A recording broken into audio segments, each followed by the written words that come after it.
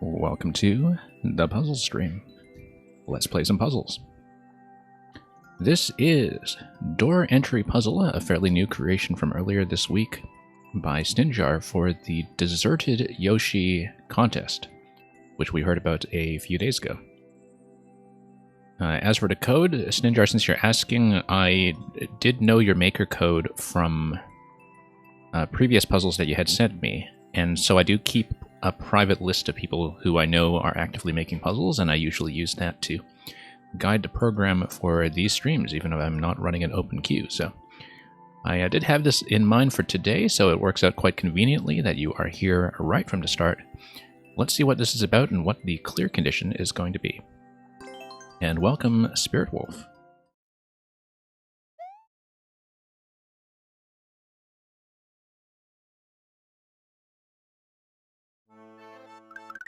Okay, so reach the goal while riding Yoshi. I actually don't know if this clear condition cares about which Yoshi. I don't think it does it? No, it doesn't. Okay. I just wanted to check that. We haven't actually read through this yet, but it's important to know that the Yoshi doesn't seem to matter. So a couple of things we need to observe about this. We, of course, need to wrap around the door in the off state, but we also need to sneak in here. There are a number of complications that I don't know about yet then. Because if I just take the red Yoshi, hit the on-off switch, go through the door, this is open. I pop through the door over here. Then what is the complication? The complication is that this is going to be shut, so you need some kind of remote activation. Because in order for this to work out, you need to be in... well, the only way to come back in this area is to go through the door in the off state. You have to come over here with a Yoshi that's available in the off state, and then somehow from the left half of the puzzle, you need to activate an on-off switch. So we need to think about how to do that. Currently, we see that we have the screen locked in such a way that there's a snake block over the P switch to the left, and that possibly, if you ignite the bomb using red Yoshi, that's going to drop the P. Dropping the P makes it obtainable by green Yoshi. I don't exactly know what the snake block is doing up there then. We might have to think about that carefully. Especially with everything that's going on with the donut block that's on the right side. Currently, I don't know if this is kind of a fake screen lock where anything is built on the top half of the level. Because, of course, the camera is constrained here in such a way that seems to imply that either this is built entirely in a half screen, or there is stuff that's above the snake block that can be pushed, given the snake block's pathway all the way over to the donut block on the right side. We do know that melting the ice block that is under the green Yoshi is going to have it stay melted, and that could potentially be very useful as well. One thing we have to keep in mind is that potentially we are able to use green Yoshi to obtain the red Yoshi egg. One thing I don't know, though, is what we can do about the POW over here, because the POW looks like the only thing we can do with the POW is obtain it using green Yoshi from the right side. That doesn't really get me any closer to the question of how, on the left side of the level, do we activate the on-off switch. That's going to be the central problem that we're dealing with, by the looks of it. And currently, I don't see what the solution is going to be. So let's try out some interactions. We know that we can melt the ice. We know that we can do this.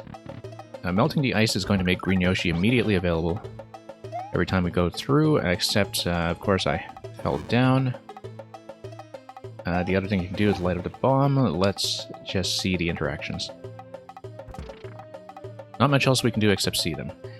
We don't know if all the blocks that have just been blown up have vines inside them that would make them respawn, so that's one thing we do have to test. One notable thing is that we are allowed to go back through this door, with or without Yoshi. Now, the interesting thing is that if you go back here with green Yoshi, you would be able to swallow the red Yoshi egg. And that seems like it's something that would be very important. Also, the question of what to do about getting onto the left side. Well, if you get on top of the donut block, and let's say this is all built in the bottom screen, getting on top of the donut block on the right side by jumping off Yoshi, for instance, would allow you to activate the snake block that's on the left. Activating the snake block does something unknown. But it is possible, I think, to cross over the ceiling and get on top of the snake block to do something with it. So, why don't we switch Yoshis first of all? That seems to be very important. We can also check, since this is important information. We can also go back and forth through here in order to snatch the red Yoshi egg, although currently I don't know how that's going to be important yet, except of course it might allow you to shoot the bomb all the way from the right side of the level, which is something that we currently don't have the capacity to do. It would be rather important to do that, I think. Well, I didn't want to do it this way right now, but also, you could potentially just snatch the bomb entirely. One thing that we don't know, of course, is how to get a Yoshi onto the upper level. You do need Green Yoshi to be on the upper level in order to obtain the POW, but having lowered Yoshi through the ice block already, it seems like we might have foreclosed that possibility. So why don't we go up here? As you can see, it is built entirely with a half screen. This allows the P-switch to be activated. What does the P-switch do? The P-switch doesn't do anything right away, but I think if you respawn with the P-switch, does something happen? No. Okay, so currently I don't know what to do with the P-switch. It may be, actually, that if you find a way to obtain the P-switch, so for example, if you use the bomb to drop the P-switch and then you use Green Yoshi to obtain the P-switch, then instead of going through the door using the off state, you go through the door with a P-jump, except that can't be the case because this would remain closed. However, if you get rid of the POW, so let's say we get rid of the POW by having Yoshi carry it.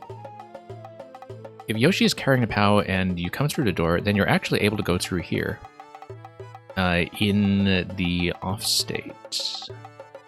So this is the way to do it. You would have a P and a POW on the right side.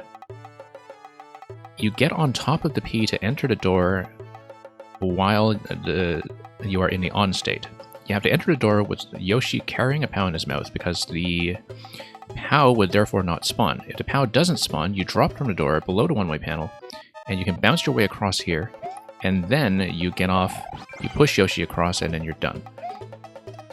So that is probably going to be the sequence. So we have a couple of intermediate steps to figure out before we get to that, which is, first of all, obtaining the a P. I feel like there's a way, maybe. Well, no, you can snatch Red Yoshi, and then you just carry both Yoshis across, detonate the bomb, grab the P-switch. So we have 70 seconds left. We are going to time out on this attempt, but the important thing is that we actually have a rough idea of what to do, so I'm going to take this guy. Whoops. I'm going to take this guy. The problem right now is how to actually get to a position where Green Yoshi is able to access the POW. Because, as you can see, I need Yoshi to be all the way up on the right side in order to do that. And I currently don't know how to do that. It might be that I need to stack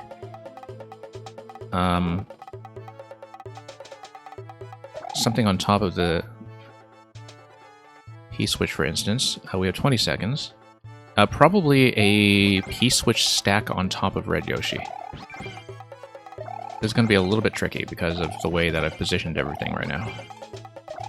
But if you drop a P on top of Yoshi, then you can do a sort of a P-jump upstairs and then grab the POW from there. The problem is that by that point the P-switch will have already been activated, and then you would run into some issues. So let's, of course, start over with 500 seconds and try to redo the whole sequence if we can't.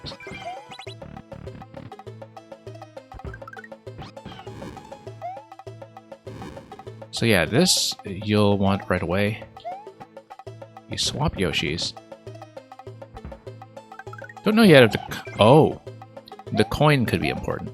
If you leave the coin in place and you activate the P-switch, then the coin retains Yoshi in the upper location. And if you bump the coin, then Yoshi would be able to pop up onto the top level. I think that's what it is. You have to leave the coin in place because you want to turn it into a block. But in order to do that, first we have to get the P-switch to begin with. But then that's how you access the POW.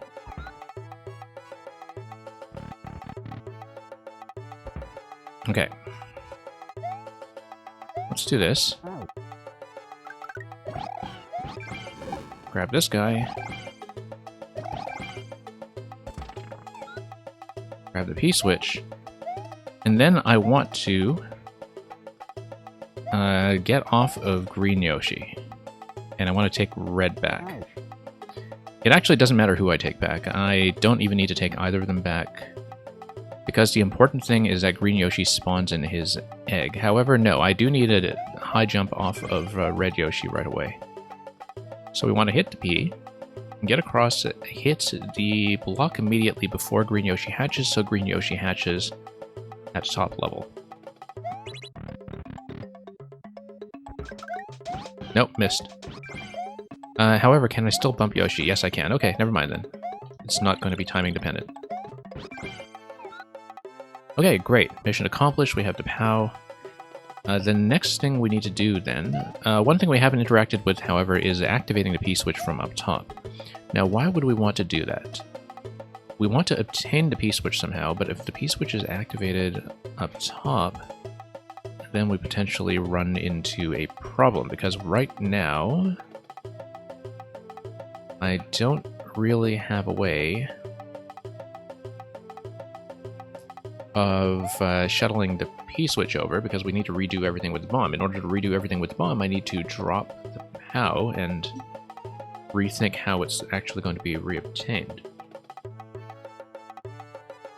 We can't come up here to the top level, however, until after all that, because like you need a P-switch activation in order to get through here. Because we need to leave this coin alive.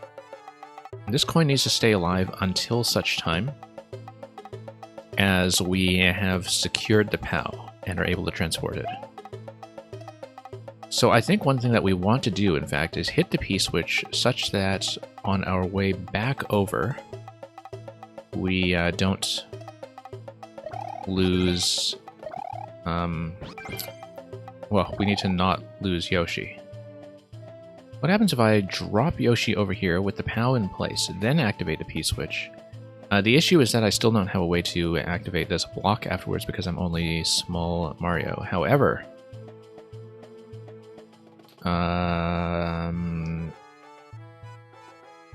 well, let's think about this. Push. You're able to activate a P-switch, and then I'm up here. Can't really do anything, though. Unless we have some way to activate it perhaps from below.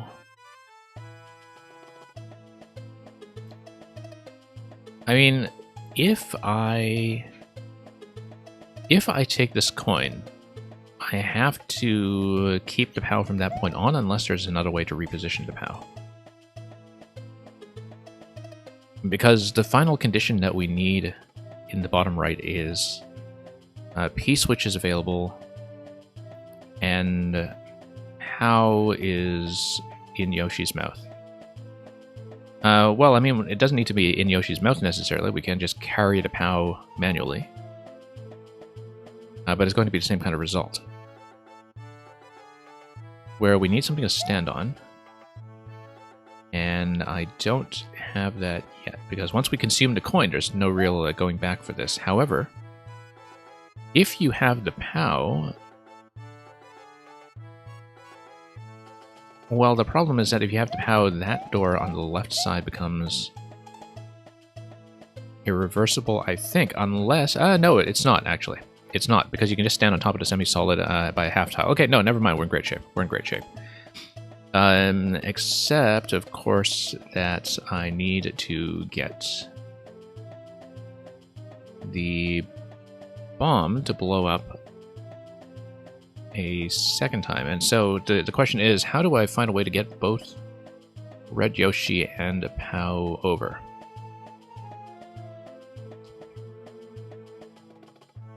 Because let's say we take this. The idea that I had was we would be able to get over here and get back across. If you drop, it's okay. You're actually still able to go back like this. That's the one thing I hadn't considered. That's a very simple interaction. Now, the problem now is that we don't have a good way of dealing with the bomb unless I can find something to do with Red Yoshi. Here's how we do it. Previously, I came over here with... Okay, no, this is actually a very minor adjustment. We get the P-switch first. Because previously, I went back over here with Red Yoshi and jumped up to this block to tap Green Yoshi upwards. We don't need to do that. We can manually carry the P-switch here and up throw the P-switch into this location to bump Yoshi up. Then we have access to both the P-switch and Yoshi. So let's start over. I think that is how you solve that sequence. So, because we have a lot of the individual pieces at this point, so we'll... oh no, we don't need that yet. Hang on. I need to, first of all, blow this up. Come back. Do the Yoshi swap. Come back. Do the Yoshi swap in order to grab the P-switch. This trades up to the P-switch.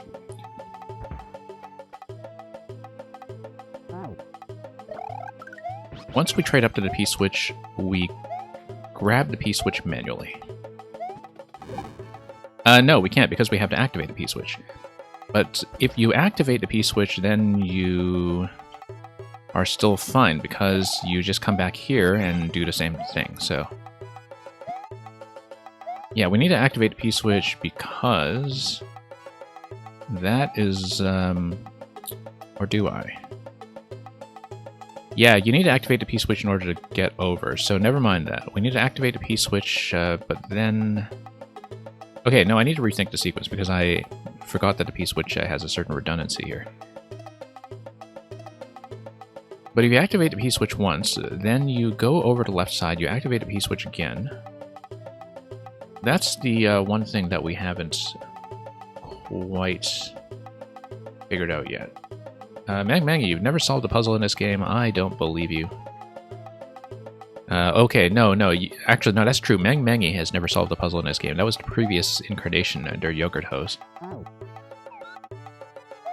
who managed to get some things done from time to time. Okay, so, no, I miscounted what I have to do with the P-switch here, because I forgot that I have to activate the P-switch.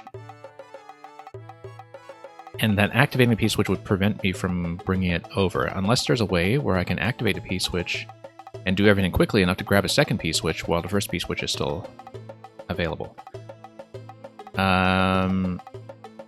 Actually, there's a way to do it. There's a way to do it. We come through here. Oh, no. I was trying to spit out the P-switch and immediately grab Red Yoshi. I bet I still could do it. It's not an execution thing. Yeah, probably not. Yeah, no, there's something with the sequence that I'm not doing correctly. I have something out of order. No, I have something out of order right now, because I'm thinking in terms of using... Like, I need to bring a P-switch alive onto the right side.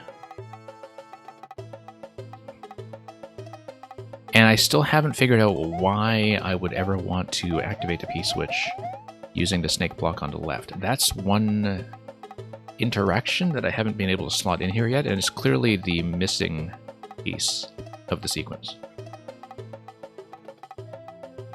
So I need to figure out at which point I want to do that. It's obviously going to be after... yeah, well, I mean, by the end of that interaction, I have to consume the coin. However, if I grab Red Yoshi right away, and then pop through...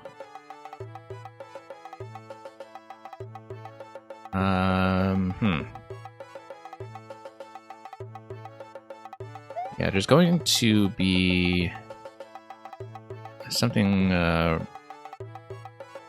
perhaps slightly wrong with the sequence there, too. Let's think about this. So, yeah, one assumption that I had to cast aside was that I don't need the POW in order to go back through the door. If that's the case, then what do I need the POW for? Because if that's the case, why don't I... Well, no, because I need to eradicate the POW in order to drop through this door in the correct on-off switch state. So I never need to activate the on-off switch state from the left side. I just need to come through the door with the POW in hand or in mouth so I can sneak underneath. And that's all there is to that. But we have one part of the sequence that's currently incorrect. And if you come through here with a P-switch, there's no P-switch activation on the left side, obviously, so that's something that's very important to know. What you can do is you can hit the P-switch over here, and while that's going on, you can hit the P-switch over here, and then... I mean, I would need to ditch Green Yoshi in order to respawn the egg, and that's important. I can also just continue escorting the POW the whole time, actually. Unless... let me think about that. That's not quite correct.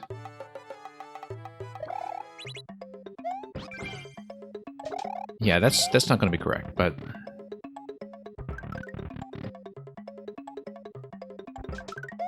You clearly need to do that. And maybe you can drop back in. Oh, you can drop back in without collecting it. That's important. Because then you can reset through here and still leave the block in place. Let me just try that a few times. I guess that is sort of an execution-oriented approach, and that might just be incorrect. But I do want to experiment with this a little bit, because we're just missing that one step right now, which is... When do we go up top above the ceiling and step on a P? And also, how do we carry both the P and the POW over to the right side at the same time? It has to be some kind of sequence where I think I do have to carry the P by hand. But when I carry the P by hand, is it okay if...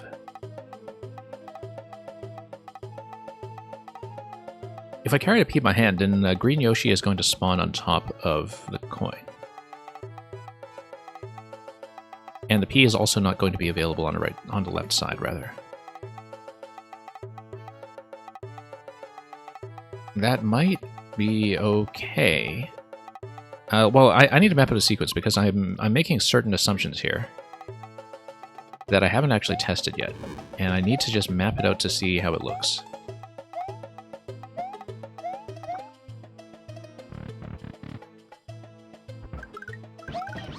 Oh, whoops. Wrong egg. Let's go through here. And Reeboks, welcome. Yes, we are indeed guzzling. At the very beginning of the guzzle.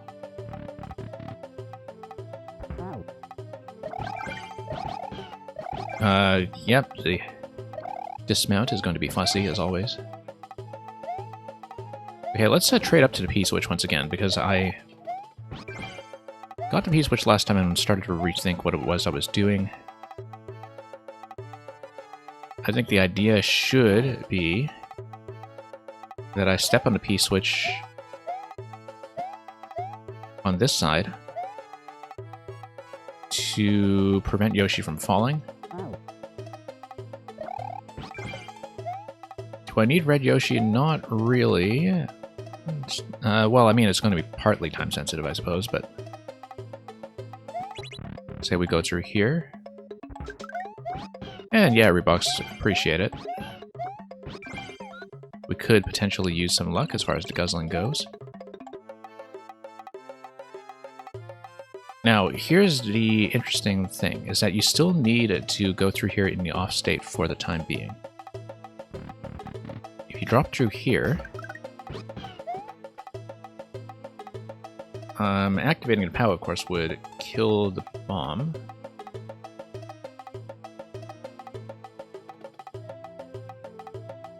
Now, if you brought the POW back with you, though...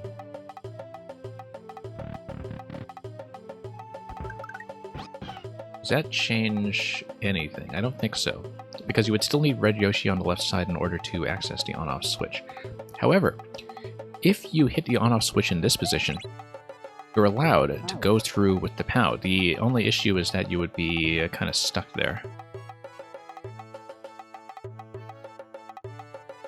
If you manually carried the POW without any Yoshi with you, that wouldn't do much for you either. And Sninjar, I probably will not need a hint. I don't mind staring at this for an hour or more to try to push against it. So, absolutely no hurry, given that this is the first puzzle we're doing today.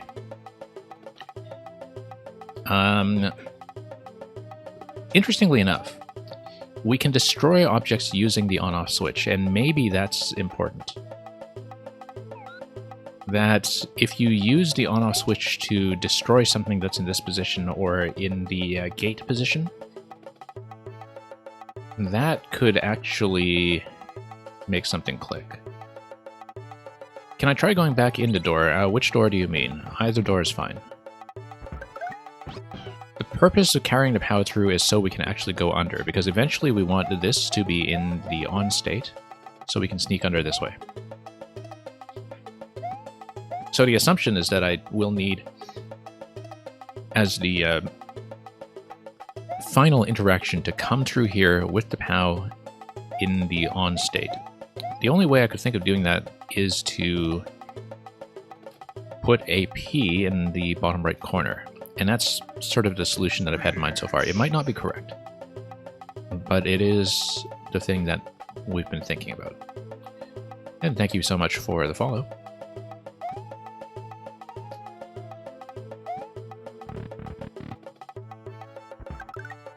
So we know that taking Red Yoshi over to the left side trades up to the P. And that's kind of important. And yeah, welcome, Prito Mansico, if that's correct. I can light up the bomb on the right side. Lighting up the bomb on the right side doesn't do anything for me, though. It just drops the P switch. Unless I activate the snake block first. If I activate the bomb on the right side, then it should actually pop the P up for me, because... Yeah, no, I think that's going to be it. You use Red Yoshi on this side. Is there a way to use Red Yoshi on this side? Yes, there is, because... No, there isn't, actually, because you need Green Yoshi on top. If I can somehow find a way to destroy the bomb from the right side of the screen by repositioning... Oh, you know what? No, we can totally do it. We can totally do it now that we have the POW. Because what I can do is I can stack the POW in such a way that allows Red Yoshi to jump up to the top. Then you hit the bomb. After activating the snake block. You activate a snake block first. You don't hit the P. You fire at the bomb from the right side. The bomb blows up the blocks. The question blocks push the P up one slot. The P then becomes available for Green Yoshi to do a grab. So, here's how it's going to look. You get off, first of all. Whoops. Get off, I said. Stack like... no. There's a particular stacking order in terms of making these interactions actually work. Like, there's a particular way to do it. You might actually need to... I was hoping to use Yoshi plus Pow, but then the Pow bounces, and there's a particular way to do it to make it work. Possibly. Yeah, no, I want Red Yoshi in this position, that's the thing, and I need to figure out how to get Red Yoshi up here. It might be possible... no, we can't use the P because we're trying to obtain the P.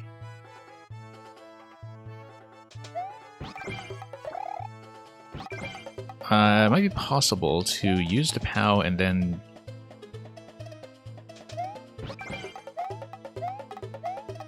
do some kind of weird half-tile thing. Hang on. We've got 30 seconds left. I'll need to retry some of this.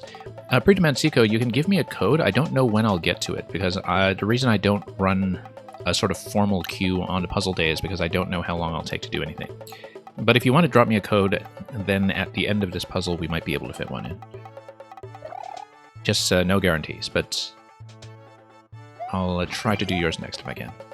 Yeah, like I said, it's not running the bot, because it doesn't make sense to do so when I want to take my time. But the idea is that I'm going to activate the snake block, then blow up the bomb.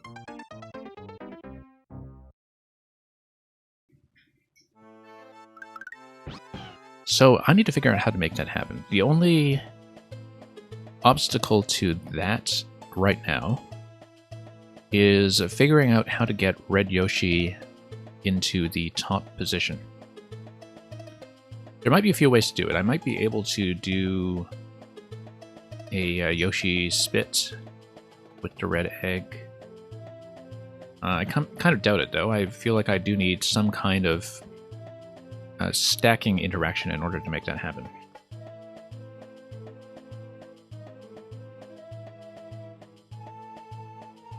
Okay, so let's get over here, and let's redo some of the sequence. Whoops. Okay, drop. Take this over. Swap. Yeah, we want the initial P-switch activation because maybe that will give me a POW access. Oh, let me rethink this, actually. Let's... Okay, no, let's go back. Maybe we do want to carry the P over with us, and that the P stack is what we need. Like a Yoshi plus P stack might give us the stability to jump through with the red. But that's kind of useless because that wouldn't give me the P on the top left. Regardless, let's just try to walk through the sequence again in case this is the correct opening sequence. Because at least it does give me a little bit of progress, which is that we know how to individually access the P and the POW. If you spawn through here, you have the P. Let me just make sure I understand the stacking logic, because we've done a lot of Yoshi stacking stuff before, where, you know, yeah, the P kind of bounces softly against there. I think P, let's see if we understand the bounce logic. It's a little claustrophobic here. Let's try to push Yoshi a little ways over. Nope, that's not what I want to do.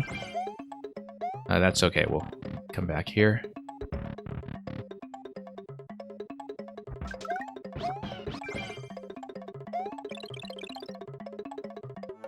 Collecting the coin will, of course, prevent me from doing much else over there.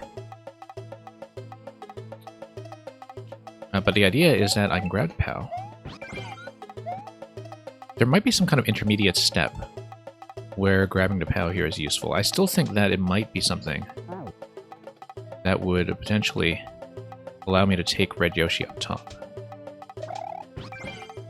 Because if I can get a green Yoshi and POW stack to actually stick here. Like, the positioning is a little bit weird, but we can make it happen and have a stable stacking position where the POW doesn't necessarily fall off. It's bouncing back and forth, but that's only because of a red Yoshi.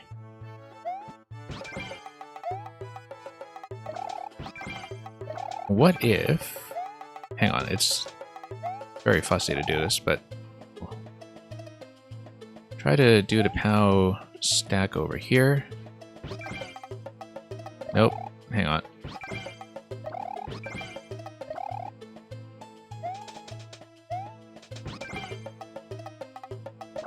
Yeah, the POW's just gonna bump off like that. Well, I want some way to get red up top.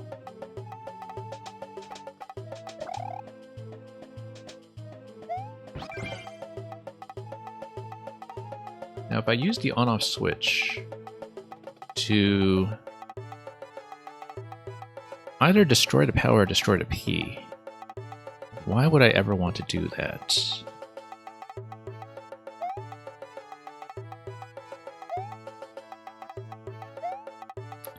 Well, we know how to take a P back here. And taking a P back here might give me something. No, but the idea is that I still want to shoot from over here. Now, that runs into a few problems. Yeah, like if we have a way to get red Yoshi up to the top right, then we have significant progress. If we don't, however, then I need to rethink this and do something else. But that's the best reasoning I can come up with so far for why we would want to do anything up here. Because I don't see a purpose to activating the P-switch from this position, given that the P-switch is only going to affect two things. And no, Prima Mansuko, I already understand that. I already know that the final condition is going to be bringing Yoshi through with the POW. With the P-switch in the bottom right corner. We have already figured that out long ago.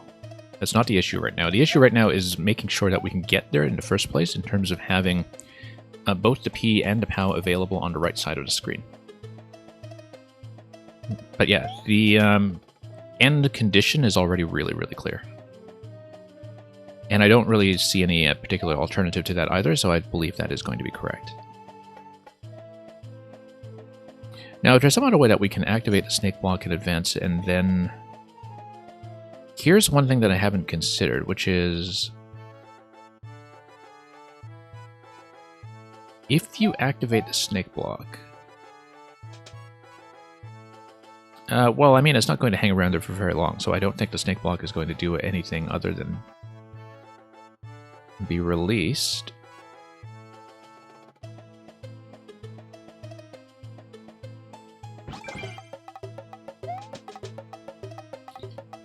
Possibly. Well, this is going to be a big reset. It's going to lose all progress, actually.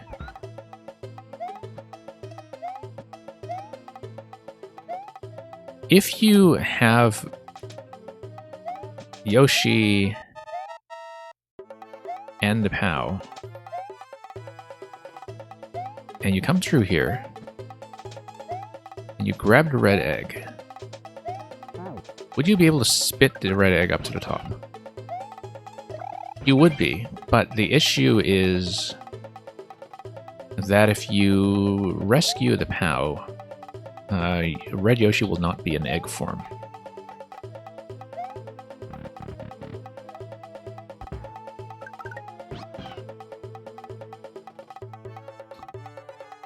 And yeah, we can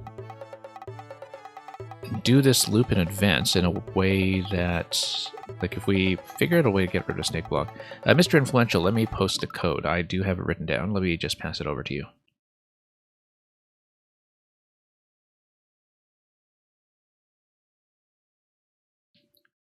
And it is called a door entry puzzle.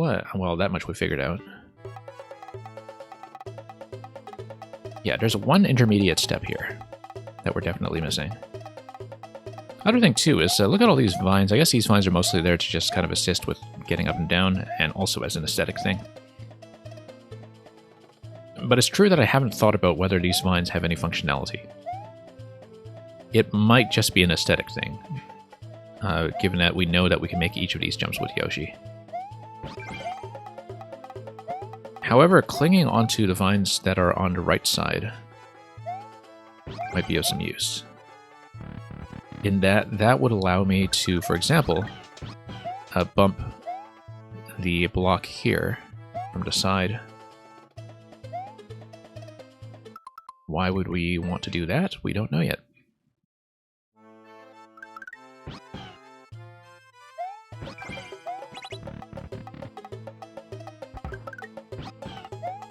Okay, so we know how to do this.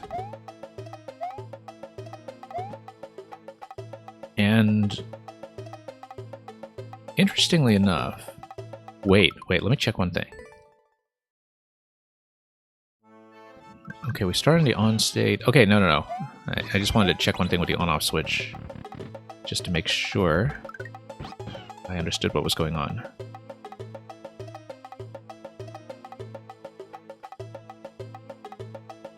Okay, so we understand this part. We know that going back here is going to obtain access to both eggs. We also know that doing this is going to give you nothing on this round because of the P. If you don't obtain it, obviously everything just kind of respawns in that position. Now, would there be a reason why we would not want the P to be available on the left side? I don't think there is. But possibly there's something going on with the snake block timing that might be important. I do want to check one thing, actually. Which is just a bit of a timing issue. So, snake block is not going to stay alive for very long. Okay, never mind then. Your favorite thing about puzzles is getting all the items and thinking about how to use them? Yeah. I don't know if you mean more from the playing side or the creation side, but there are always some unconventional interactions that are very easy to miss, I think. So the ideas we have so far are get Red Yoshi on top. I feel like that's still very promising, we just don't really know how to do it yet. But I also don't want to tunnel too hard into that particular solution if it's going to be something else. Now, would there be a particular reason we want to take Red Yoshi by itself over to the right side? Maybe not. However,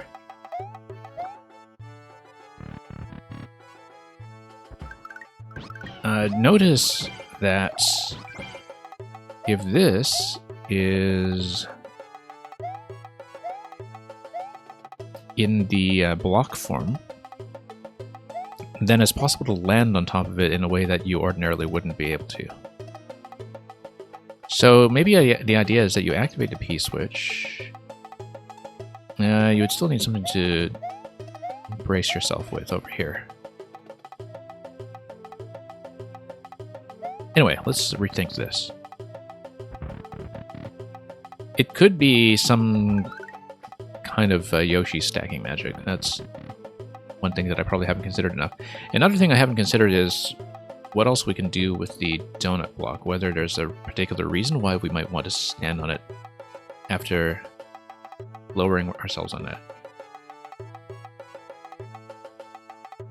But I feel like the donut block is mostly just there to complete whatever's going on the top aesthetically. Other thing we haven't thought about is whether there is anywhere else that we would want to spit red.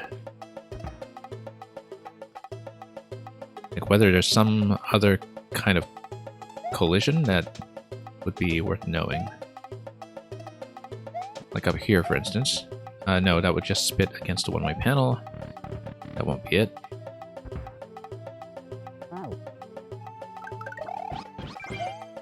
Okay, so we know how to do this. This is just repeating what we know so far at this point. We know how to grab the P-switch, and then from here things start to open up a little bit, because the P-switch gives us the POW, but it doesn't give us much else in terms of information. Now, what happens if I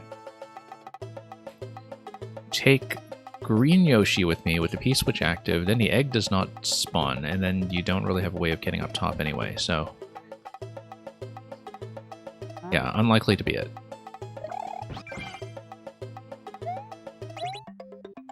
Whoops. Let's go back here.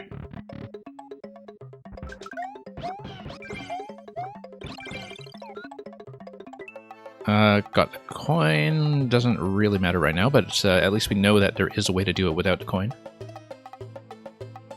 Now, at this stage, if we have the POW, what happens if we hit the snake block? We hit the snake block, we then release the P on the left side. Now the question is,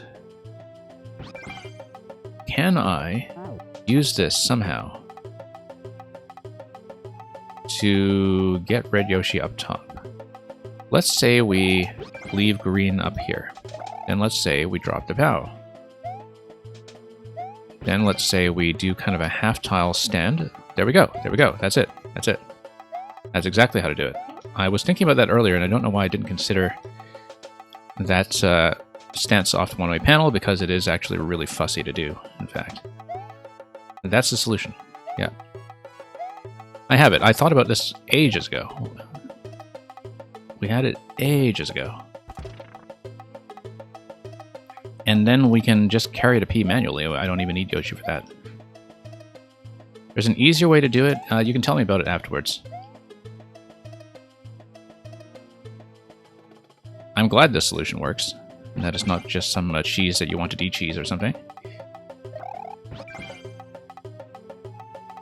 Okay. We want to do this. We want to do this. We want to then place the P-switch very carefully. It is a little bit awkward in places, I think, to just create enough space to move. But we'll try to make it work. Just want to not activate the P-switch by mistake until we, in fact, need it. I just want to get this guy out of the way. Get this out of the way. Nope. It's a little bit claustrophobic. Let's start over and see. Yeah, no, I feel like this feels like a very fair solution. I don't know what the alternative is, but it doesn't feel like I'm shortcutting anything. Like I'm still engaging with the central puzzle mechanics, right?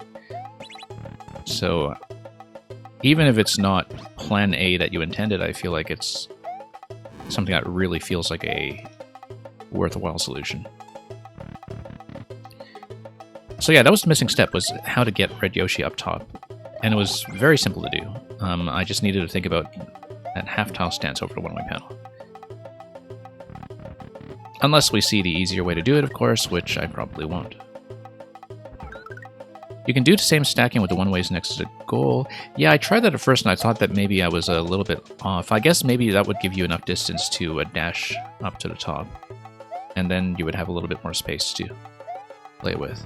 But that's okay, we'll do things the hard way. As I always do. Yeah, I guess the vines are mostly there to kind of help you out to make the interactions a little less fussy.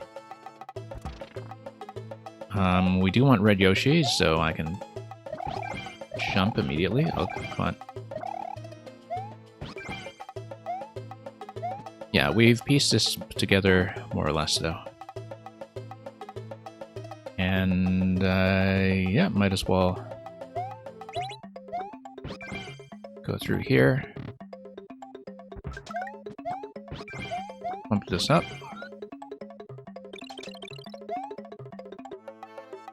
And then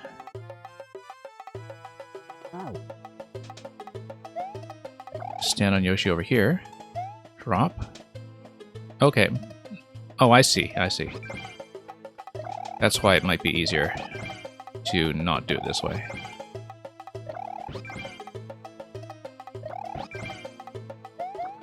Hang on.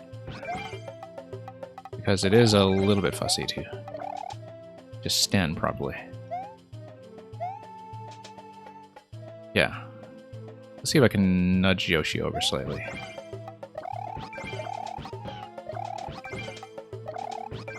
Or, you know what? Here's what I can do. I can try to dash under. No, I'll just push. And then I'll just push again. Get Yoshi over to a half tile. Like that. Do this. Do this. Remember to activate the snake block first. That's going to be really important. Yeah, positioning Yoshi like that is a little bit fussy. But we'll figure it out as we go. And hey, Nugu Kaza, we're doing alright. Hope the flying has been treating you well.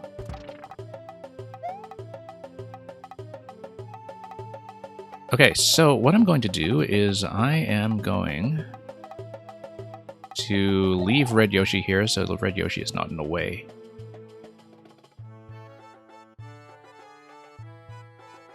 Yeah, then I'm going to take the POW, take Yoshi like this, come up like this. I'm actually going to hit this in advance so we leave some room. Because I want this to be as free of execution issues as I can manage. And we'll drop down here. Then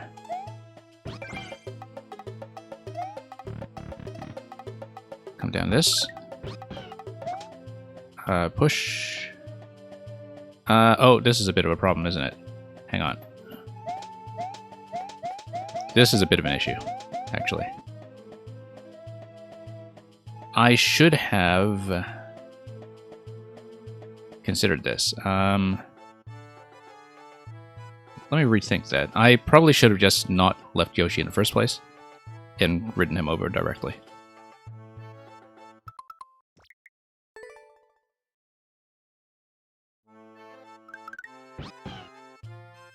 Don't need to start over, of course, but easier with a clean slate. Yeah, no, that was just my mistake. Because, of course, we're trapped under one tile the whole time. I can just jump across with Yoshi and just bounce under the ceiling. And you were just about to type GG? That's okay, we'll just do this again. This is a fairly typical experience for me, where I actually do figure out a solution and just die to silly execution mistakes for half an hour. But hopefully not actually half an hour.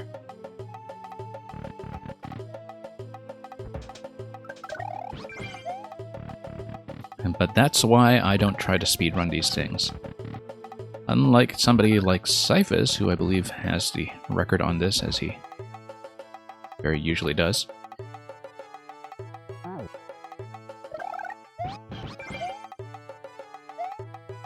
Anyway, let's do all this.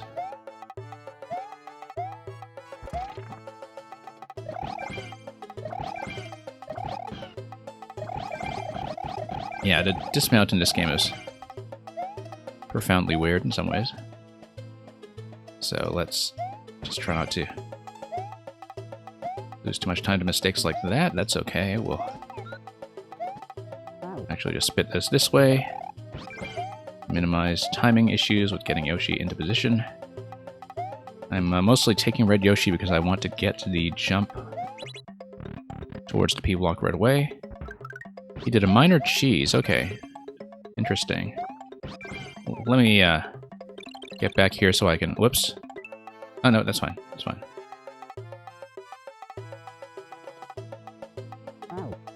Hang on. Oh, that's going to be an issue. He duck jumped into the ice block from below. And yeah, that's why everybody goes to Cyphus for de-cheesing, I think. Because he comes up with stuff like that.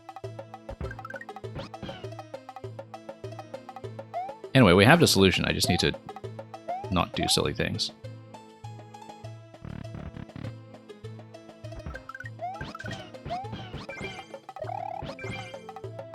Managed to unfreeze it from below. Oh, I see what you mean. Like you would come up here with Red Yoshi, and then because of the Red Yoshi mouse position, you'd be able to melt it right away. I see what you mean. Let's swap to grab the red egg. Sadly, we've got to go. Yep. Glad you managed to see the solution, so thank you for the advanced GG. We're just going to map this out so I officially register to clear. But yeah, very happy to catch up on this one.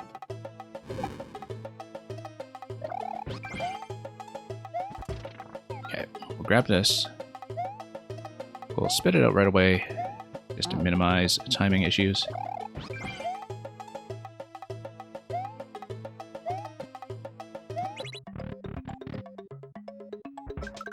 We'll hit this. Come back down. Reposition some things just to try not to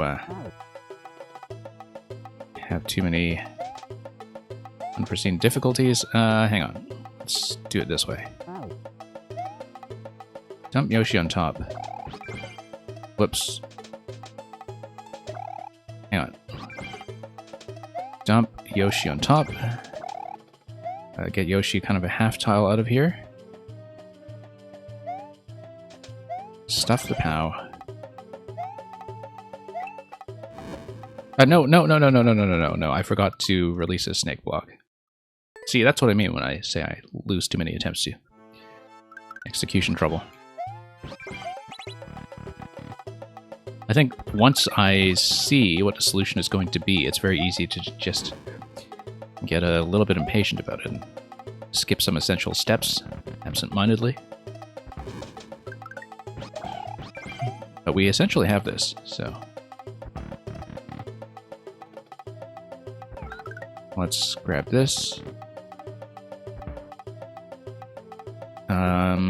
Let's take this over.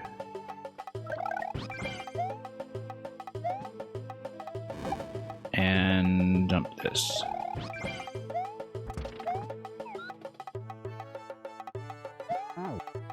Okay, sure, we'll do that.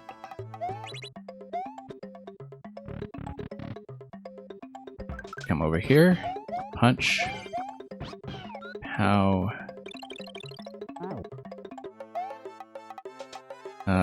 Push out of the way. Push out of the way. Hang on. Just give me a push. Just want to shove him over slightly. Ever so slightly.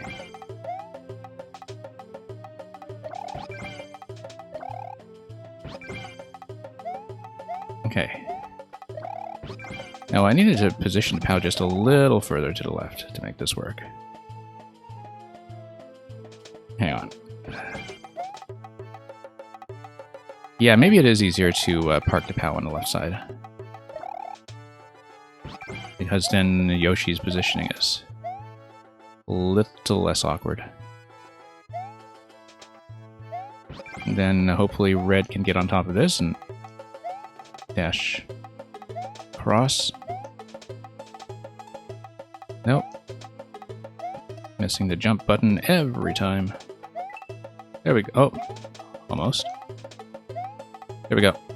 Let's not take the bomb yet until we've had an opportunity to release this. Drop this. Leave Red up here. Go down. Prepare some of this stuff in advance. And do my best not to activate a P-switch. Down here. Whoops. Oh, this is going to get me into all kinds of trouble.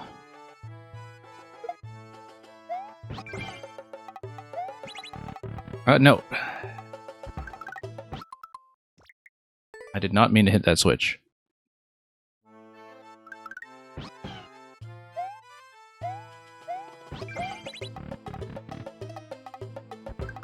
Okay, should not really have jinxed myself about what I said about spending half an hour to execution mistakes.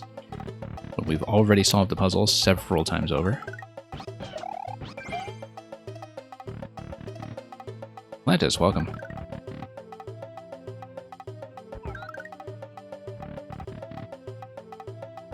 Okay. There we go.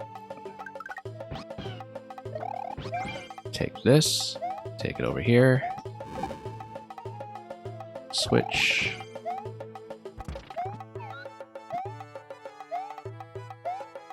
Just going to buy myself a bit of time to minimize issues. Never mind, we'll just do it this way.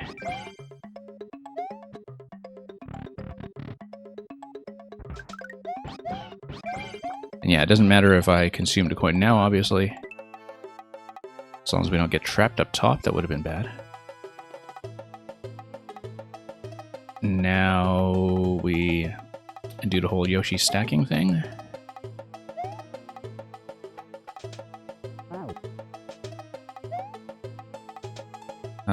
Hang on. Oh, right, I wanted to do the POW on the left side just to have an easier time.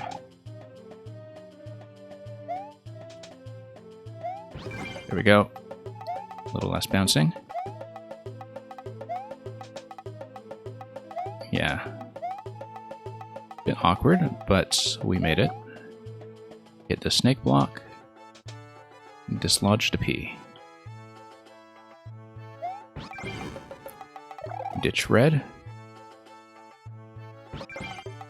Get green in position.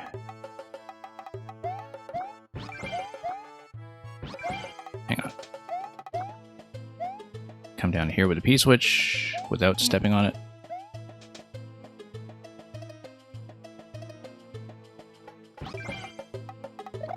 Okay.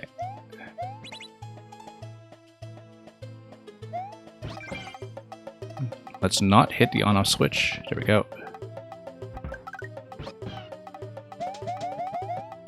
And there we are.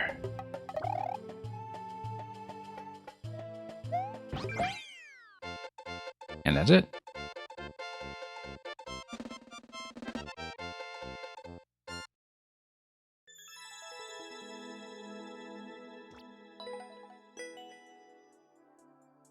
Yeah, pretty interesting one. We had most of the central ideas sorted out quickly. It was just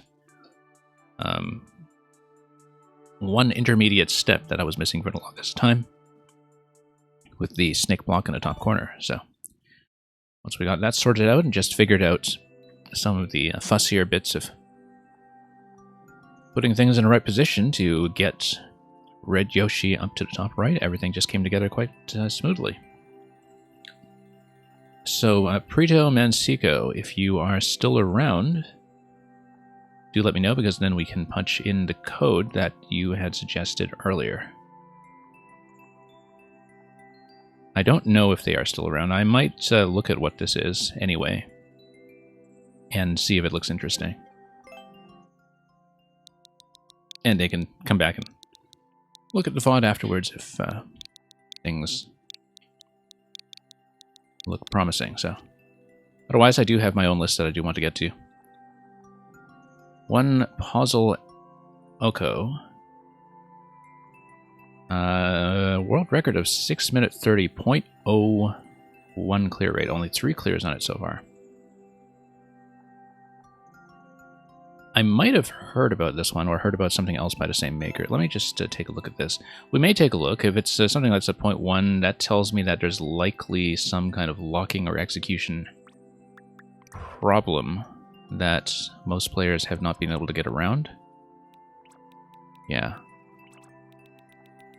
This was uploaded in May. I feel like it might even have the code that I'd written down somewhere. We can take a look. I don't necessarily know that I'll stick with this very much. I can see that maybe one of the issues with the clear is if there is a 6 minute 30 record on this, there is a clear condition and a clear check time of 7 minute 30, which tells me that not only do you need to solve everything, you need to do it quickly enough that you can do the entire sequence of events in one go and just kind of execute everything perfectly in somewhere between the 400 and 500 second limit in order to actually get the clear. So because of that, I will look at this. I don't necessarily know if I will stick with it for very long, depending on how tight the timing checks actually are, because it seems like I can already tell by the structure that it's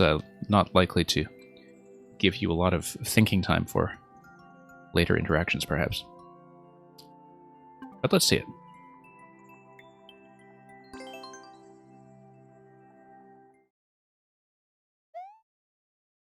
Also, it's in Super Mario World Castle, which means there is some chance that my audio will be muted in the VOD, which is always terrible. So that's going to say hi. We know this is going to be really time sensitive. We know that there's going to be a sequence of POWs. And the axe. What is the clear condition here? You need to grab all 5 coins in order to get one of the keys. We see 2 keys on screen. We see 3 pairs of key doors. And so the pink coin would explain one of them.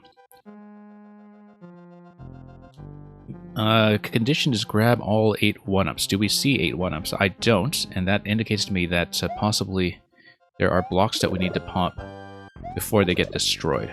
So for example, this one seems like it popped a 1-up, but the Muncher destroyed it. So there is going to be, for example, a requirement to hit POWs to clear space on top of some of the blocks. So for instance, let's say we whack this guy. Oh, that's a Koopa. Okay, never mind. I thought it was a 1-up for some reason. However, if it is a Koopa, perhaps we can dislodge it somehow. The Koopa would also allow an object to stack on top, if we want to use it to create some kind of bracing under that door. Just going to experiment with this a little bit just to see what we're dealing with. I don't know how to deal with this guy, obviously. I feel like we needed to take both POWs and stack them onto Koopa on the left side, so... And actually, if there's a Muncher on top, we wouldn't use the Koopa, we would just use the Muncher.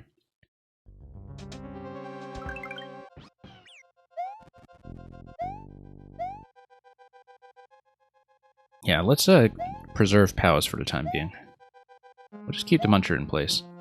Oh, I see that one of the issues would be the Muncher on top of the donut block that I believe would clip into me, so maybe we do in fact need to hit this guy.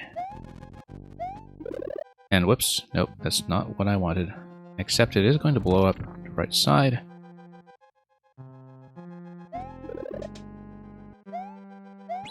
Nope, hang on. Yeah, a little bit claustrophobic here. Just a little bit.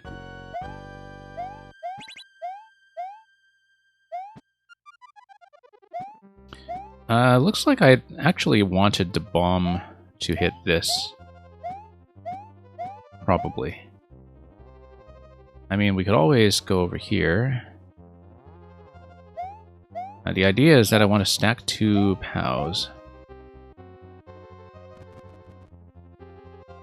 before I get all the way over. Now I'm kind of stuck here. But we need to check, yeah, because this drop isn't going to quite work the way I want anyhow.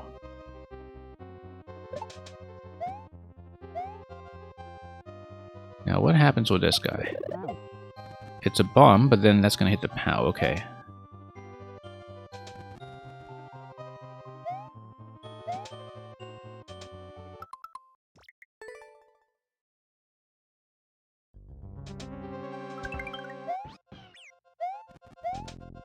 So, 1 POW up here. Let's see what else we can actually do with this. Okay, that's just going to be a squish death. Also notice the cannons and the Yoshi at the beginning. I guess that's pretty much existing just to,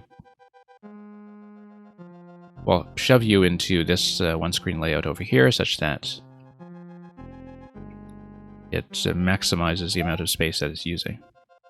Like I said, we could use the bomb in order to get rid of the block in the top middle with the other bomb.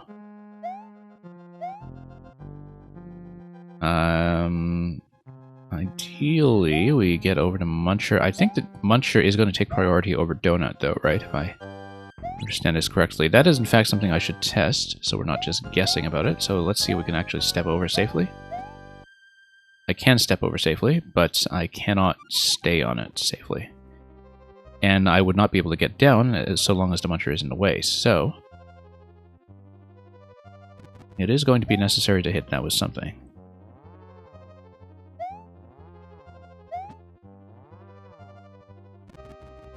And so yeah, we'll tap this. We'll go over here. I will, as I said before, want to use the bomb, but in order to do that we need to respect a certain order, I guess, because the current issue is that if you hit the bomb over here... Oh, then you grab it, then you hit the on-off switch, then you go up top. Okay, okay, we've got an order for it.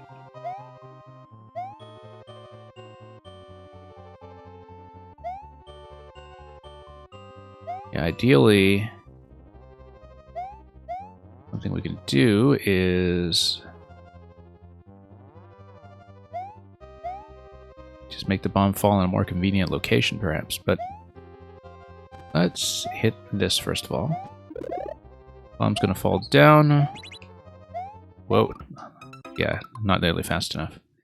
I don't know if I'll stay on this one for very long. It looks like one where you simply don't have time to read it. And there are a lot of sort of one-way, unresettable interactions, which is what would be responsible for the exceptionally low clear rate, so... We'll see, because there's a huge sequence of events here. There's also only one P-switch up top.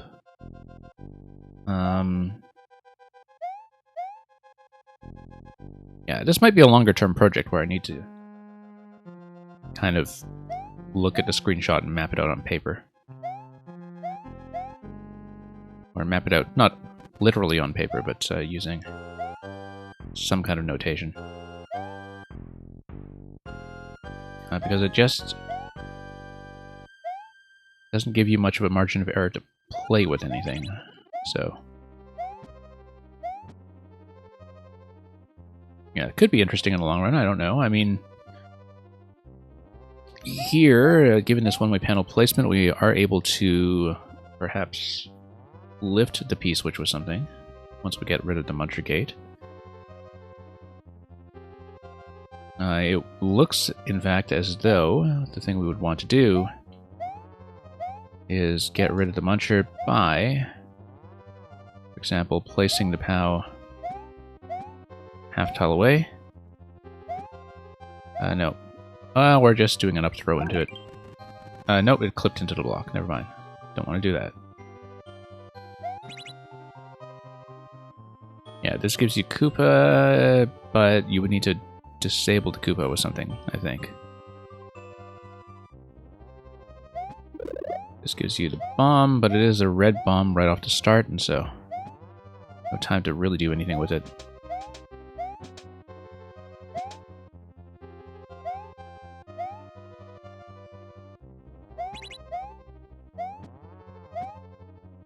Okay. We will then be trapped here. Yeah, so you clearly need some kind of 3-stack. We know how to do a 2-stack with POWs. If we disable the Koopa shell, possibly we can get a 3-stack that way, but while the Koopa is walking back and forth, things will loosen up and any POW that you put on top of it will drop. So that won't be it.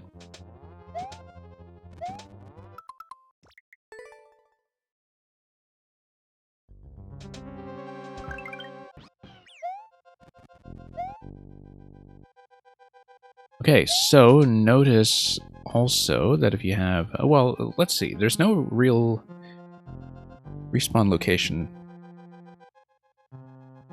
to get objects back in play until you are through the key door.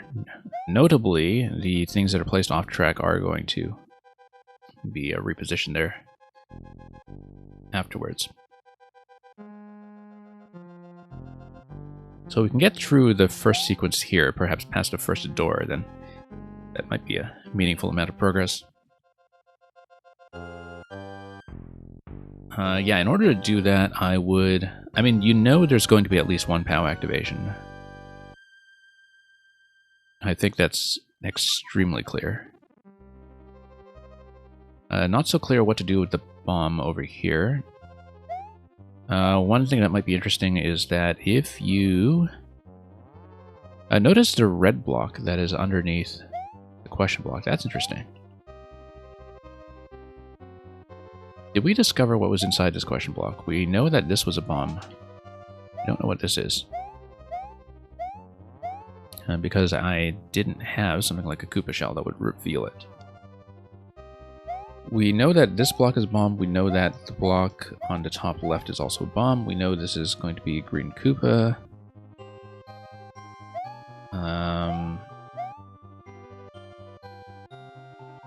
There doesn't seem to be much else I can interact with in this section.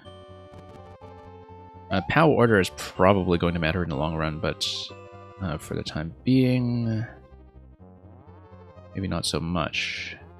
One thing we can do is we can... First of all, let's unstack some of this so it doesn't get prematurely activated. What we can do is we can use an up throw. Whoops, that's not what I want to do. I wanted to do an up throw into the on-off switch to leave leave the bomb up top. The thing I wanted to do was take a bomb up to this location here. It looks like it will not happen. However, we can find some way to expedite the bomb to move up to that passage, perhaps. If we find a way to have this start out... I mean, this will not be the attempt, but let's... Whoops, no, I don't want to hit that. I was trying to get on top of the donut block.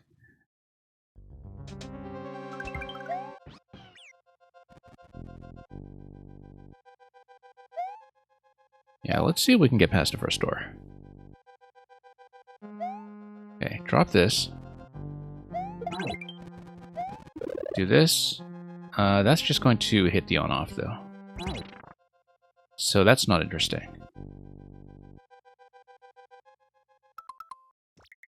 If I can somehow preserve that bomb for long enough that I can get it across up top to that position, that would be ideal. But yeah, that's very, very timing dependent, so not really counting on that.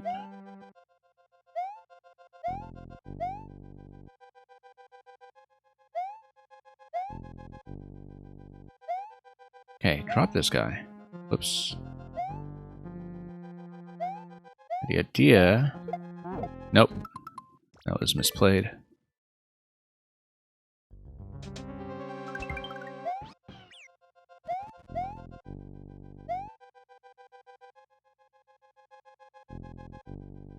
And, okay, let's drop some of this.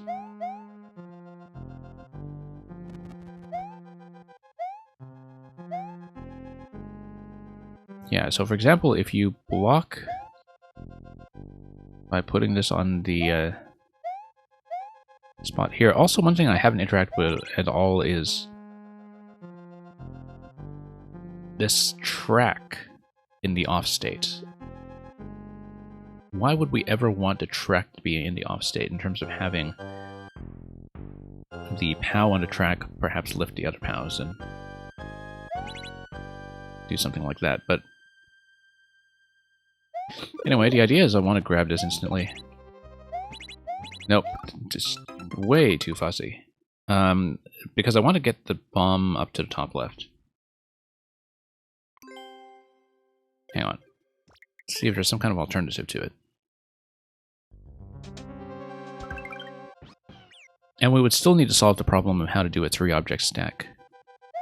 On the left, given that one of the POWs pretty much must be activated. Now, one thing potentially is... Whoops. Hang on. Yeah, it's built tightly enough that it's very easy to just accidentally hit everything.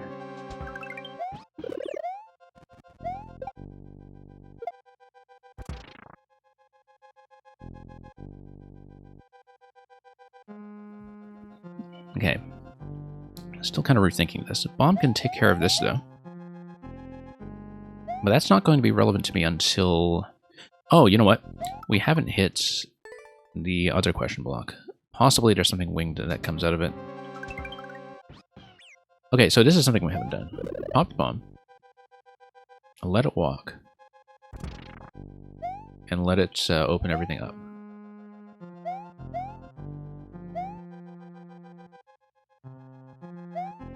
Pop this. And let's see what these are all about. It looks like these just respawn. Okay. So they're purely for respawning in case the bomb actually blows them up. Yeah, because I guess if you activate a second bomb, it would potentially blow up this block.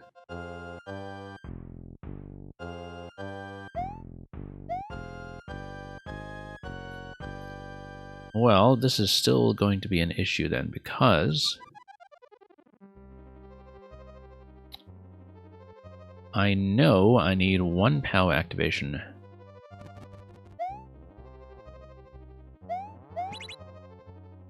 And the bomb, of course, has been expended in a way that doesn't give me anything on this round. Interestingly enough, if you blow up this block, the bomb, that might be interesting.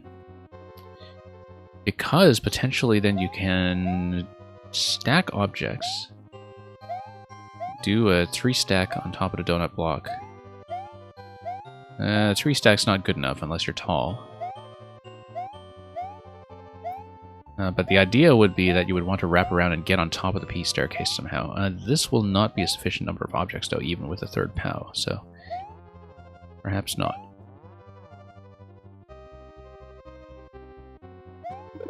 Now, there's a way to obtain the Koopa, and then that would be useful. But I'm thinking of it right now mainly as a stacking possibility. As we had seen previously. Unfortunately, the issue there is that... Oh, I guess maybe it's possible if I bounce on top of the Koopa.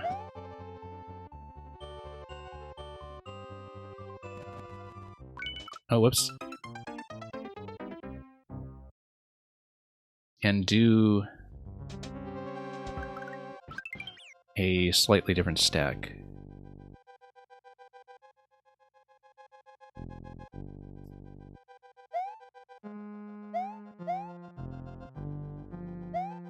Okay, take this. Take this.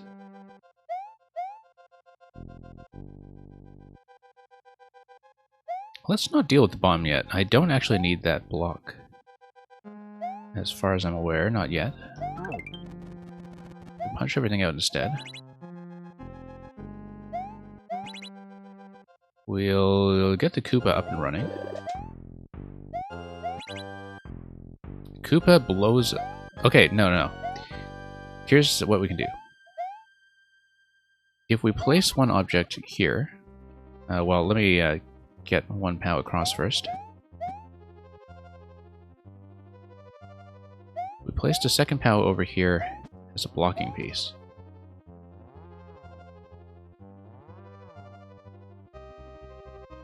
Then, if I use the Koopa shell to hit this from the right side, it gives me some interesting possibilities. Yeah. Because that allows me...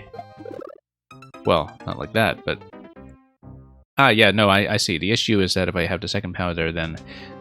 We don't need a 2nd POW there, we just need 1 POW. Because the idea is to blow up the question block that is on top. And I know how to do it. I need 1 POW as a blocking piece. But I need to spend 1 POW first to get rid of the munchers. I don't know if the POW order will matter, but then once we do that, we can come back and then continue. The idea is this. We take this, go over here.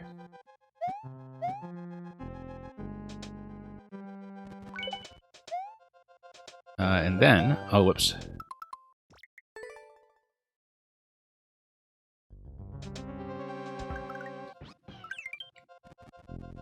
Okay. Let's just do this.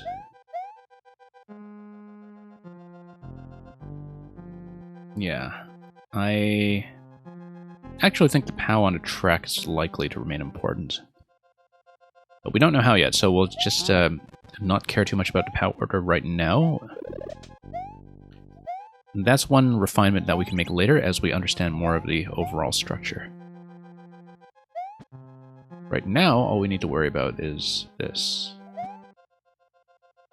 Now we create a blocking tile. Go down here. No. I am explicitly trying to pick up the shell, and that will require me to stomp on a little Koopa after the first bounce. So, yeah, right now just a really sort of fussy execution issue down there.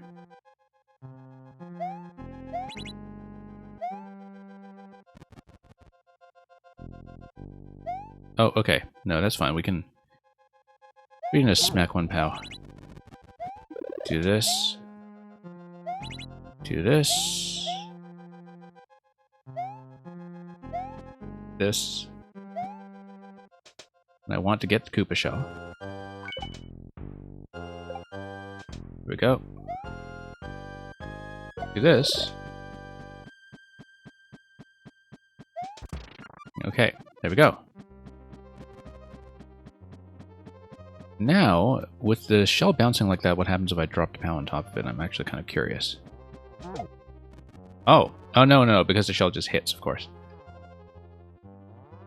Yeah, and with slide under it would just hit. So never mind, but we managed to create a two-way passage. That's important. That's a major point of progress. Because the other thing is that it allows me to grab the shell, and then if I take the shell back out manually, then I'm able to hit this block, and we'll see this block for the first time. So that's progress. That is something new. Again, I'm going to assume POW order doesn't matter yet, but that it will eventually. I need to hit the Koopa and spawn it.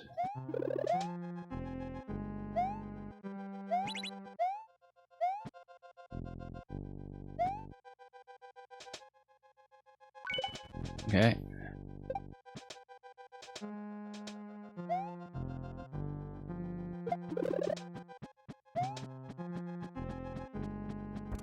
And that hits, and it doesn't activate a POW, which is important. We then take this. Now let's get a POW out of here for the moment. Let's get the POWs way out of the way, in fact, because I don't want the shell to accidentally activate them until I'm ready to do something with them. Oh, big bomb. Now, why would we want a bomb of that size? What could we possibly want that for?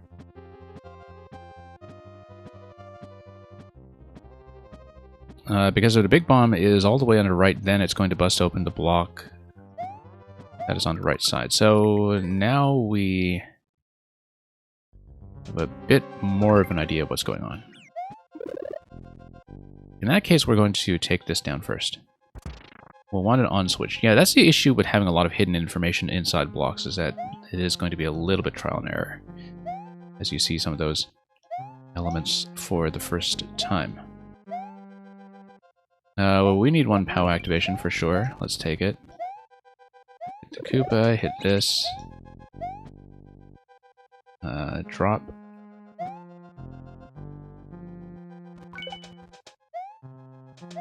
Nope.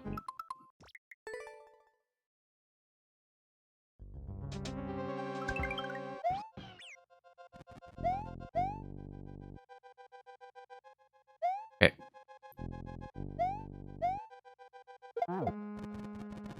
Once again. Well, now we at least have revealed an additional interaction.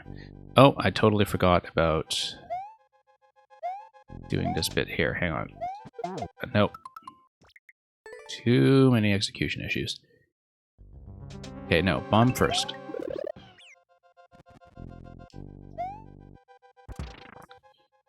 Then we hit this. And we get rid of these.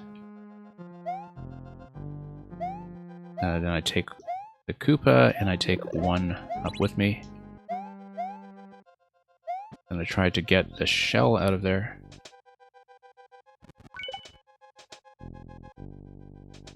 Nope, let's do it until it works.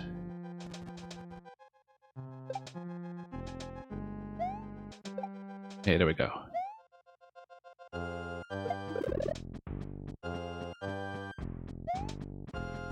Okay.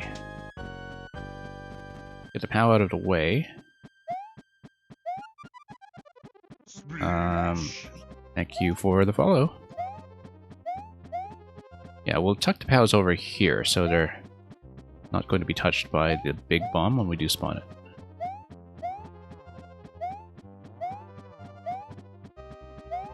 Now, drop over here. Grab this guy. Pop this. Now we pop the big bomb. Now, do I want to keep the shell for some reason? Do I need the shell for anything else? Well, among other things, in fact, we should actually see what the shell would activate here. Whoops. Okay, I wanted to blow this up with the big bomb. Instead, I'll get myself stuck over here.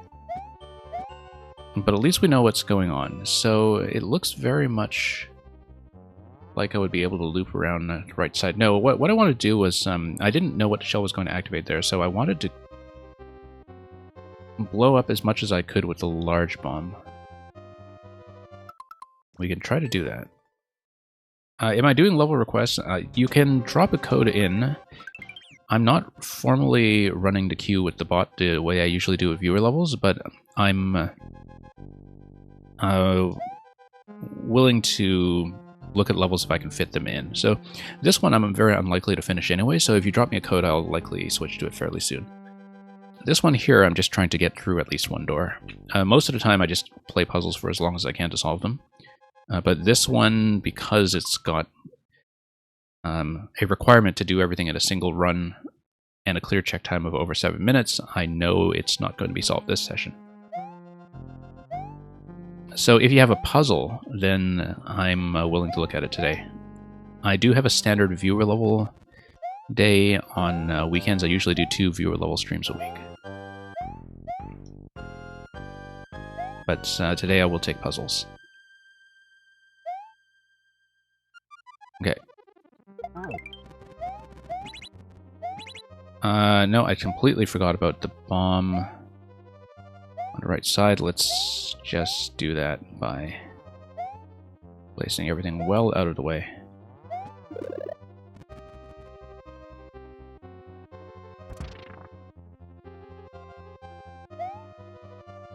Okay, so same idea as before. Hop this. Come up here. Try my best not to lose the shell, which is always a bit of a risk factor here.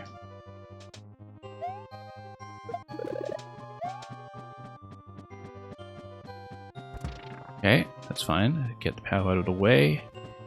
Stack everything off to the side.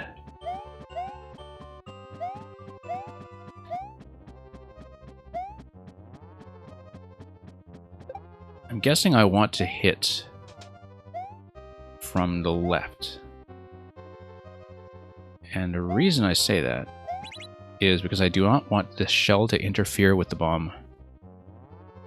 And if I lose the shell here and can't activate it any further, we'll just deal with that until we know more about the level. That's not good enough. We know that block respawns, so that's not good enough. need this shell to be doing a lot more for me. Possibly I just need a big bomb to blow up things on the left side instead, in fact. Because if I blow up this block, then we suddenly understand what the on-off switch down here is for, although it looks like there's some kind of surface there. Well, anyway, we know that if I use the green shell, I can actually get across over to where the blaster is, and then I can drop the blaster. Blaster is going to be 2 tiles high. Blaster then allows me to proceed a bit further in general. So I don't know what the big bomb is for. Let's skip the bombs for now. I need to get the small bomb, but let's skip the big bomb for now until we know what to do with it.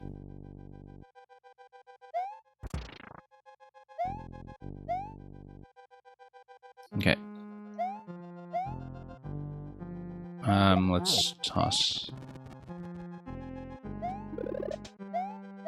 And then do this as before.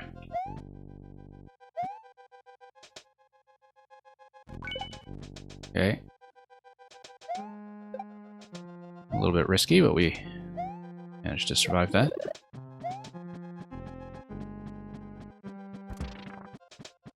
So yeah, what I'm going to do is, once again, we'll get this stuff out of the way. And then I'm going to try to use the shell here to access the blaster. We won't do anything with the big bomb yet if I can help it.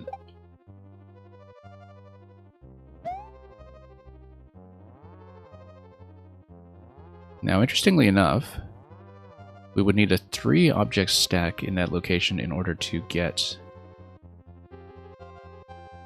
on top. Now, here's the thing. I think the shell by itself isn't going to sustain any stacking interaction, right? Because if I drop the POW on top of it, I think it just dies to the POW. I should check that, so I'm not guessing. No, it bounces. Great.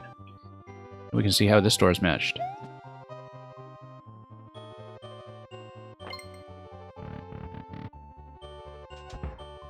Okay, so that's coin 1. That's all it gets me. Now, if we respawn, now we're able to see if there was anything that is controlled by spawn blocking. Oh, drops me on top of the muncher. Okay, that's unfortunate. Right, we should have known that, in fact. And so, I would actually need the other on-off state to do that.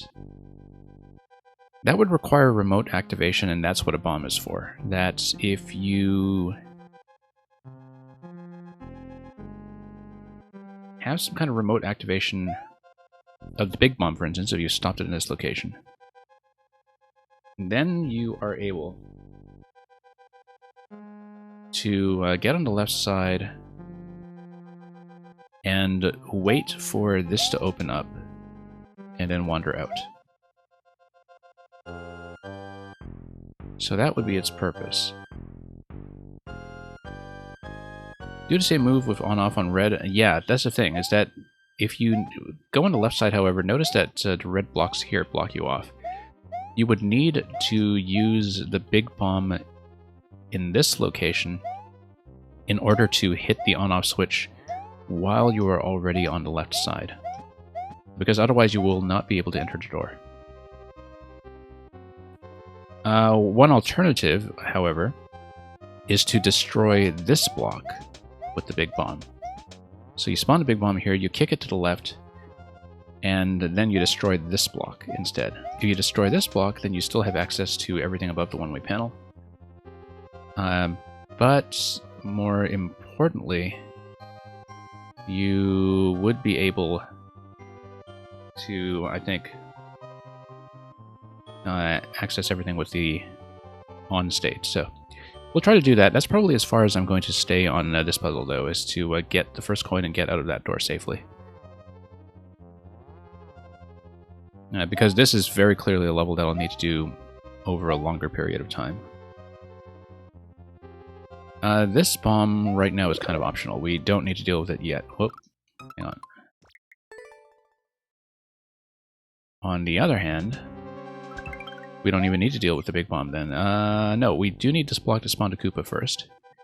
Okay, let's skip the little bomb for now because we're not interacting with it yet. We'll take the 2 POWs.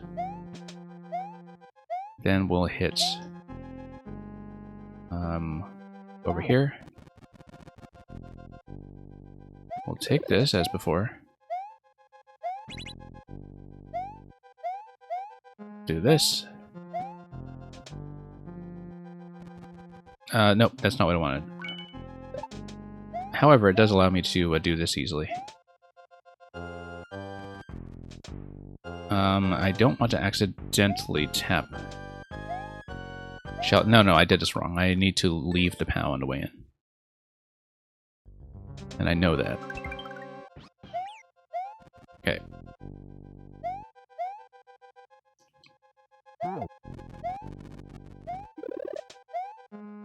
Yeah, because you take a POW, you leave it like this. Drop down, grab the shell as safely as possible.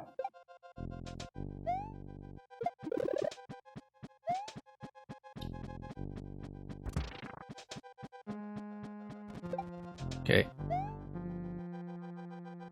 Let's get rid of this guy. Just one moment here. So yeah, I actually want to use a POW over here to block the bomb.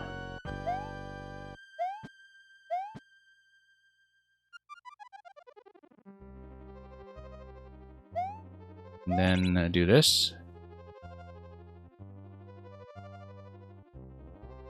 Yeah, because I want to block the bomb from falling down. Let's get rid of this POW over here, in fact. That's likely to blow up. Let's not do that. Leave it on top of the donut, probably. No, that's fine too, probably. For now. Nope. Oh! I didn't mean to accidentally hit the on-off switch. That's the issue there. Got kicked into the on-off switch by mistake. No, I wanted to bump the bomb over here and kill this. But yeah, it looks like there's just a lot of minute execution considerations like that all over the place in this level. So we'll just need to adjust to that and play accordingly.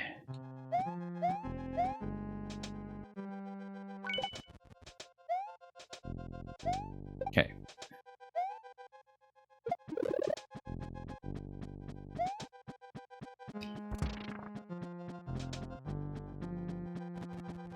Move everything out.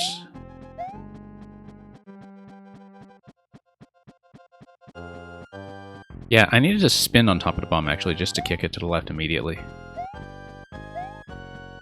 That's what I needed to do. Instead of doing a standard jump, just do a spin jump. And kick it. Let's get the shell. Oh.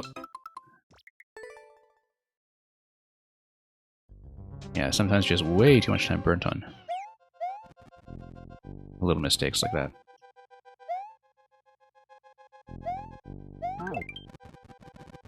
Okay. Don't know how I got that one up there. Or what just happened with that, but I wasn't paying attention to all the things that we were activating at once. Oh, I see. I just killed enough to get a one-up from the score.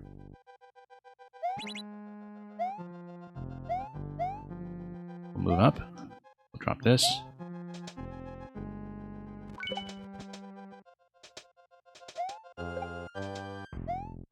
Pop this guy.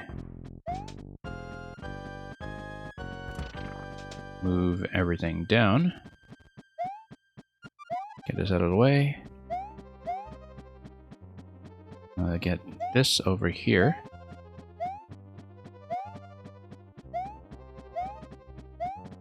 Hang on.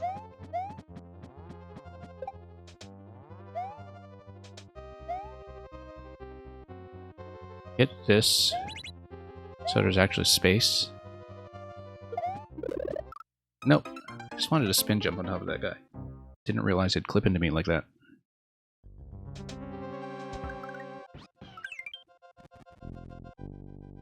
Yeah, let's try this once again.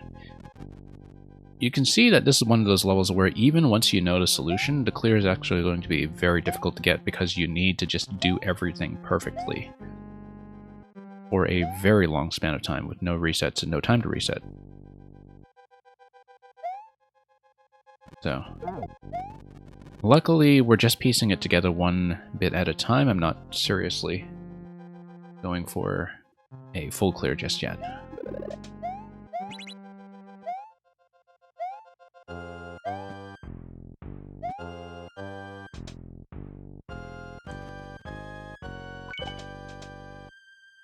Okay, let's let this guy walk.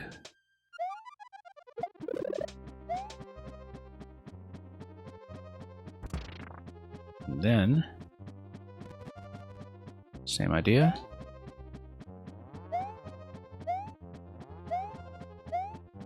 Not die to its shell.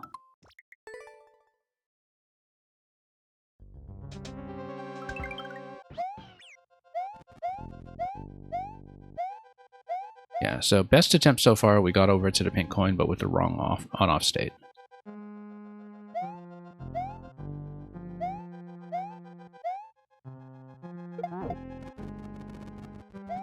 Okay. Most of this corner, we figured out.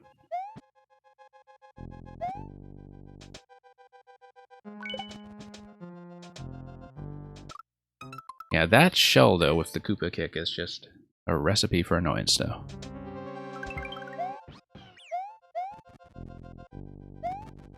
In terms of having to repeat it just to make sure things line up properly.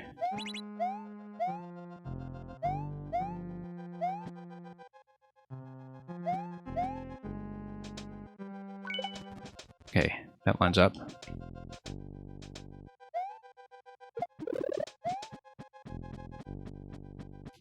That's going to pop. Move this out. Ordinarily, when you blow this up with the bomb, the POW would not be available in that position. So once again, the idea is we spawn the big bomb and then I spin jump on the big bomb in order to kick it to the left side.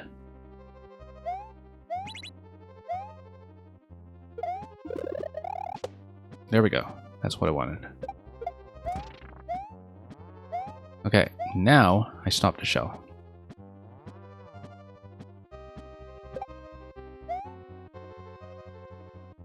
Because then I would be able to do a 3-stack and fall on top of it with the correct on-off state. This will take a little bit of setup. I need to get the POWs up top first. Both of them.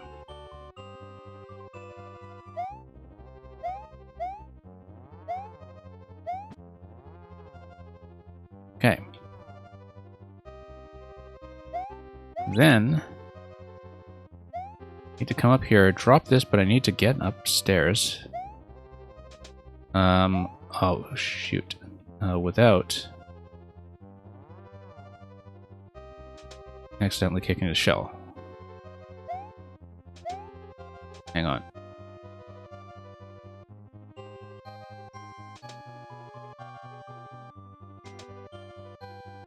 There we go. POW shell POW will actually work just fine as well. Or should. Okay, now we've got it. We've got a coin, we've got a key, and we've got an out here. So, this is progress. And we have access to 3 POWs again, as well as 1 additional bomb to get through the right side. So we shouldn't have to deal with the left side now, except, of course, to eventually access the P-switch with something. So the next thing to do, then, is to go through to right. The issue is that without the green shell, it doesn't look like I'm able to do that. The P-switch, however, would be able to get me through. No, the P-switch would not, because this is what the P-gate exists to do, is to block you from doing so. So you blow this up with a bomb, and you have basically two solutions to get over to the right side. You can use the shell if you still have it early enough in the whole cycle, or you use a P-switch that is activated while you are on the right side of this little C-shaped gate.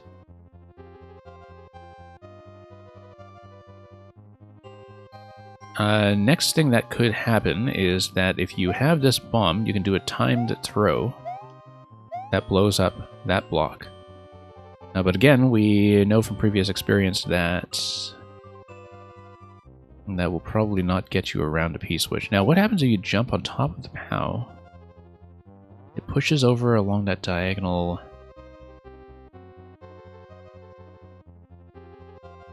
Yeah, I feel like from the position of the POW, it's not likely to get you on top of the P staircase, but clearly this hard block can be destroyed. It can potentially be destroyed using the spiny hat. Like, once you grab the spiny hat on the right side, then the idea is that you pop this and proceed from there without having to worry about bomb timing. It does kind of concern me a bit that bomb timing would be able to break this ahead of time. But you probably need to use the bomb to blow up these blocks on the right anyway, so the idea we're looking at right now is you do this. That gets destroyed, obviously. The other thing you can destroy is this block. Destroying this block will release the on-off switch down below, which doesn't seem to do anything useful for me. Except, however, look at how I'm standing on top of platforms right now, indicating that all of this is one semi-solid. Yeah, I'm standing on top of a semi-solid surface, basically. And you see that I'm actually on top of falling platforms. But I'm, of course, intersecting with them in such a way that semi-solids take priority, hence why they're not dropping. But that has some interesting implications for this on-off slot over here. Kind of wonder if anything would be able to pop through. If you have on-off, as you can see, in the bottom here, that is a semi-solid. I would not be able to go down, but something might be able to come up. I suspect that might be the case.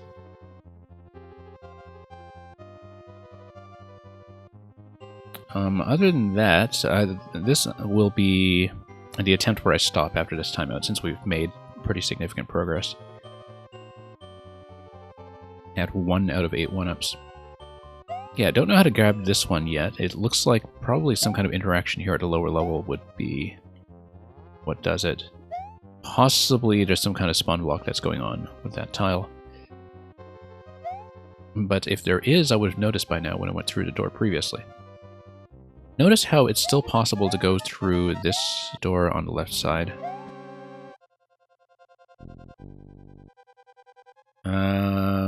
Well, I mean, you would need to destroy one muncher.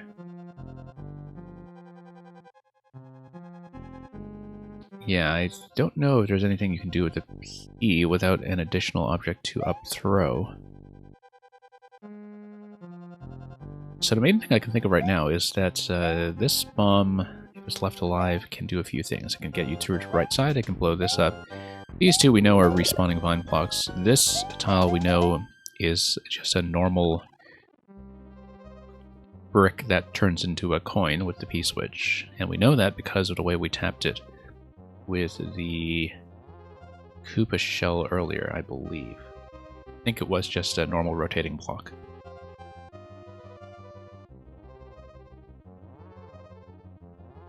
Yeah, with that in mind, this will be the final timeout. I'm just looking for some interaction that I can try. I currently don't really see anything all that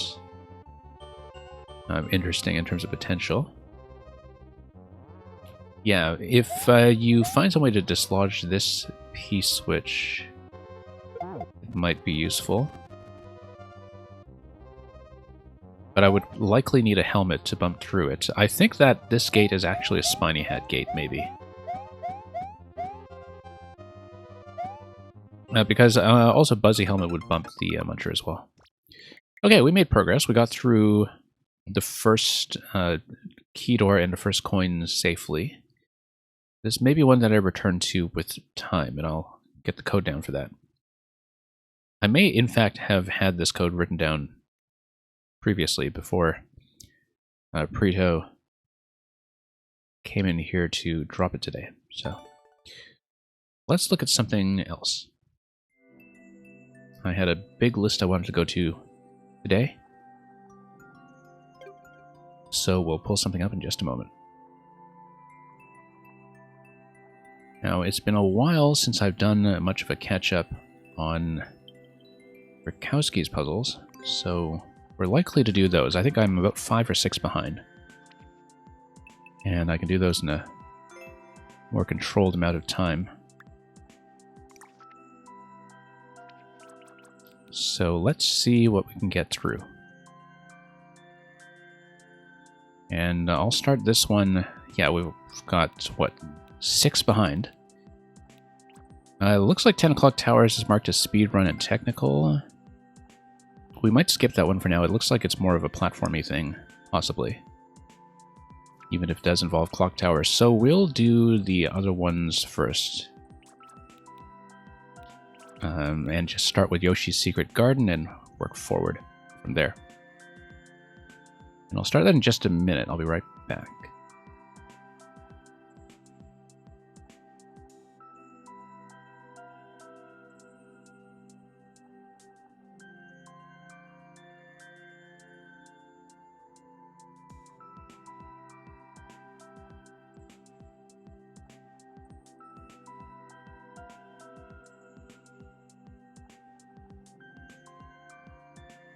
Okay. Yoshi's Secret Garden. A cozy respite blanketed by flora where the sun breathes. Let's take a look.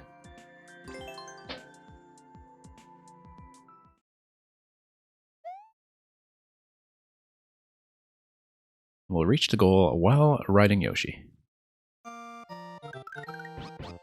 So, we have key door, we have a standard door. We have nothing else to look at up here. That tells me right away that main world is going to be camera locked, either by being built on a half tile. Actually, let's see, let's check above. Yep, it's built on, not half tile, half screen rather. It's built on a half screen. So the objective will be to exit here with Yoshi and a key. Only thing we can interact with right now is a fireball shooting both of these. I'm pretty sure. I don't see anything else I can do, so let's do that. And the POW activation is going to kill the other bomb on the left side as well. Interesting that there's something marked with the track there. I think the track likely didn't have anything spawning on top of it. It's just a marker for where you eventually want an object placement to be if you are doing something with the P-switch. Probably using the trampoline plus an object. Trampoline plus POW probably, because you would need to activate the P in order to get through the P-door. Okay, I didn't realize that. I was expecting a turn block. So that's something important. We also need to figure out how doors are matched. Let's just match the doors first. Yeah, so these two doors are together. Let's check the other door. The other door is the entry door. Okay.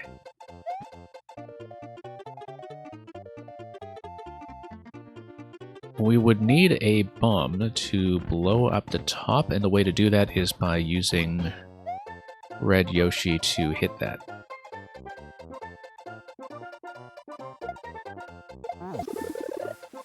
Now, the way to do that is we would go through here.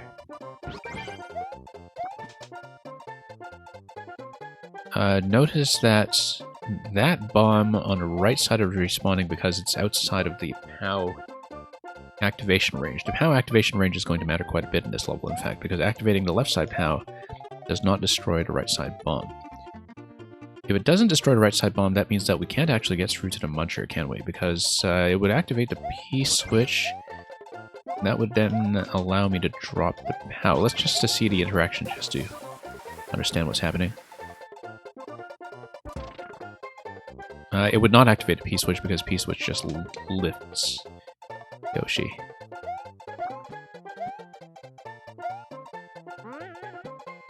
Okay. So, then what can we do differently? Let's rethink this.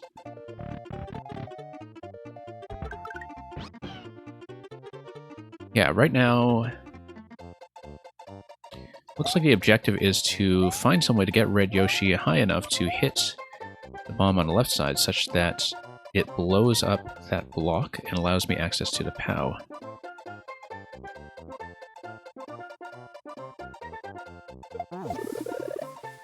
Yeah, and that block is going to respawn, that vine block there. It's not going to be vulnerable to bombs. However, if we load that bomb on the right,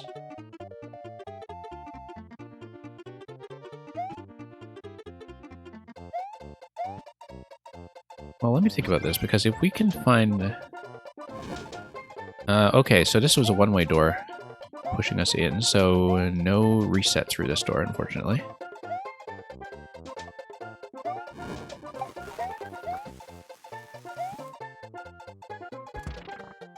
It's going to lift everything. Interesting that we don't have access to soft resets. A little bit unusual for a Grokowski puzzle, in fact. Because usually the resets are fairly straightforward to deal with. Possibly there's some kind of object push that's going to be relevant, likely not with the Muncher unless we find something else to do with it.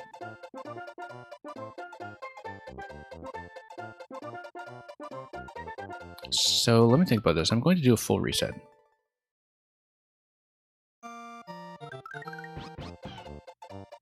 Also notice that you can hear Yoshi hatch from this part of the screen as well. Okay, the first interaction must be activating both bombs. There's nothing else to do.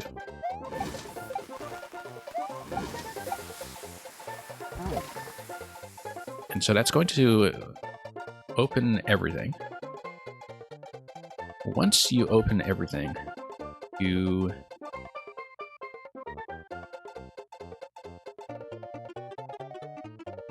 could still potentially think about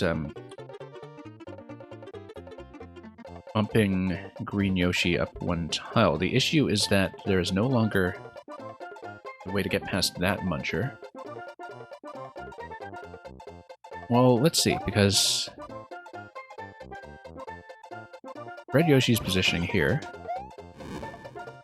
It looks like I would be able to light up a bomb, in fact, if I'm jumping high enough. Like, I feel like that's within bomb range. You just need a good jump to do it. And so we'll just follow the linear sequence here. And you must activate that to go through. Except now I've lost access to that bomb once again.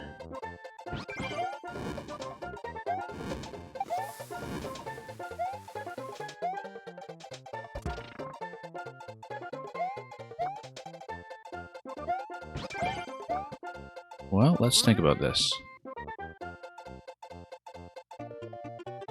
If I've destroyed those blocks, I think the blocks all do a full reset. And yeah, they're all blocks with vines inside them.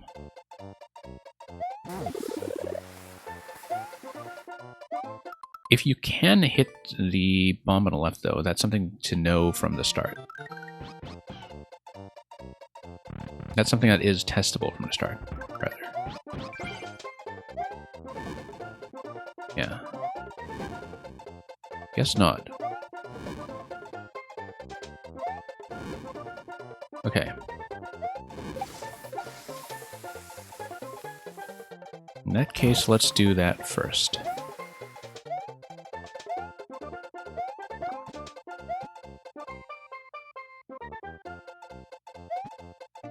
Yeah, Red Yoshi's going to be trapped down here. Only way to get to the trampoline is by activating the POW.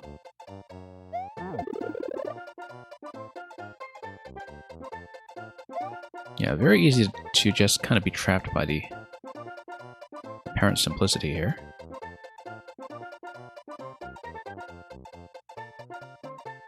Because what can we interact with? Spawning through either door is going to refresh all of the munchers.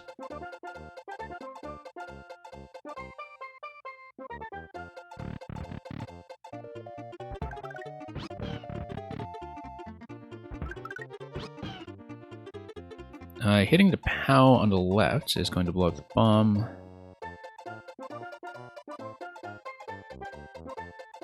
So possibly I just don't want to do that yet.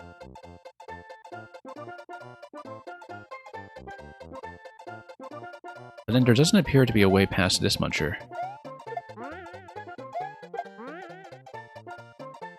Without having dealt with POW first. However... no, that's not likely.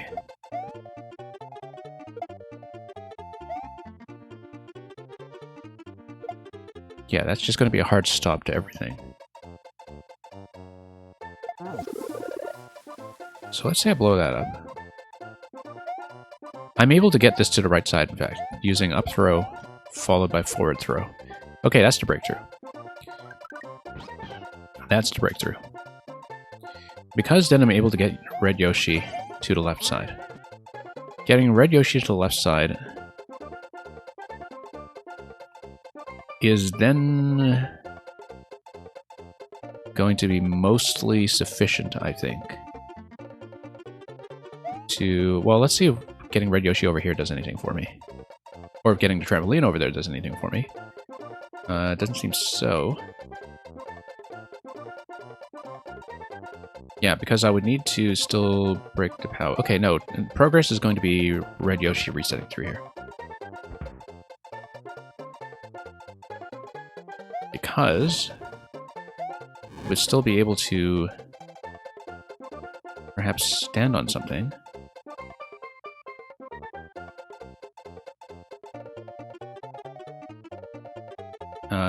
Well, I mean, I wouldn't want to have issues with that bomb. So the idea is that I need to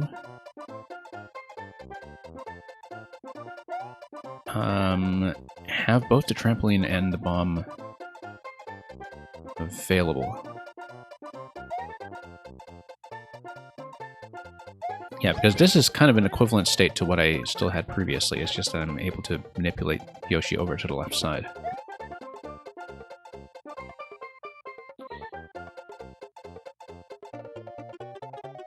I'm able to tap the bomb. I'm able to raise Green Yoshi.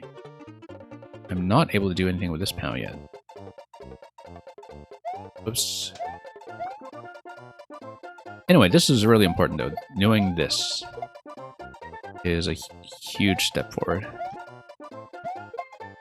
Hang on. And that's exactly the kind of interaction I need to think about. Like, if I'm able to do that...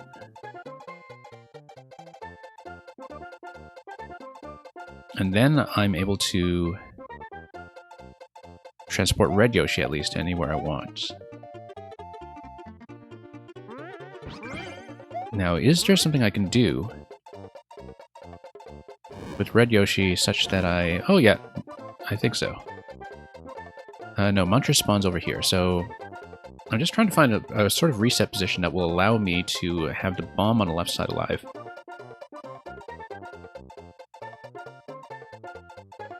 And also have access to Red Yoshi and a trampoline at the same time, so that Red Yoshi can get up here and shoot the bomb. Doesn't need to be Red Yoshi, it can also be something like a POW, as long as I have something to stand on.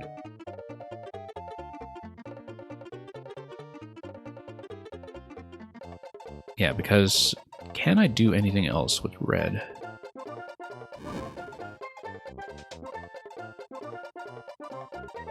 Not seeing it just yet.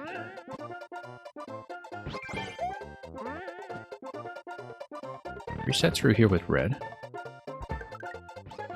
Come through here, hit the POW. That loses the bomb.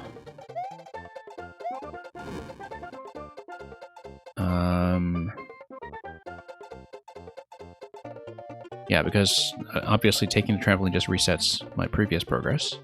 It won't be too useful. However, if I activate the bomb on this side, when everything is out of camera range, then I have access to a second POW. Or rather, I have access to this state over here with a second POW, yes. Actually, no, I get it. I get it.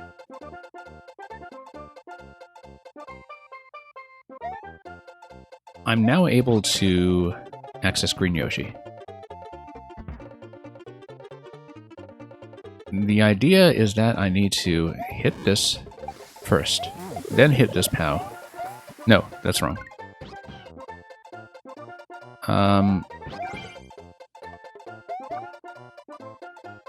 No, I need that muncher to be within range of this POW.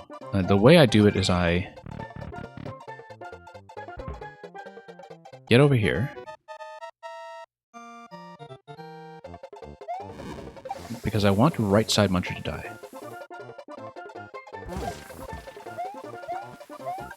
There we go.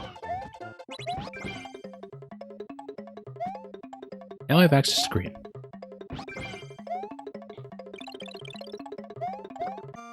If I were careful about it, I could have taken Green Yoshi anywhere I wanted. And that's really important because then I would be able to do things like grab Yoshi eggs and get both Yoshis on the left side. For example, if I spawn through here with green, and I use the tongue, grab the egg. Okay.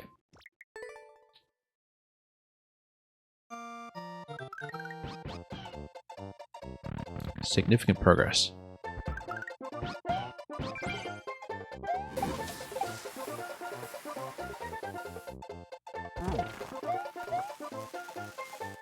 Yeah, the thing that makes this puzzle unique, well, among other things, is the fact that you are thinking about camera spawn range and POW activation range in terms of what the POW is going to destroy on screen.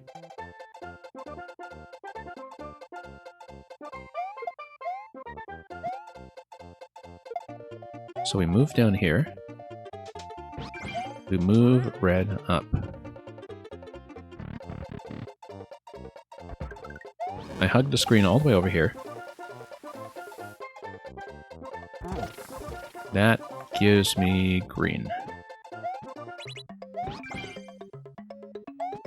Also gives me a P-door, but I can't use it yet. I can use the trampoline to reposition green. Hang on.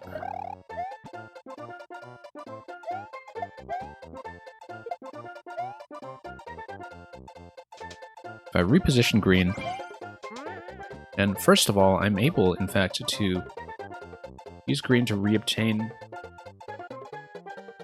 the trampoline going to the left side, but more importantly... actually, yeah, using the trampoline might be best. No. We're going to grab red and green on the same side.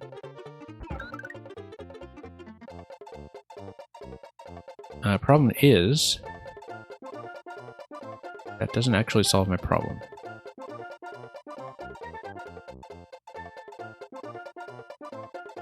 Because although I'm able to access red Yoshi and green Yoshi here now, I don't have the trampoline. I feel like taking the trampoline through here will allow me to do a spit followed by a swallow. Maybe.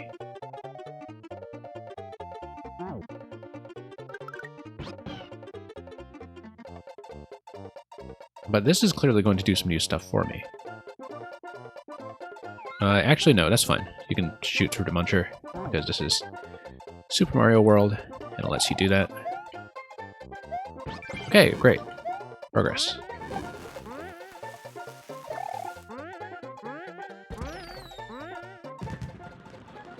And that allows me to grab the other POW without spending it. I can just grab it manually, in fact.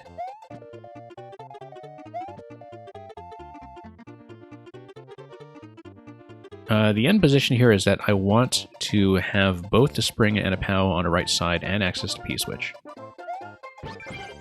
In order to do that, I need to activate the right side POW the way I did earlier. You know what? Let's just try to get things out of the way without completely losing them.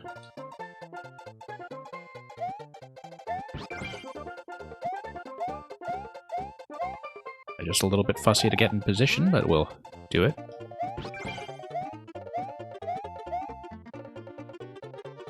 Hit this. Hug the camera as far as we can.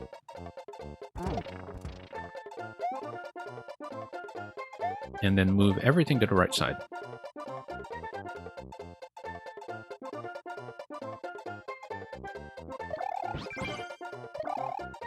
That will require using Yoshi to grab the POW. Yeah, we'll move everything to the right.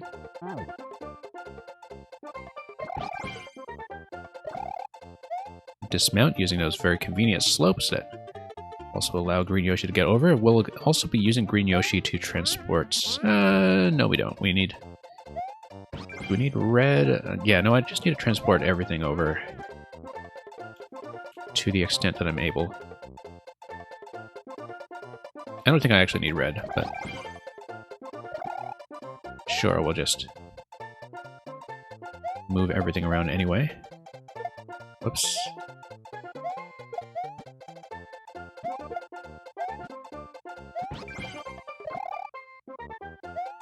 Yeah, because the idea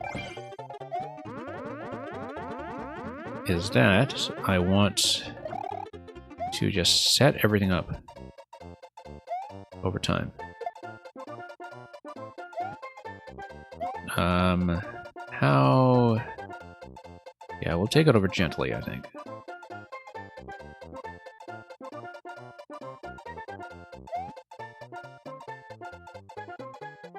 Because I do want Yoshi, so...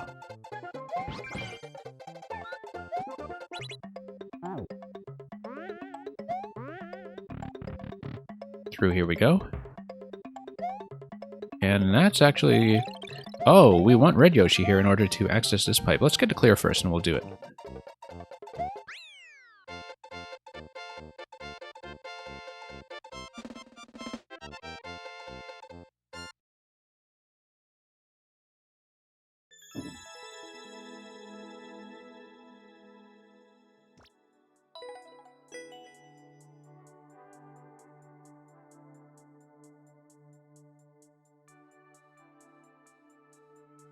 Yeah, so we'll go back over this one and we'll solve it with Red Yoshi at the end so we can break the pipe at the end. I think that's what's necessary to do it. Let me just think about that.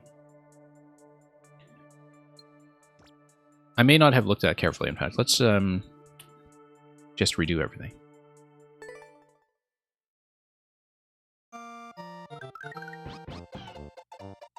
Yeah, because we never figured out what was going on with this key door, and that might have been a secret path back out. That might also just be something decorative. I feel like we're definitely not done with this yet, though.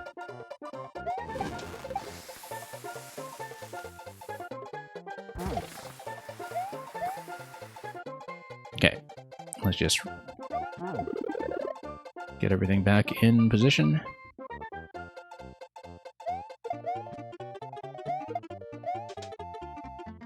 Take red back.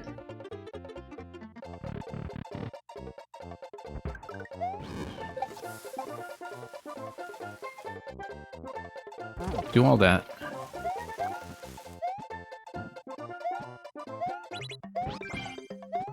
take green.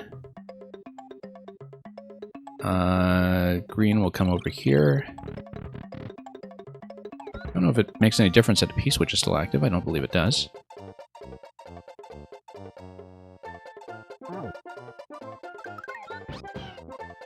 Drop this.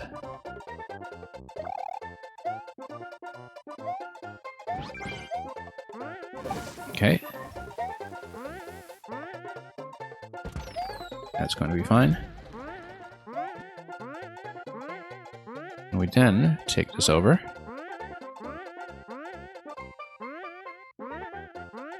Fuss around with the placement a little bit.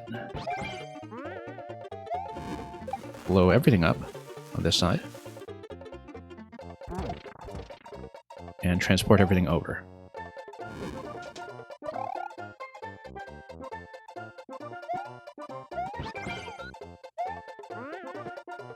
And, yeah, I know how to get everything over, so. But I don't want to activate the P. We'll just do that. Block everything.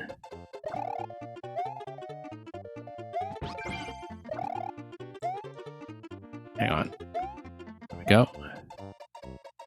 And hopefully not be in despawn range of anything that matters.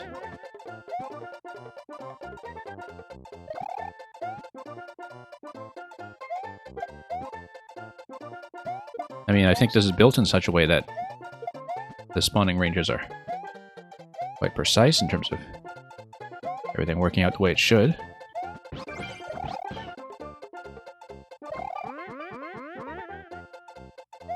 Okay. Let's drop this. Drop this. Nope. Oh, this is going to be time sensitive. Nope. This is going to be a disaster.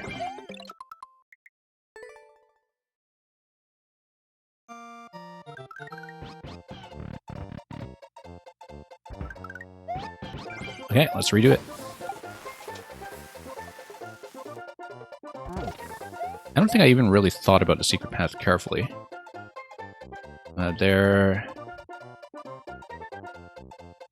may be some additional requirement that I didn't look at carefully, because I just saw the blocks over the pipe and I thought, okay, we'll need Red Yoshi, and I didn't look at it more carefully than that at the end screen. So it's possible that I'm missing something on top of that for the true ending.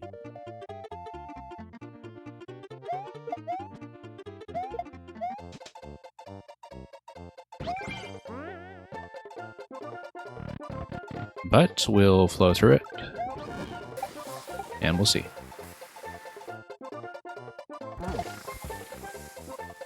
Okay. Yeah. Grab green.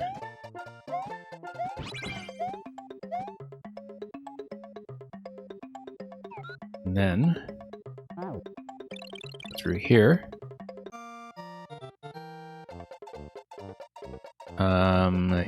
Yes, like that.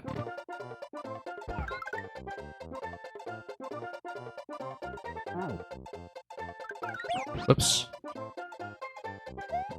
Let's not die to anything like that.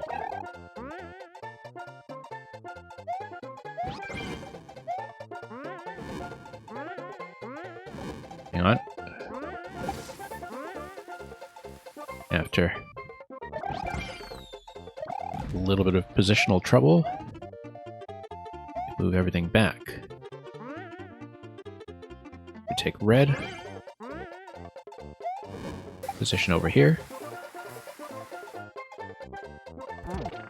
and move everything over. Do I actually need Green Yoshi for this strategy? Probably not. For moving to POW, yes. Moving to POW is much easier with green.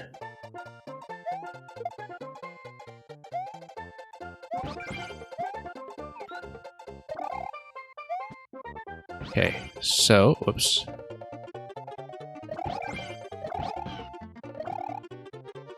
Just going to fuss around here positionally.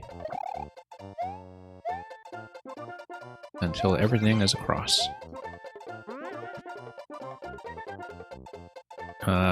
We'll need to get green back up, of course.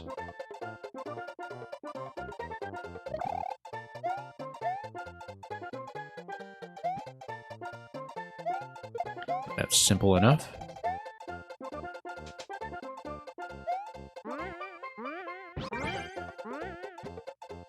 Okay. Everybody's now in the pit. Very inconvenient. But salvageable.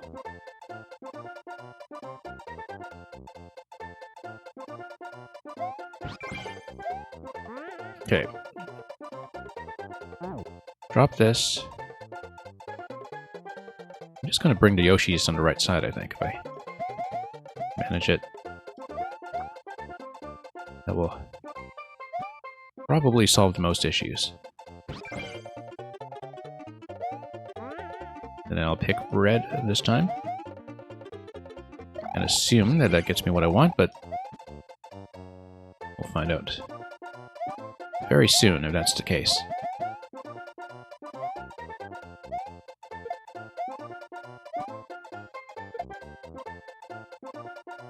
Drop this guy. Drop this guy. Hit the P. Come through here.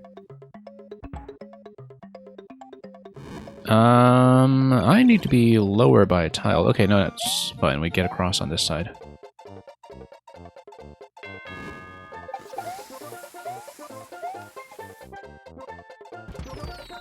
Now let's see what this is all about. Okay, GG.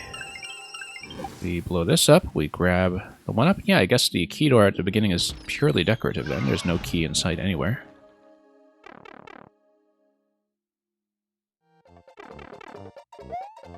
That should just be to clear. I mean, we can always check the main screen afterwards to see where the key door is meshed. Green Star, welcome.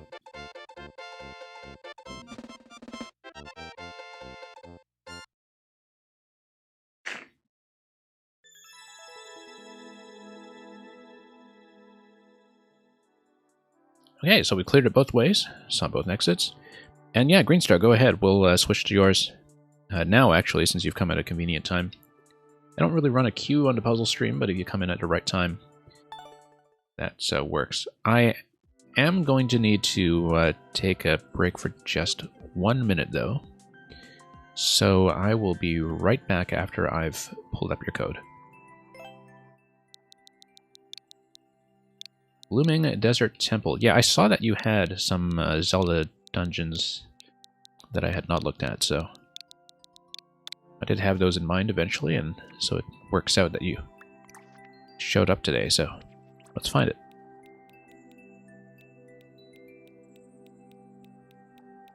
Might be an older one. Blooming Desert Temple. Yeah, we'll do it. Give me 1 moment, though. I just need a minute to take care of something, and I'll be right back.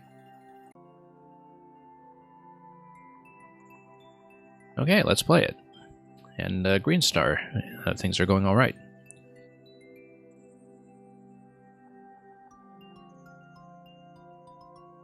So this desert temple is peculiar. Plants grow. Find out why, and there are 3 checkpoints. I don't think I remember what N4CT is. I assume it's somebody's contest or some other level set. But we'll take a look.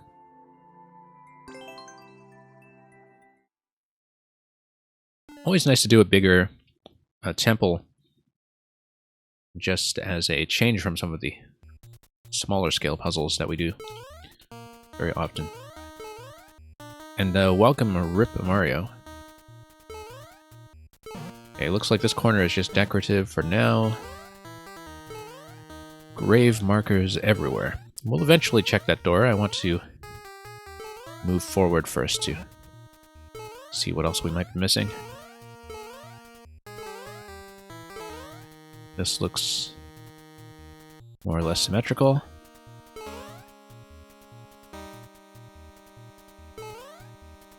And it's going to be 2 coins at the exit. Can't really see where my feet are here.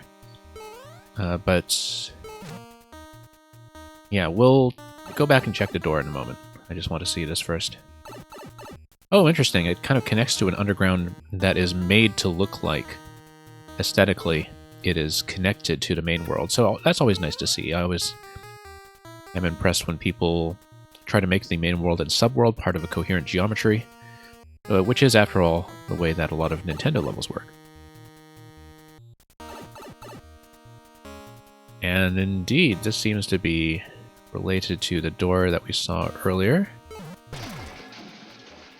That might have broken something that... this is in the main world, so I think that when we enter the door on the exterior of the temple, we're likely to get into that door that we see here. And the bomb will have done something important for me. It's a well, yeah. Very... and the donut block here is the bucket, yeah. I see that. And a well, of course, is a very Zelda-like idea that has come up so often in the original games. So we destroyed something with the bomb. I don't know what the bomb really activated, though. Apart from removing the hard block that was on that track. It might have affected something else by removing the hard block.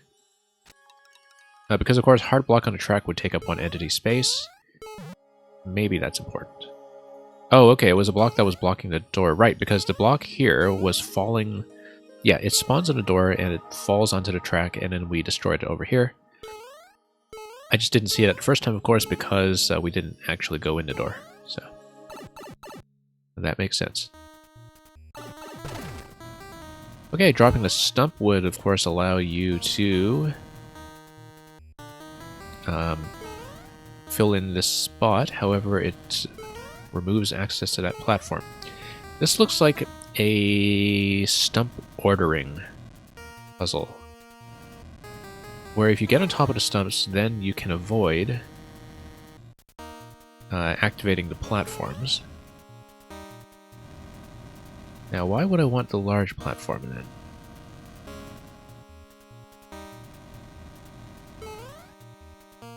Because I think the idea here is that if you unblock the pipe, it likely spawns something like a spike ball. If it's a 2x2 spike ball, then by lowering the stumps in these locations, you would be able to escort it all the way over here and get the scroll break. So you jump on the stumps first, so you can activate this guy. And then after that, whoops, I made a mistake, but there's the vine here. I should still... no, I made a mistake. I just need to redo this. I need to go top to bottom. But I do understand the concept. And I'm predicting that it will be a spike ball at the end of this.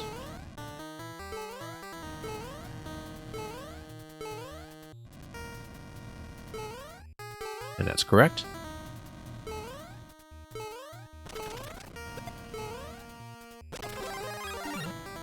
Anyway, a mushroom over here allows me to get through some of these challenges. Whoops.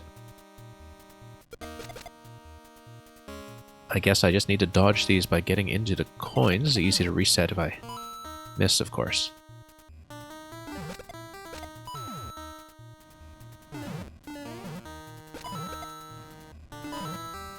And easy to grab that mushroom as well if I take damage. I guess that's still a sort of reset location.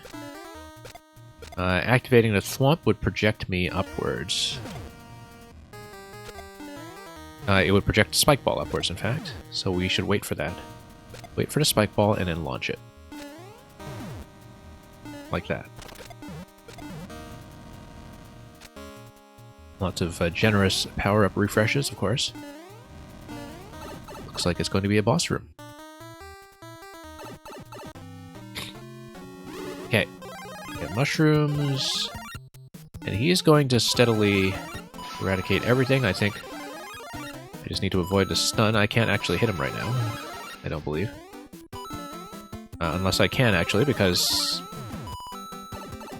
nope, I do need to just let him blow everything up.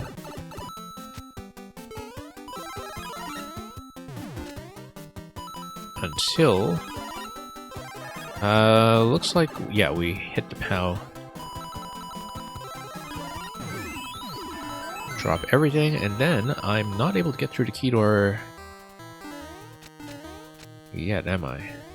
I think I would need to do something slightly different here. Oh no, there's a semi-solid, okay. And nothing else that is affected by the POW. That's fine.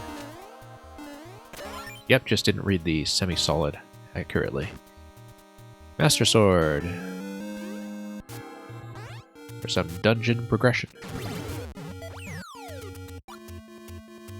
Hey, we've got a checkpoint here. Interestingly enough, I think this could potentially be blown up. But that probably has vine blocks inside it because it's just meant to be a push. Oh, I lost a sword, okay. That's a problem.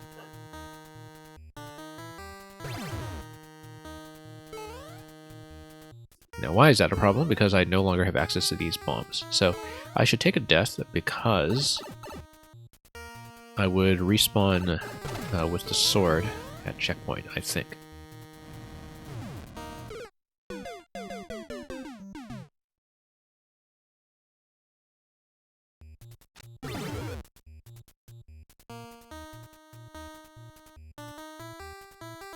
Okay, let's continue.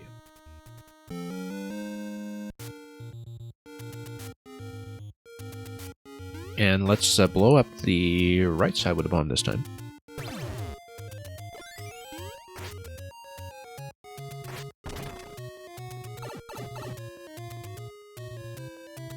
And we'll get into the Zelda theme part of the dungeon. Where I spike the spike ball.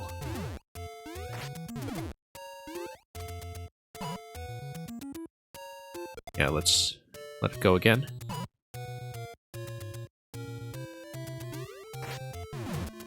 There we go. Hits the on-off switch. Then we do it again.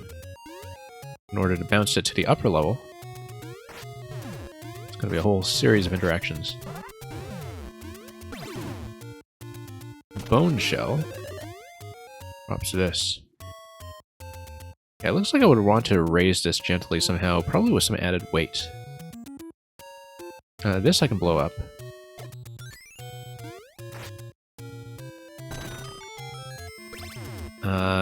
Main thing that would be useful for is... Well, now that I've dropped that... Let's see what can happen.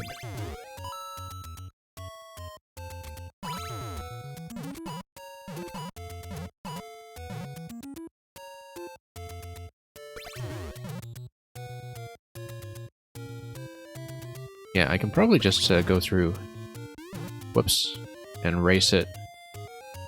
Not be the best idea, but it is possible. And there was a Master Sword there anyway as a refresher, so...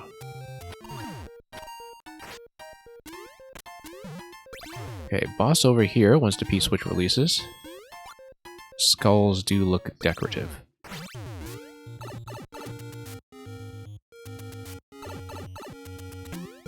Okay. Oh, okay. Interesting.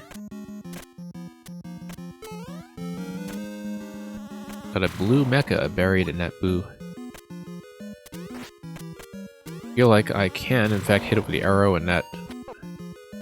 Ah, it's piranhas on top of that as well. But I feel like that's the right idea. That's what the room before was trying to show you as a tutorial. In terms of thinking about what you can do with the arrow shot. There's also the bomb on the right side, which is going to encourage me to hit some on-off switches, or at least a P-switch, a series of P-switches. Ah, yes. So yeah, you're supposed to hit the P-switches with the arrow to begin with, while dodging everything else. So we'll just try to find a position that will allow me to hit both. You do need to wait for the first one to expire, I think.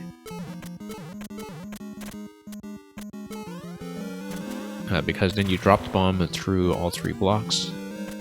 That will hit the on-off switch, and then might affect the track pattern somehow. But, oh, not yet.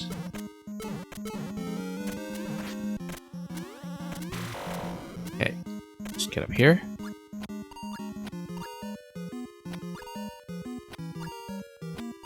There we go. Now we wait for the second one because the P-switches, or rather P-blocks, do prevent you from doing everything in very quick succession.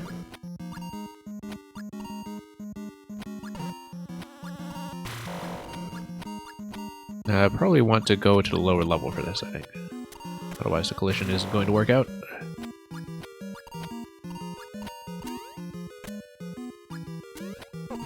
Okay, well we can do that. Try not to die before I've had a chance to grab another Master Sword. P-switch is going to expire, and that's going to blow everything up and create an exit. Okay, neat idea. And here's some progression with a special dungeon item, as well as the ability to perhaps do some scroll breaking here as well. Or not. However, whoops, of course we're going to check.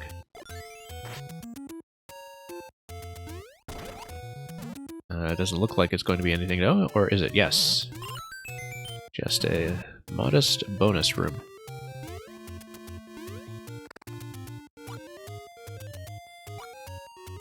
Do I want the pipe or the door? I guess the pipe is just for the Master Sword, so we do need a door.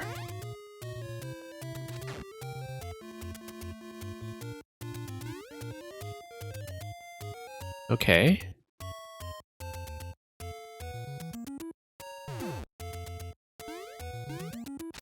Looks like it's going to be one big column drop of some sorts. If we activate the on-off switches, for example,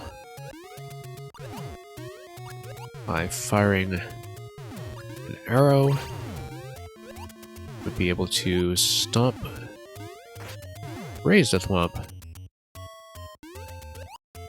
and do nothing with the key. But I would be able also to do this and get on top of the snake block.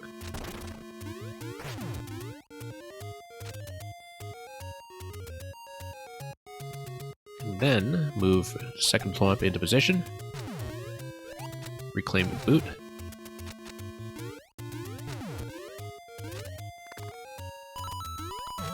and that allows me to hit.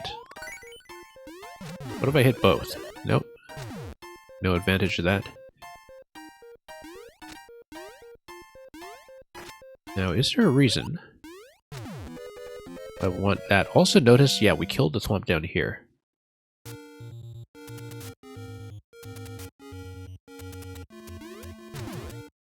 Okay. Well, let's move across and just ditch the boot completely.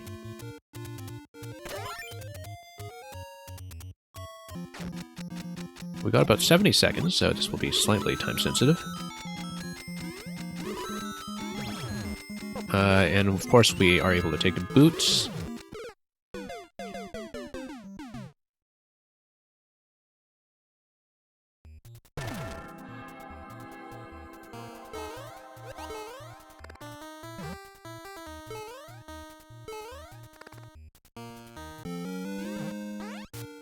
Well, I've got this solution down already, so I should be able to get back to the boss room fairly quickly. Yeah, I guess, I don't know what this key is all about. I think... Oh, I see it. Because the thwomp holds the key, and we killed the thwomp, and that's what gave me the key. If I understand that correctly. Yes, yes, I see you also just observed that in chat. So, full credit for that.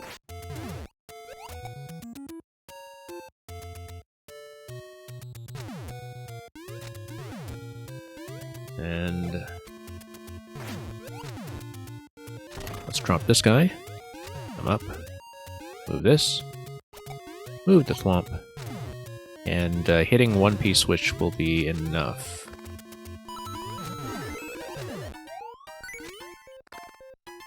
And yeah, we can, in fact, get up here with the boot just fine.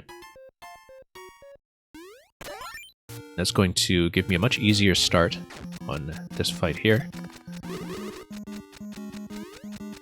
Especially if I try to avoid taking the panels on a side just yet. Unless I need to get them all. Yeah. I think I do, in fact.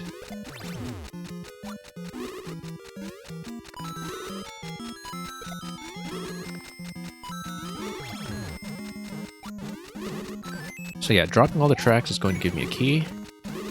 And then I can get through here. Interesting to have some of these boss fights that are dependent on surviving and eventually getting to the right interactions rather than anything to do with killing them directly. We can, of course, once again check the spot under the pipe. I would want to ditch the boot first, though. And hopefully I don't need the boot for anything too critical. Although I'll have time to reclaim it. Okay, more 50 coins. Yeah, we'll do it. Why not? Just because I can.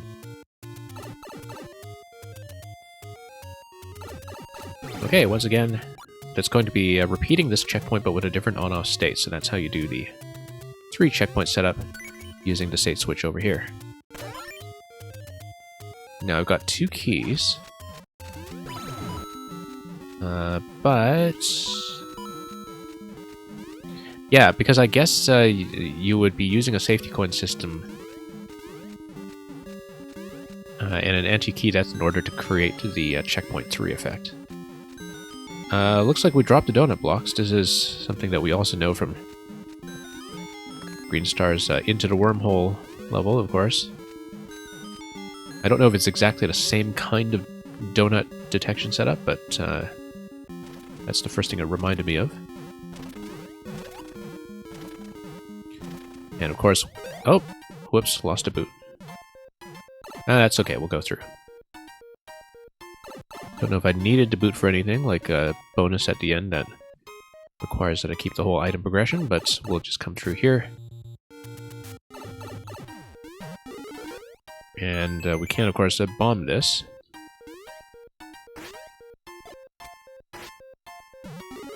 In order to raise this all the way up top.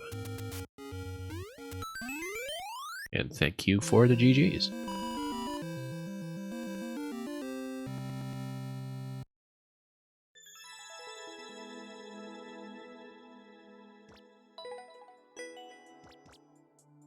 So yeah, that was a fun one. Good to get that one out of the way. And this has been around, in fact, for about a year. This was uploaded in October 2020. And yes, Green Star had a great time with it. And like I said, I don't know if the donut trick at the end was the same thing that you used Into the Wormhole, but obviously there was some entity blockage going on in terms of releasing the piranhas from the pipes. And eventually having some kind of P-switch activation after the time survival. Let's take a look at the comments, as you suggested. Whoever made the artwork above you, oh, I don't know what the placement was there, so. Bentastic. Oh, that's Yoshi, I guess. Maybe. Wow, look at that. Yeah, we've seen Isabelle before. In terms of amazing artwork. And really glad to see her bringing her talents over here.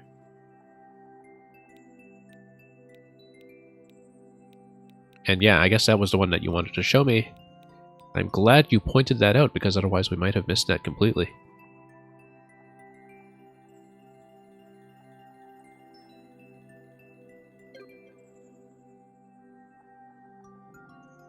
Okay.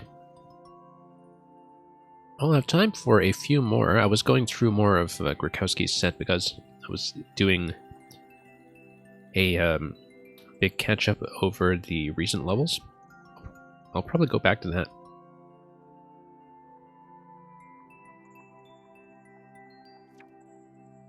But yeah, thanks for that, Green Star. If you have other dungeons or puzzles for me at some point, I see you have, of course, a lot of other levels marked as puzzles. We'll put some more of those in next time I do a puzzle stream.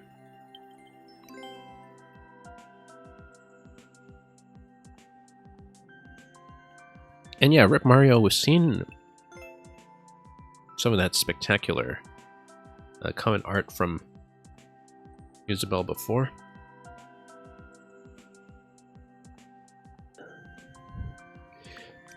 I think sometimes there's a... I know for people who play Splatoon, there is some kind of way that they can do like a PC image conversion into a Switch input. I don't know if that's what's going on here. I assume it would be, just given how pixel precise everything is. Like it's the low-res version of a much more elaborate artwork. Let's take a look at Snowball's Smuggle.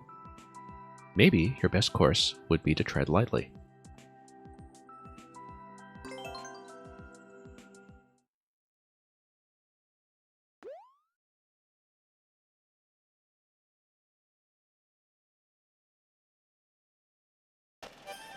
Okay.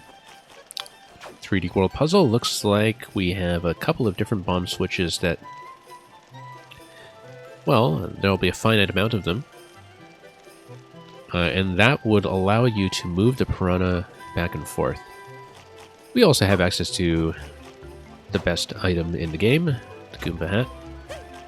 The Goomba Hat, though, would force you to drop objects. Looks like everything is going to be built on the half screen. But that our eventual objective is to drop through here.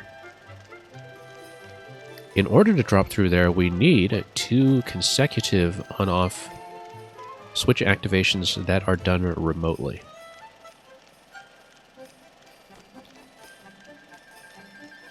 So that's already going to account for 2 out of 4 on-off activations. We also need to be over here in the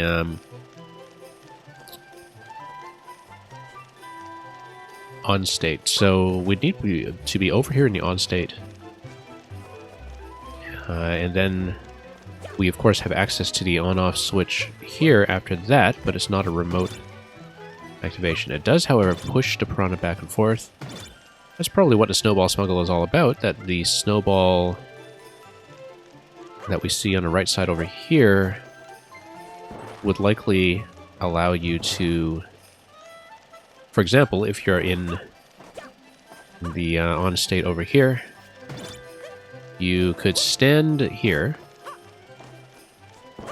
have a snowball roll all the way over here, and then the snowball would drop you there. So you don't necessarily need 2 switch activations, you can just do 1 with a snowball, but the idea is that you have to transport the snowball all the way up top. The door. We don't know where the door is linked. Let's check it. Probably just a freeze frame reset. It's a freeze frame reset that also does a complete reset on any items that you may be carrying. Yeah, it prevents you from smuggling anything through a reset door. Interesting what's going on here with these clockwise symbols with the on-off switch. I actually kind of wonder if the reset resets the on-off, I guess. Yes, it does. And it always puts the puzzle all the way back to the on-off states in the initial on. Yeah, even the reset rooms are really pretty. You always have to give Grikowski credit for putting so much effort into the aesthetics of a puzzle. So, in order to do the snowball smuggle... Well, I mean... It looks like we need...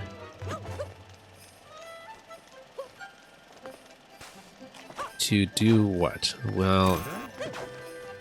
I see. The icicle... Now, this is really interesting. Notice how the icicle has a collision box that's slightly higher than the mushroom bounce platform. So what's going on there is that because this is parked on top of the icicle, when the icicle drops, it actually drops the spring on top of the bounce platform. That's interesting, because it means that you can't pass through here manually unless you have the Goomba hat, because the Goomba hat allows you to pass through the icicle undetected. Mr. Lego Tech, welcome. So, here's what you can do. You can, without getting into icicle range, probably move the crate. The crate would move over there. With the Goomba hat, you can also activate the on-off switches still, which is important because it will allow me to move the piranha. And moving the piranha is important because it allows me to take damage. So, for example, if I do this, I'll be able to tap that, and then I would be able to place the snowball in such a way that it could get moved.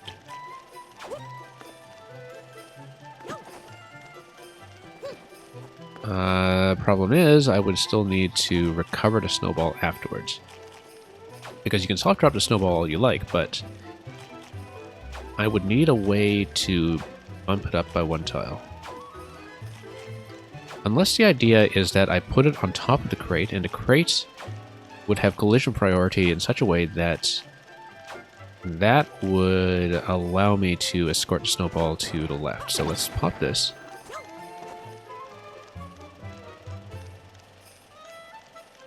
And the other issue is that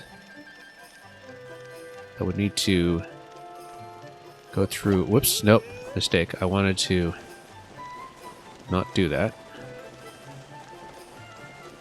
No, I wanted the snowball to drop on top, because then I can take the Goomba.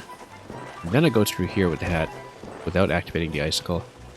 Then I move this across. But the idea was that I wanted to park the snowball directly on top of the crate, so it would come over here. Then you pop this. But you would need to get the snowball out of the way first. Yeah, you grab the snowball, you pop this, you come up here, then you have the snowball in this location, you throw the snowball, and you go through here. Okay, we've got it. Yeah. Main insight here is using the Goomba hat. I know from experience, having sent people my own Goomba level, that a lot of people do not know the Goomba and Icicle interaction. So, kind of nice to see it here. But that's what we'll do. We'll take this across, take this across, hit, get over here, take this, park this directly on top of the crate if I can. Yeah, just soft drop it like that. And then go over, hit one,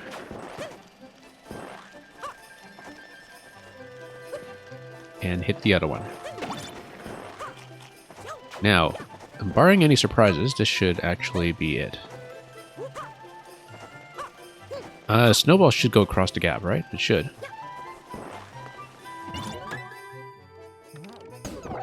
And, oh, that's interesting. naturally we're going to do more.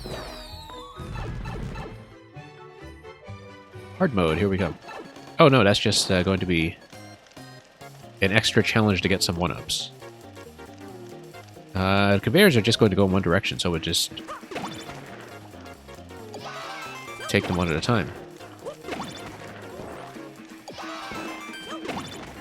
I mean, it's a fun mechanism, so might as well squeeze in a little more out of it while we can. And that's it. Okay, fairly straightforward one.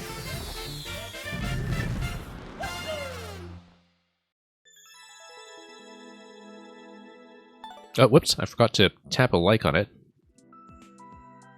Let's just get in there and do that. Mr. Lego Tech, is that a puzzle you're suggesting? I'm not running the official queue today, but I'm able to squeeze it in if you have a puzzle for me, since you've caught me at a good time. Yeah, I'm not actually running a queue, but we'll take a look at what you have. I also run standard viewer levels, usually 2 days a week over the weekend. But let me just see what code this is. We'll see. Okay, not a puzzle? Yeah. And I think I typed it in incorrectly anyway. No, I typed it in correctly. That's okay, we'll go back to what I was doing then. But like I said, Mr. Lego Tech, on the weekend streams, so that would be Saturday AM and Sunday AM, I do tend to play any viewer levels. So let me just get back to where I was.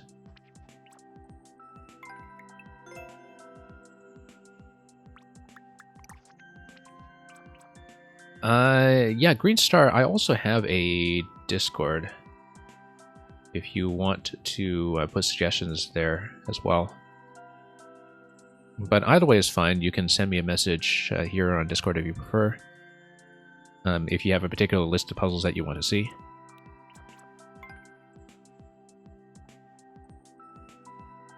And Green Star, I may go back to do one more of yours since you're still here, but I just want to get through as much of this list as I can first, since that was one of the priorities I had today. So, 3 cheese platter.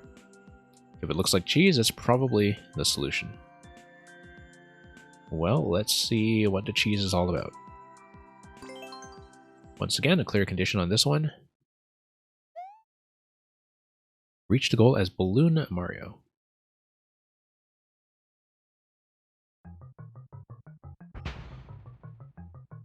Okay, P-Balloon is going to be accessible from the blaster. The only place to take damage is through the door. I believe these doors should be matched. That's going to be important because we might need the Mushroom Super Mario form for something. Including, perhaps... let me try this first of all. I don't think this collects the key. No, it doesn't. I didn't think so. But I just wanted to be absolutely sure. Okay, using the P-Balloon, I'm able to enter doors that have some kind of surface underneath them, I believe.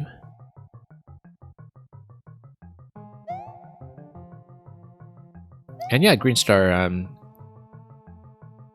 I'll just kind of decide things as I go. That's how we usually run things on a puzzle stream, is it's sort of a mix of my own selections and some other surprises, depending on who's here. So let's think about what the on-off switch is going to be about. The P-Balloon does allow me to tap the on-off switch whenever I want. The blaster is 3 tiles high. On top of the slope, that means, whoops. That means, first of all, that I got myself trapped. And that secondly, obviously the end state is that I will want to have the key, and I will want to get into the key door in the balloon form. I believe I can do that by dropping blaster. And then what What happens with a second activation? Okay. That's not quite the position I want. I don't think. But I don't know if we can actually dislodge this any further with any other interaction that's available to me. Obviously, one of the big priorities right now is just to figure out what to do with the key collection, because that's something that I haven't quite figured out yet. I actually think that it will be some kind of strange push interaction, as with the hint in the level description to do something that seems cheesy. I don't think there is a P block, or P switch, rather. I think the P blocks are probably just here for that 3 cheese decoration. But it's hard to tell because... no, I don't think there is. I think everything is visible on screen. Obviously, I don't know if the P blocks would be perhaps spawn blocking something, but I don't think that's the case. I think that we just need to think about what else we can do here.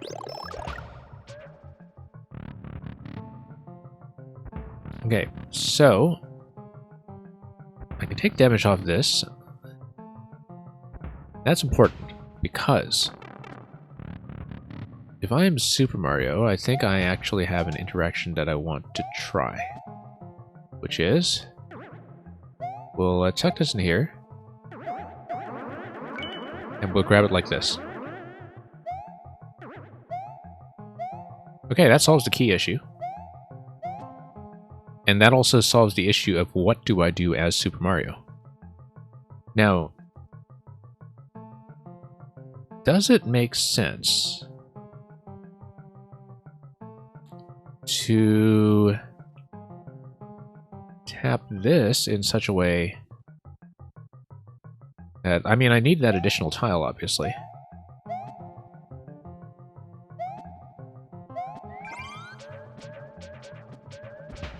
So, if I drop this, and then I do this, am I able to enter?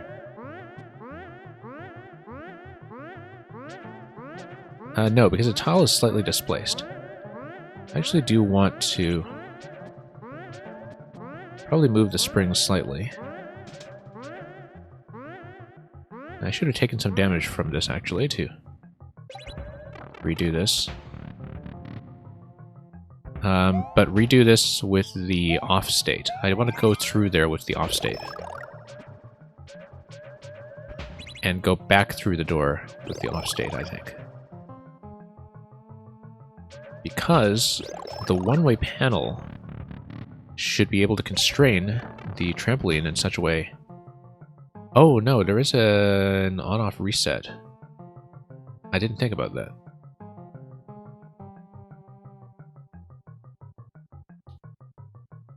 Okay, so I didn't think about the on-off reset, but with the half tile, I wonder if that's actually sufficient. Let's try it. And, yeah, Address, welcome. Yeah, Address, I know that I've actually missed your viewer level submissions a few times because I ran too long. If you have a puzzle for me, I can do yours next after this one, since I know I kind of miss you all the time. We're not doing standard viewer levels today, but I may be able to squeeze in an additional puzzle if you have one.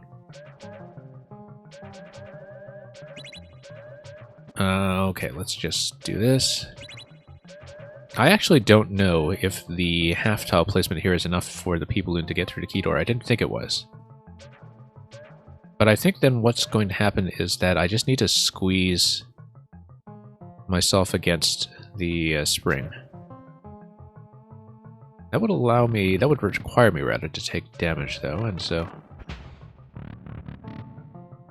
what I'd have to do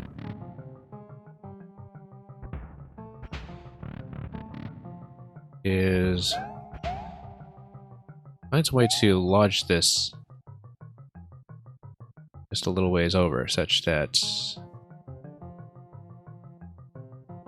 Yeah, I need some way to get back in here to grab this.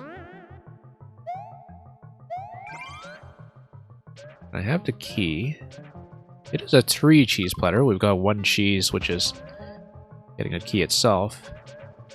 And then we need to think about how to reposition. Also notice, well, the P-switch is only going to come out, or the P-balloon rather, is only going to come out if the blaster is unobstructed, but it does make me think that maybe we drop this, and then we punch the piece, or rather punch the spring from the bottom. And nudge it. No, maybe not.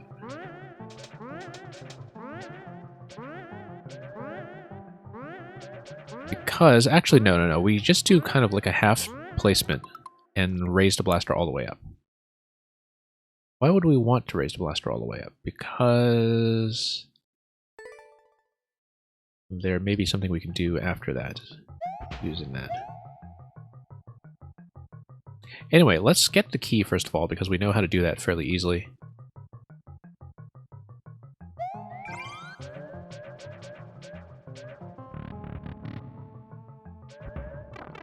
That's easy enough. Then we sneak in over here. Whoops. Got that. And then we come around. I'm going to do a partial placement over here.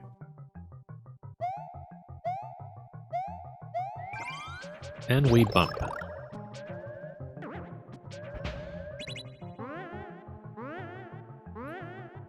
Now, the reason I would want to do that is that I would kill the blaster entirely, actually. Why would I want to kill the blaster entirely? What does that give me? Do I want to kill the blaster entirely? If I do, then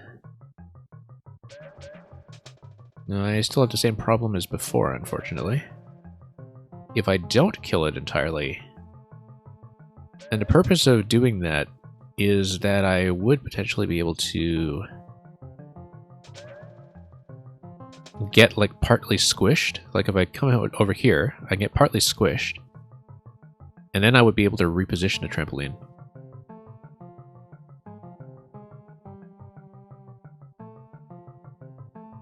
But then the idea is that I would be able to take damage in this side of the room without using the spike. Yeah, I do want a partial crush, I think. That's how to do it. Super duper Alex, welcome.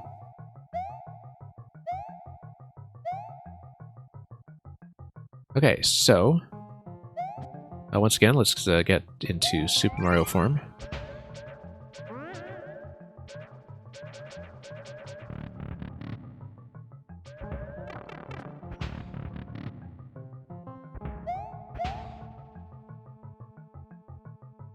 And then we'll head over. Nope, my mistake. Didn't want to hit that.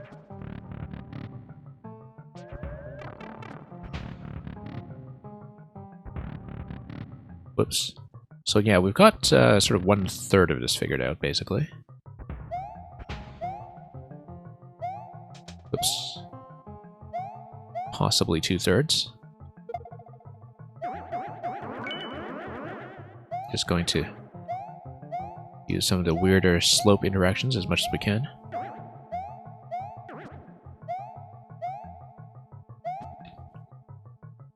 And we'll do a half-tile placement over here. And then I'm going to let myself get squished so I can take damage, and then place the spring in a slightly different location. So that's how we'll do it. However, I will want the on-off switch set back to on, won't I? So I'll need to time this in such a way that it traps the blaster but doesn't kill it. Nope. That's wrong. I mean, I don't know if that can be done, in fact. Seems like it would fit, it's just that the timing might be slightly fuzzy. Whoops.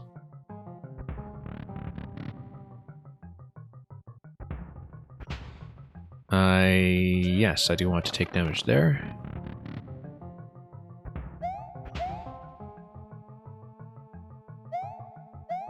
But yeah, I should be able to get squished.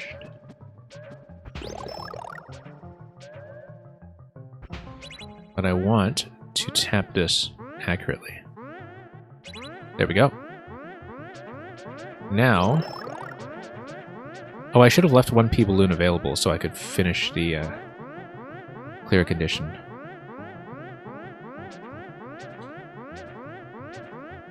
Can I actually die to this? I feel like I should have been able to. Actually, no, if I do this, then I definitely should be able to.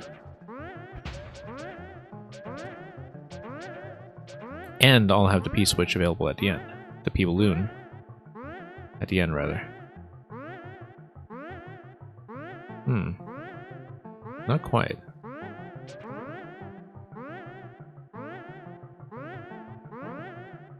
Actually, if I just let this fall on top of me and crush me, without bouncing it like this. Like if I sneak down here, one-way panel would kind of rescue me, I guess. Whoops. That was a mistake.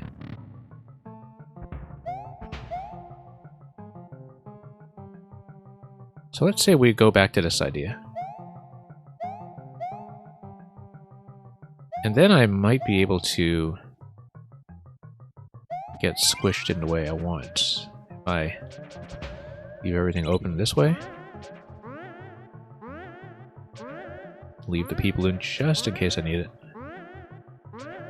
What happens if I get squished through here? There we go. That's what I want.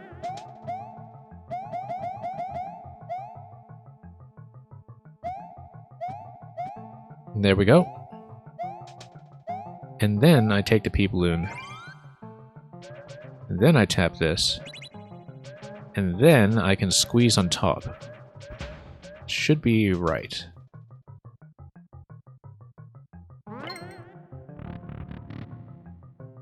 And that's it.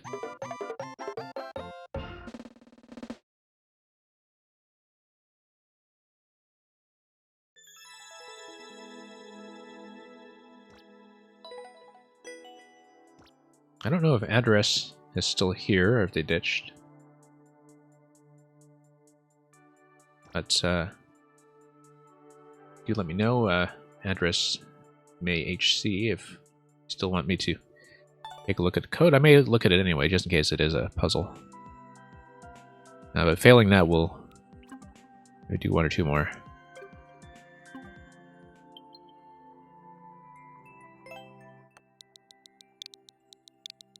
In fact, a green star, if you are still here, I can swap back to one of yours. If you have a specific recommendation.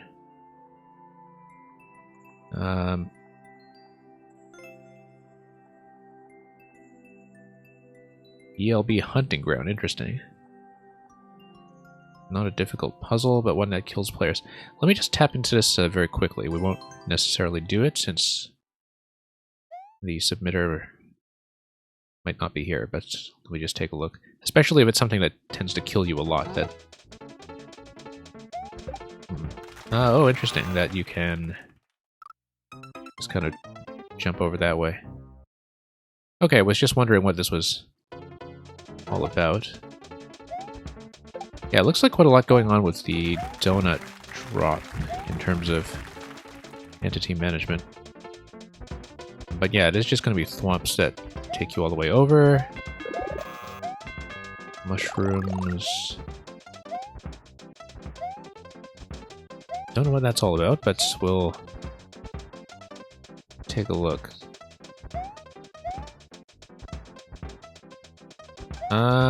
No.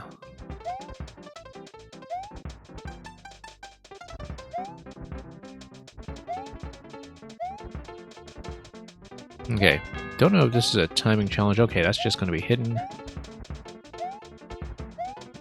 You do need to be small, in fact, to get over there, so let's ignore the mushroom.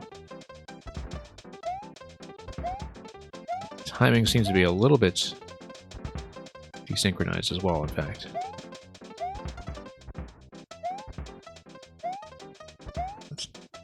Yeah, I probably won't stick with this one. I was just kind of curious about what we're doing.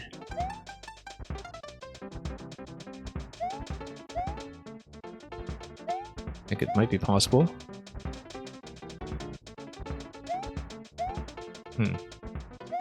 Yeah, it should be possible, it's just that you need to anticipate the timing slightly. You can kind of see it coming from up top. Not very well, but you can sort of see the donut row respawn. Whoops. Let me take a look at the previous screen, perhaps.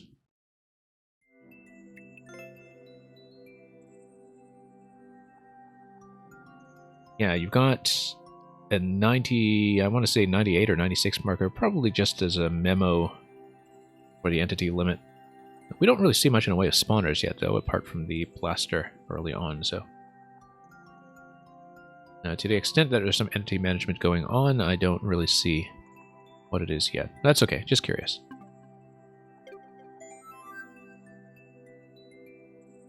And I swear Aura has played that 4YMM level multiple times by now. I'm kind of surprised that he keeps drawing it in Endless, perhaps. But I'll have to go over to his stream to see what went on afterwards. I think Greenstar's not still here, so we'll just go back to wrap up a little more Gronkowski. I'm not going to stay on too much longer. But we'll try to clear what we can, since I was several weeks behind with these. Raise and raise the dead. This was just from last week. Broken bones rest in pieces and ignore the living until they rise again.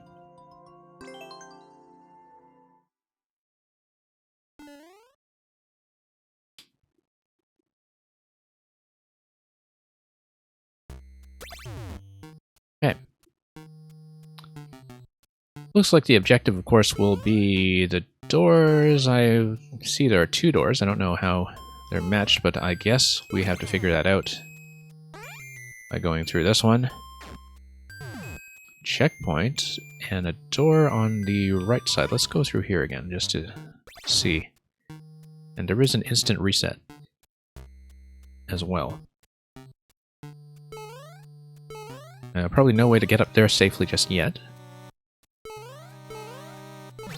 And yeah, I guess it is an instant on-off activation over here when you reset into the opening room. Well, this will be the main bulk of the puzzle then. Something using the big mushroom, which is unusual. But which will perhaps allow me to break some of the bricks once they're activated and once we know what's in them. Dropping this guy will raise the bone shell. Raising bone shell will allow me to check whatever's going on up there. I cannot actually drop this guy yet because I don't have the correct height to do so.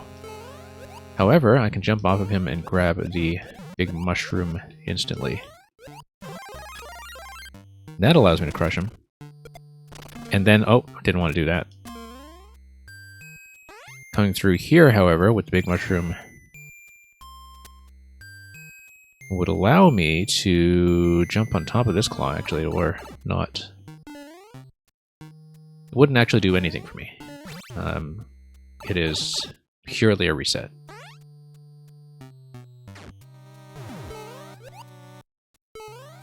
But yeah, this will raise the shell. I think that Yeah, Big Mushroom does get into the shell. That's an interaction we almost never see, in fact. Big Mushroom plus Dry Bone Shell. We need to be 1 tile high in order to go through there. What we can do is raise this guy again. Raising the dead as advertised. And that allows me to take damage off of the Big Mushroom, assuming that we don't need to break this block yet, which I might. But I don't know what's in it, so I don't want to deal with it yet.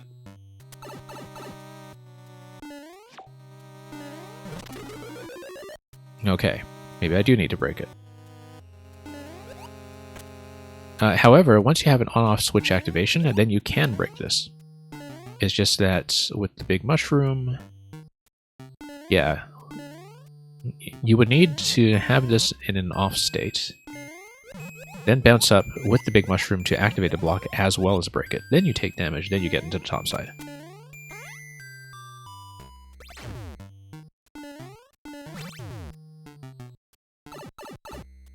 Okay. Nice power-up reset system over there. Now, if the question block down low also contains a vine, then that's important because first of all, it allows me to climb up without activating the block. And that would allow me to do something about the dry bones over there. Secondly, it allows me to use this to break.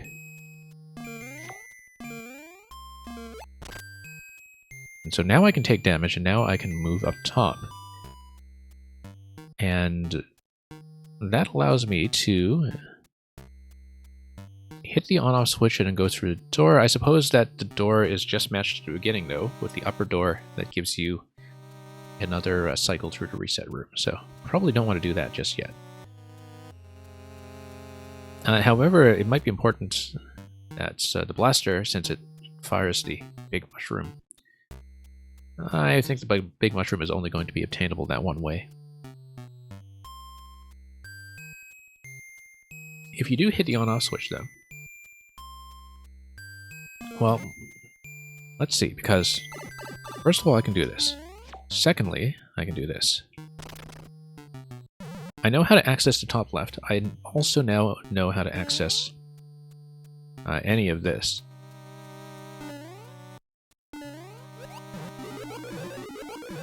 Okay, all respawnable, all breakable though, such that if I do manage to get the Big Mushroom up there, I may be in really good shape. Now, if I destroy this Dry Bones on the right, then I can tap the on-off switch down here. And that would allow me to get the Dry Bones up top into the middle of the conveyor segment. And then eventually I can drop it down further.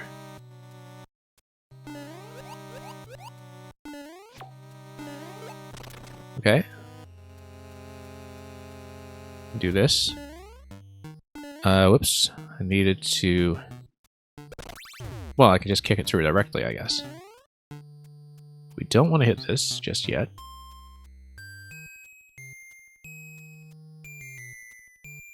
I feel like the on-off switch up top could have been hit with another bone shell. We need to kill this guy though, right? If I understand correctly.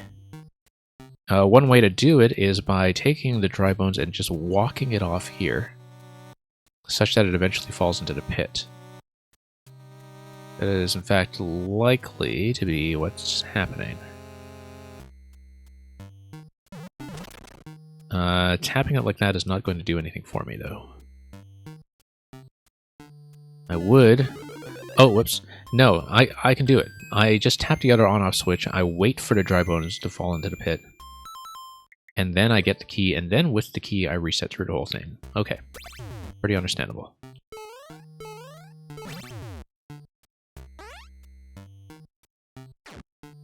Yeah. I'll keep forgetting that we actually did take the checkpoint early.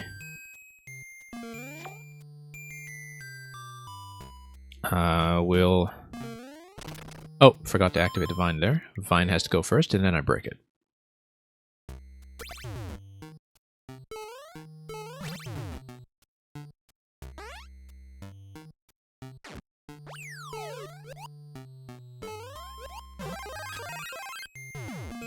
Okay, there we go.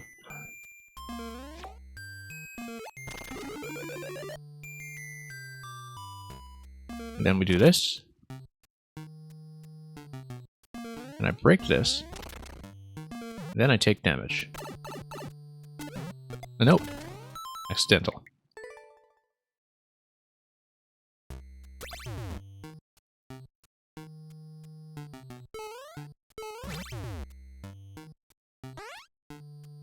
Yeah, I don't really need to do the intro zone every time, but I would have to remember to take a quick death. Nope. And it may actually be more expeditious to just do the intro room. It means the timer won't be quite as embarrassing as it should be, of course, but that's okay. We have video footage to demonstrate precisely how long this is taking. If we really do get stuck on any particular step, but looks like we've flowed through most of it. I just need to not lose to the simple stuff.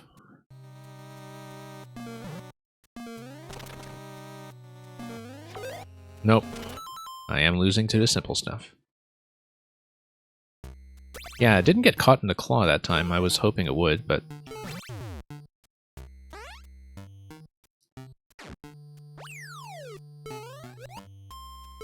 I guess... that is what happens if you raise it before it has actually come up in full. Yeah, we'll just let that guy deflect like that. Up here. Kick this all the way through. I don't think I need to hit the blocks up top for anything specific. I think that's actually mainly a gate mechanism, in fact, for reset. Something to do with the big mushroom, but we'll think about that later. Do this first. I will then take this. Notice that because I'm big, I'm able to just tap this once. Yeah. Did this guy... No, he doesn't fall off. Okay. Ah, okay, that's the issue. I needed to create a second gap, I think, so he wouldn't deflect off the red block near the bottom there.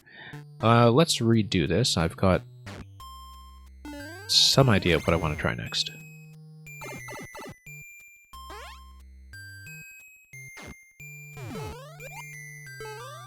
We'll actually let the dry bones respawn this time before we let it back up.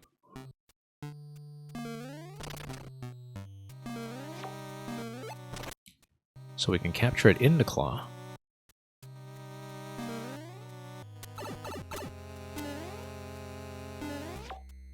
Come over here. Once again, let's see what this was all about. Yeah, just find blocks.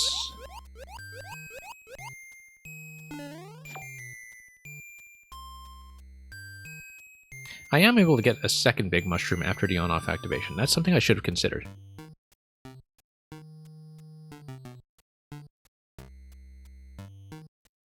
Because let's say I don't kill this guy. Rather, I jump out. No, I didn't want to jump out. I wanted to crush him from up top and then projectile forward. Because then I keep him alive, and then I use the big mushroom to blow up the question blocks. So I'm not forced over to the reset point. Because having access to a second big mushroom By repositioning the dry bones on top of the claw is not something that I had thought about previously, and which I should have considered.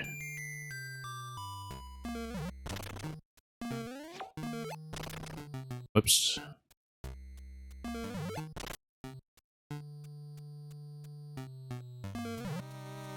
Okay. Whoops. Yeah, accept. It's gonna be tricky now. Let's,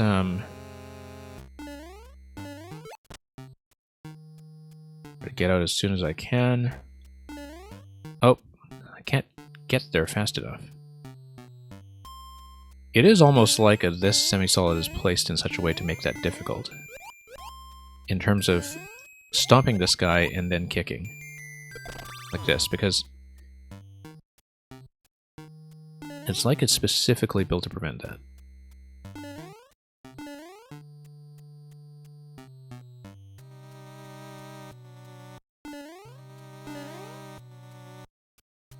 Now that said,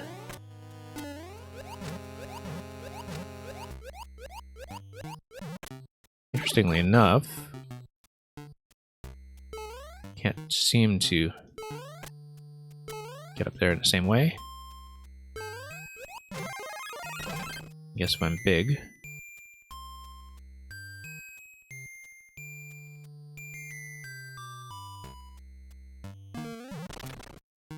I guess also, well, let's just bust this.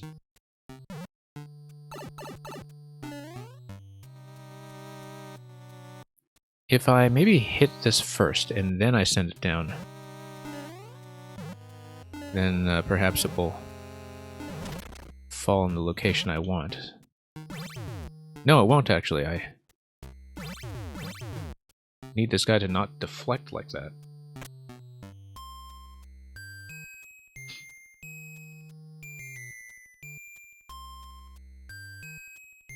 But if I have the big mushroom, I can kill it. And the only way to do that is if I cycle around by successfully destroying this with the big mushroom.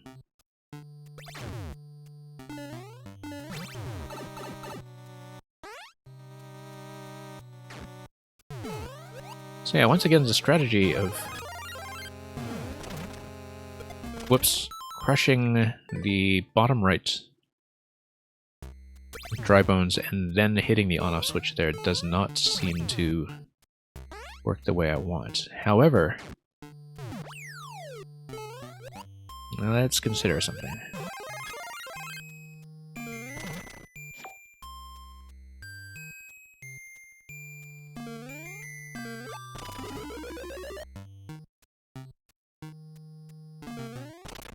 Jump on this. Bring this guy up. Whoops.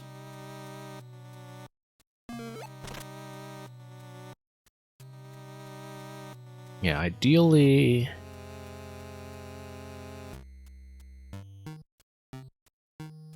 I open this up and leave the dry bones on the bottom right alive.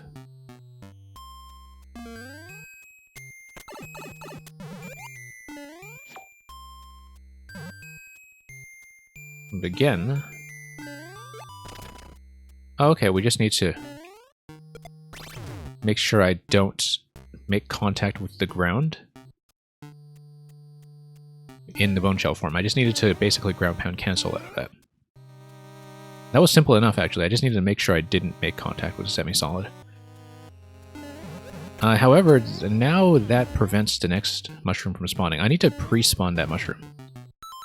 That's one thing I need to make as an adjustment. If I pre-spawn that mushroom, then that's fine, because it won't get blocked. But I do have a limitation on how many I can get to come out through there. So I need to preload that mushroom like that. And I believe the on-off switch should not kill it.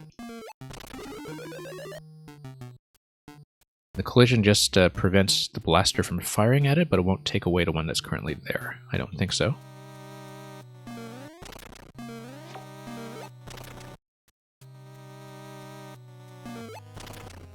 Let's not miss. Over and over.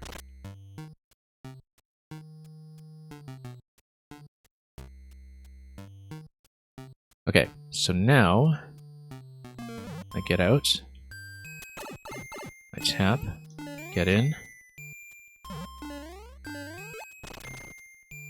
do that. Whoops, let's do it again, faster this time.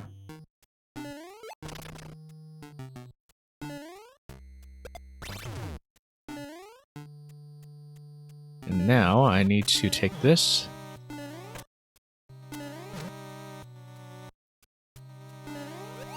Yeah, except I need to take damage first, I think.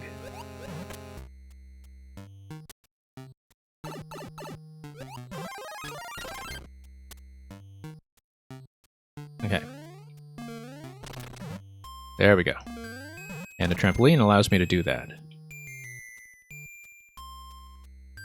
Now we can take damage.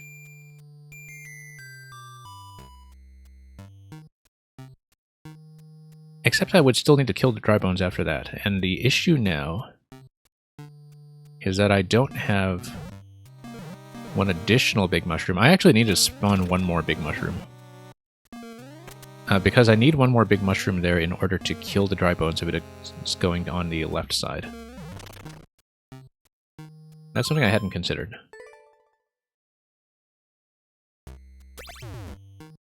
I should always keep a big mushroom in reserve on the top left, just in case I need to repeat my way to it. And I should be able to get a third one, because there will be no switch activation by that point.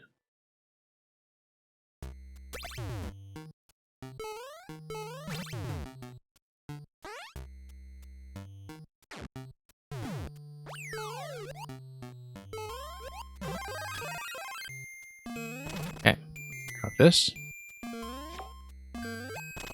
Drop this.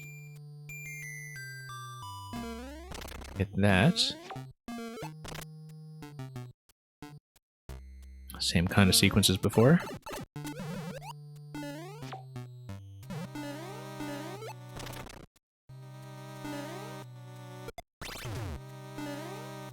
No, I forgot to preload the big mushroom. Yeah, actually, no, I don't see that you can get the third big mushroom, because by the time you get the second one, you've already blocked off the on-off switch. However, I may have... no, I have access to an additional on-off. I have to remember that I can, once I break the blocks on the top right, I can cycle around as much as I want. So, I actually had a good attempt earlier that was still completable. I just didn't think ahead to cycling around to the on-off switch instead of just resetting prematurely. Just need to keep everything in mind sometimes when doing these.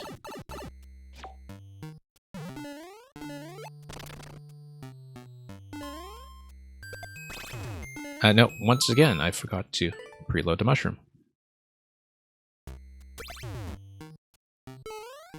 Just need to stay focused on the step that is at hand instead of skipping ahead so far.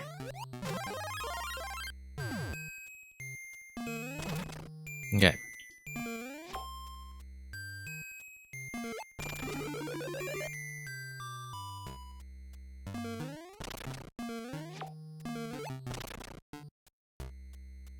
Once again, we'll do this. And yeah, the next mushroom is loaded. That's important.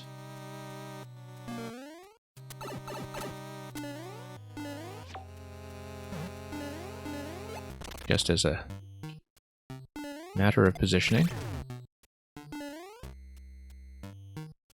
So now we're able to get the next one.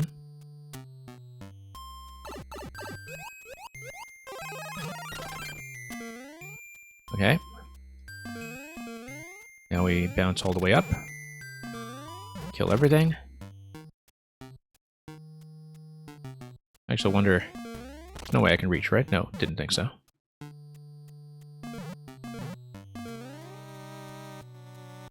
Now I take damage. Oh, shoot. Forgot to just climb up gently. I mean, I can break that precautionarily too, as well, with the big mushroom, if I want to avoid mistakes like that, but best if we just avoid mistakes like that to begin with.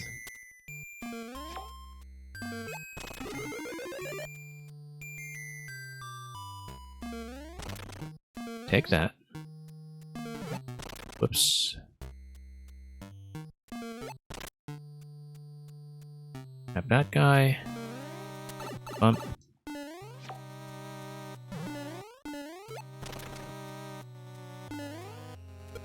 Tap over there. Good thing the mushroom was loaded in the top left corner because I completely forgot to do that consciously.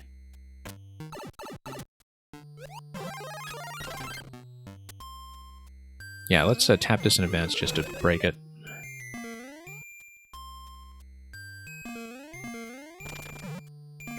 Just reduce complication if we can. Okay, now I'm able to drop everything I want. I maybe should have left that leftmost block in place. That's okay, I can take 1 point of damage. As long as I jump off the edge here. Okay, now I can grab a big mushroom once more. Crush this guy. No, I need it to probably crush him in a more permanent fashion that would require... Might even require bumping him from the block from below. I was hoping to send this guy through the gap on the right side because that seemed to be the most promising option.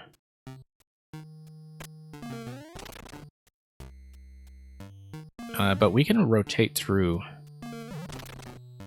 here as much as we want, as necessary. Until we make something like that happen.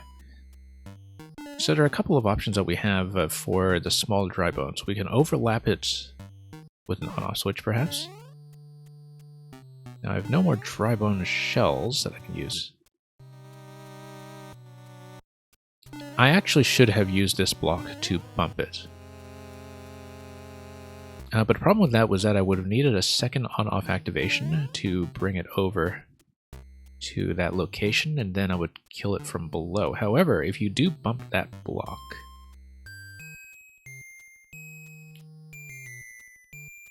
then what happens is that you would be able to send the small dry bones all the way over here.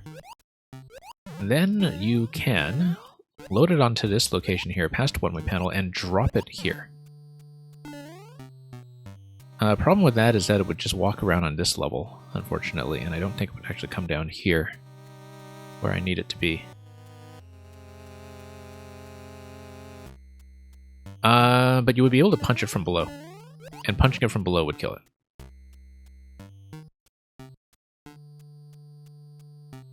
Now, does the on-off state matter for that one? Yes, because it needs to be on. If it's on, that's okay, because then you can come back and grab another big mushroom to blast through this block at the very end. Okay, so just some small adjustments remaining to make this happen.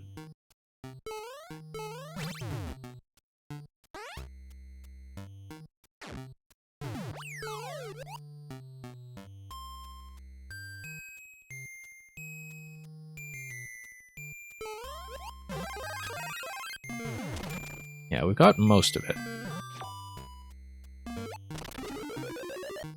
But there's a particular sequence that I still need to clarify for myself.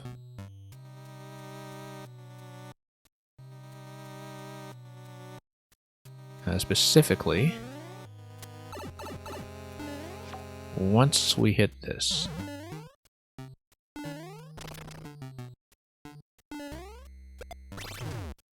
the next on-off activation is going to move the bones over, which means I do in fact want to activate this block, and then I would need an additional on-off after that in order to break it, which is the problem.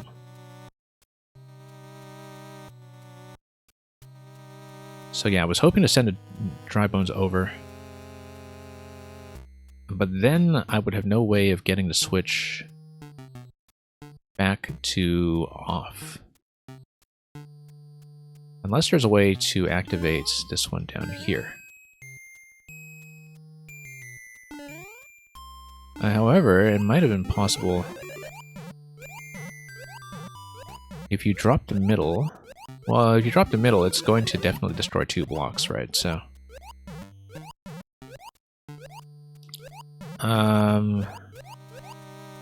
that's okay, because the spring might be able to get me on top of the remaining block as long as I don't completely destroy it. So here's what we're going to do.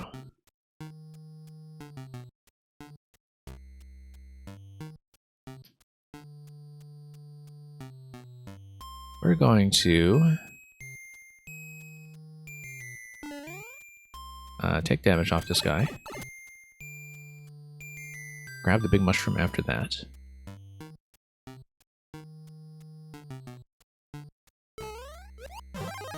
Okay, big mushroom obtained.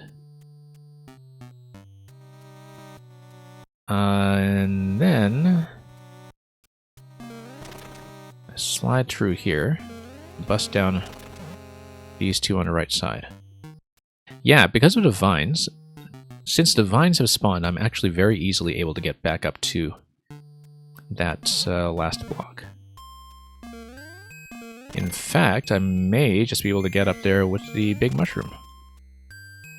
That's perfect, in fact, because I don't need to respawn an additional time. So what I'm going to do here is I'm going to bust that up so I can send the bones over and send it over this way. However, I don't want to destroy that block, do I? Oh, no, yes I can, because I've got the vines. I don't actually need it. There we go. And then we hit this. Yeah, it's very easy to just tune out of the fact that the blocks spawn vines, because you just automatically think of them as ways of making resets work when you play a lot of puzzles, and then to actually use them as vines, the way that this puzzle does, very actively, is something you can quite easily miss. And then we have the mushroom to get this. Also, a pipe at the end that is accessible. I kind of want to see that, just in case that leads to anything really interesting. And yeah, just a series of bonuses here. I wonder about the yellow pipe, of course, but it looks like it's just a spawner. Just a spawner.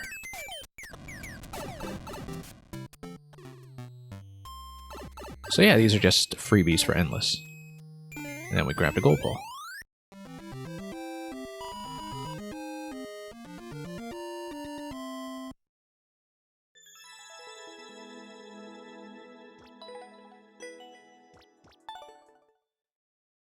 Okay, thank you for the GG.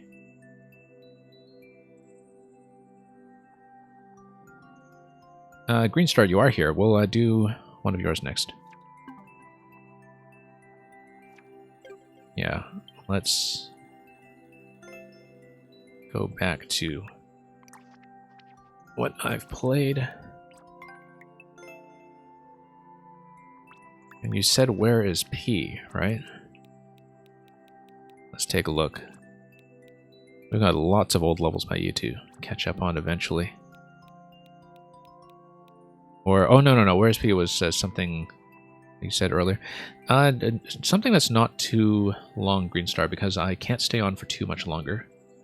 Usually I'm fine with doing very hard puzzles, but today I may only be able to fit in 1 or 2 more levels, so something shorter would be better. I mean, the Zelda dungeon was a good length. That was not too long. But something that would be like really tricky, that would take me an hour to solve, is probably not a good time to do that. But yeah, you can let me know. I mean, I have not played most of your older levels, so if you pick something, I will likely be able to show it off now. Mention escape. Okay. Let's take a look. Closer to the bottom? Okay. Past all of the Olympic Games. The Olympic Games are the Super World, is that correct? We might do the whole thing at some point. When I have time. There's Haunted Mansion. Oh, Haunted Mansion Escape. Is this the correct one? Is this the one that you mean? Okay, you wake up at the top of an unknown mansion. Get out of it. Let's do it. And it is in 3D, even though it is in Super Mario 3.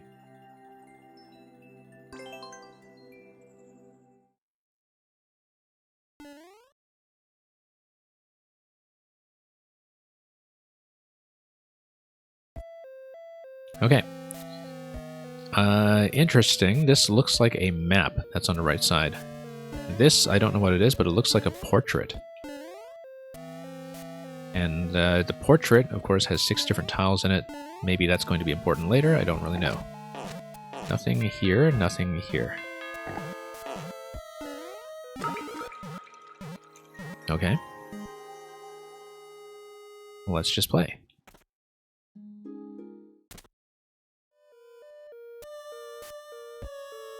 And... okay, nothing we can really do yet. Oh, what happened when I entered this room? Let me take one more look at this. Okay, I thought something dropped off a track, but... maybe that's been taken care of. So, let's go left as the map might be suggesting. Looks like we have some clues over here on the left side. With the semi-solid placement, with the key block and blue block, and with that right side arrow. Let's continue. The coin on the top left seems to match the right side arrow. Also, we have a 1, 2, 3 on the right side, which seems to be important. Yeah, the geometry is quite a bit different now. We seem to be on a different floor. It is a 3D view of the corridor. Okay, interesting. Okay, I didn't get that, but now I'm trying to pay attention to that. Yeah, sometimes I don't read artwork very well, but you did say it was some kind of 3D concept, so we'll take a look at that.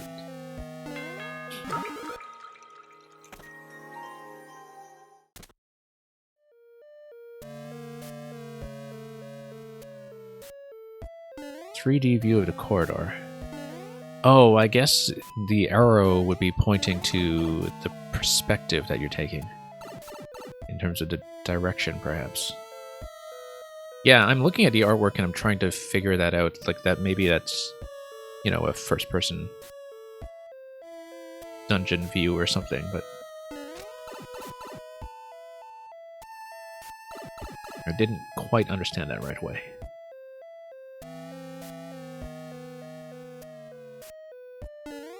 Yeah. I'm trying to pay a bit more attention to the artwork now in terms of how you're doing the semi-solid overlaps. Yeah, I guess it's kind of a perspective view where the top above the slopes would be the ceiling, the bottom would be the floor, and then you are looking at the wall, right? That's... yeah, I see now. That it's an elevator because you see the elevator doors and the elevator buttons when you look at that. I understand that now. Very interesting. And so this is the bottom floor because you have the elevator as well as the up arrow.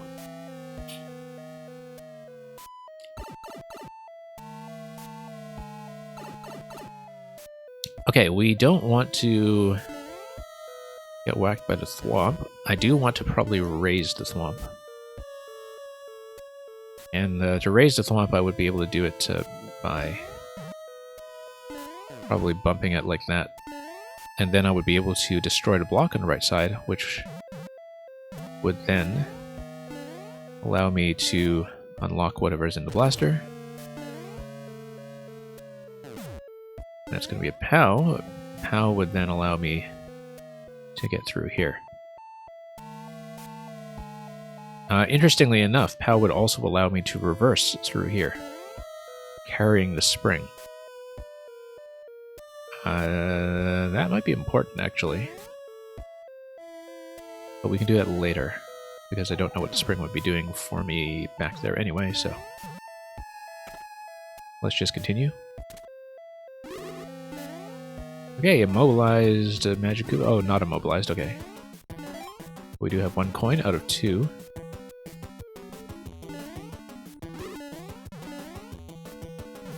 Yeah, this seems familiar in a way that I can't quite place, but we'll grab this. Sure, I'll take that. Why not? It seems to be extremely useful, in fact, in ways that might be unpredictable. And I will take this with me.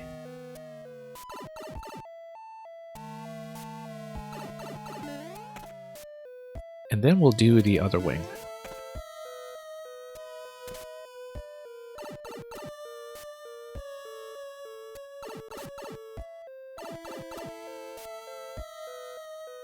Okay, here's another portrait.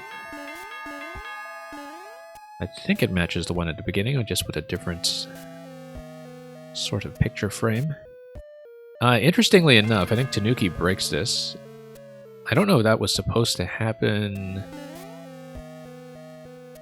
Although I didn't look at what was going on really with the Magikuba room, perhaps. And there we are. This looks like a combination lock. Oh, no, not a combination lock, but like a choice of rooms. And perhaps I don't have the information to take the appropriate one yet. So I want to very cautiously scroll up the camera. Because one of these will perhaps be correct. Let's collect more information first.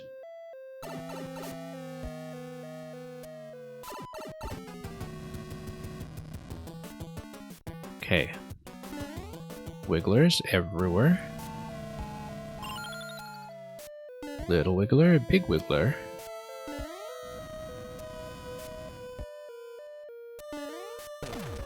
And, oh. Okay. I guess we just needed to wait that out. Maybe. I'm not exactly sure what triggered that, but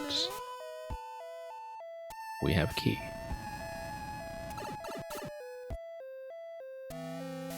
Now, given that I have a key, we should look at this.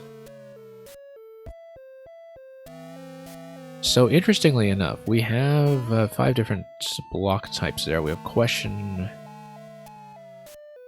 well, we've got the mushroom platform, the red block, the P...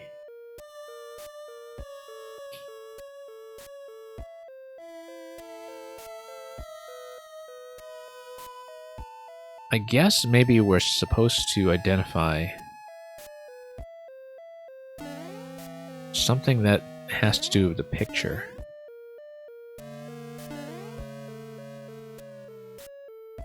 But I'm not really sure.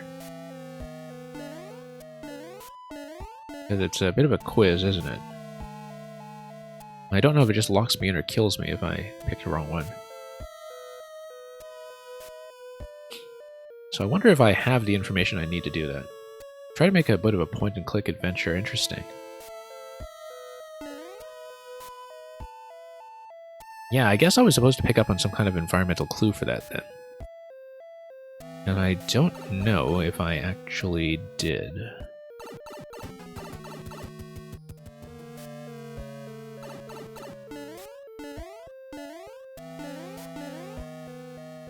Because let's say I just take something random.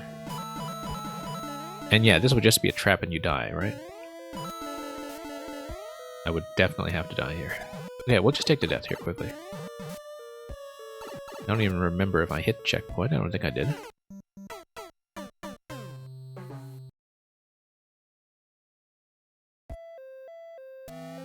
But this time I will be able to pay a bit more attention. So the portrait does match the beginning. And we'll just have to think about those block types to see what matches. I don't want to just do it by trial and error, I want to actually figure it out, so. So yeah, here for example, you're looking at the donut in the perspective view. We need to go back through this to grab the coins, of course.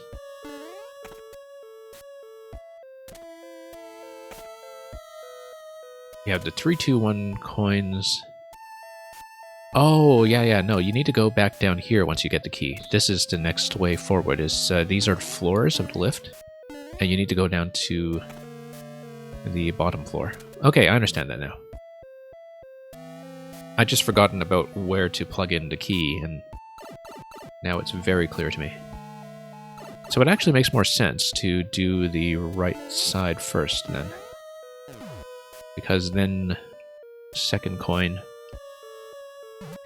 and the key door would be closer to each other.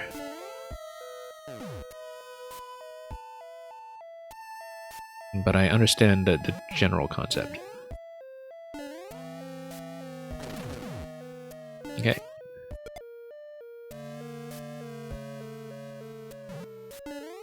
Let's go through here.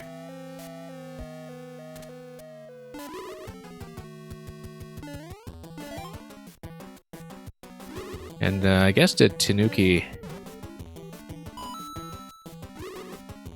did... Oh. Allow me to break something earlier. Well, star. Not that that's useful right now. Nope. Keep cycling a lot of stars up top, in fact. Now, without a Tanuki leaf, I would actually need to solve the other room that I saw earlier. Because I feel like I had a bit of a shortcut.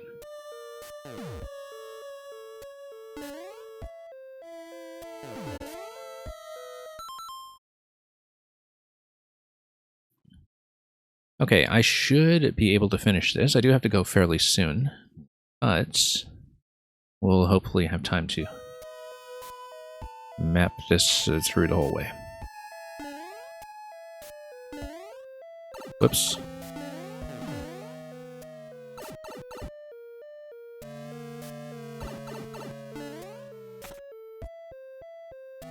Okay. Let's get the donut blocks and get back upstairs. I don't actually need to keep the trampoline, do I, from experience, but I do want to make it through the Wiggler room safely later, so... Yeah, didn't have the Tanuki leaf. Oh, I didn't have the Tanuki leaf. So how do I get through this if I don't have that? Because I was kind of dependent on that in the Magic Koopa room earlier. I wonder if, given the way that the Magic Koopa kind of randomizes its output, whether that was actually the thing I was supposed to do, or if that was actually just an unintended skip, so... Because I didn't think about how else I could possibly get through the block.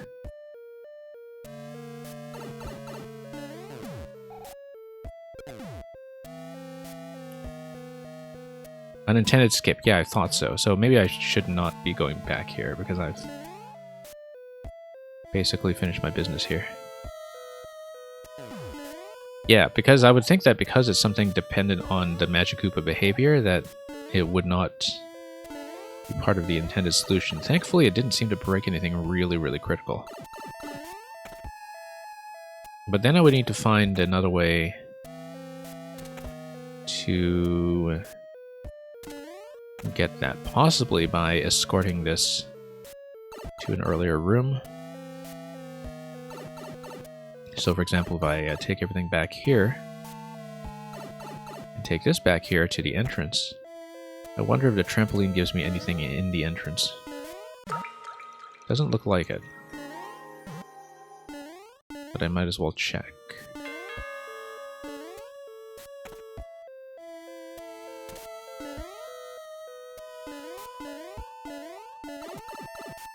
And let's see here. Yeah, still on this floor. We'll try to get over to the Wiggler room then.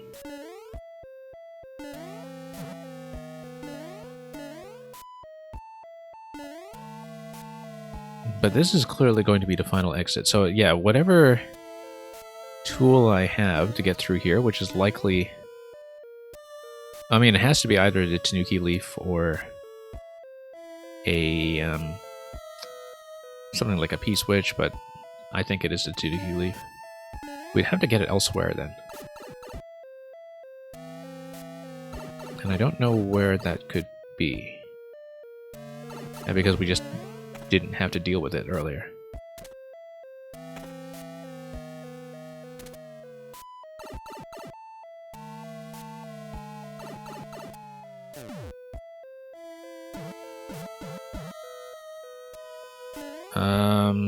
Yeah, this wouldn't get you through. How would not be the thing I want anyway. Let me just check the Magikoopa room again. Possibly we'll just go back there and get a Tanuki Leaf because I don't see what else to do, but look at the pictures. Yeah. I suppose the portraits actually did match. Let me just check this in case. Ah, okay, and that drops you, so that's not going to be it. Let's start over.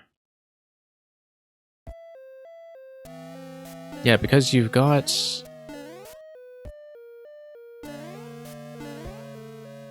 question mark. Yeah, that's the way I was thinking about it earlier, was that you would have these different block types, and you would have the 5 different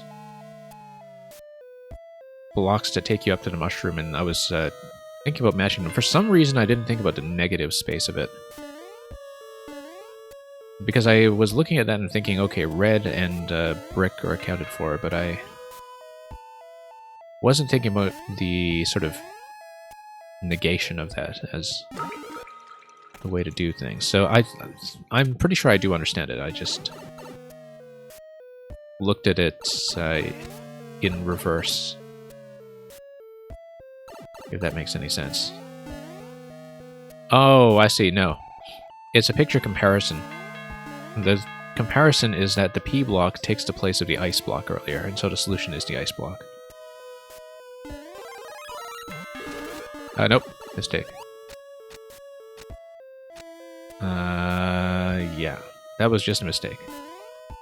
I actually did need to keep the mushroom in order to take the Koopa shell and destroy the brick that I previously skipped with the Tanuki Leaf. So yeah, I sort of assumed the pictures were identical, and they're not. It is actually a difference that you have to look at.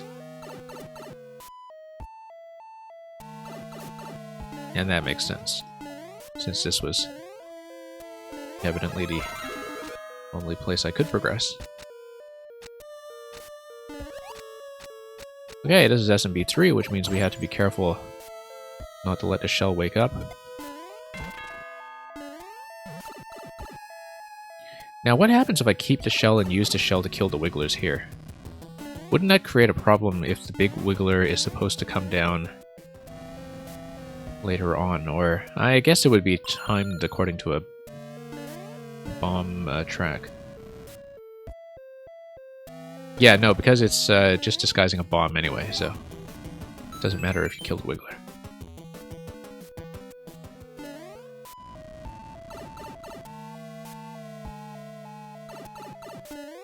Okay. So that's one coin. We will go to the other side to grab coin 2 in a position that is closer to the key door that gets you down to the lowest floor.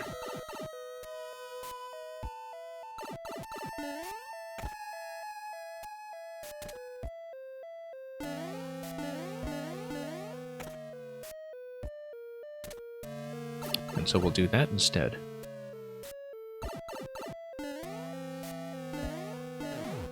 Raise this guy.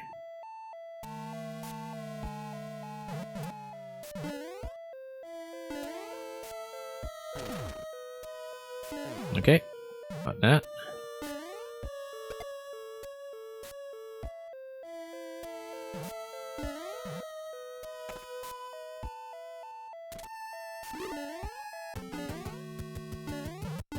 Grab this guy. And then I need to not die to the boo. Magic Koopa has wings, so I need to slap him twice. Whoa. Oh no. No, I don't. I'll just get out.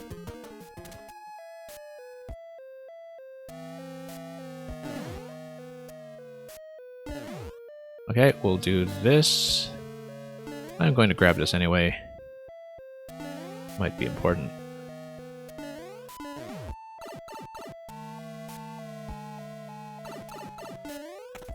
And then we'll go down to the lowest floor.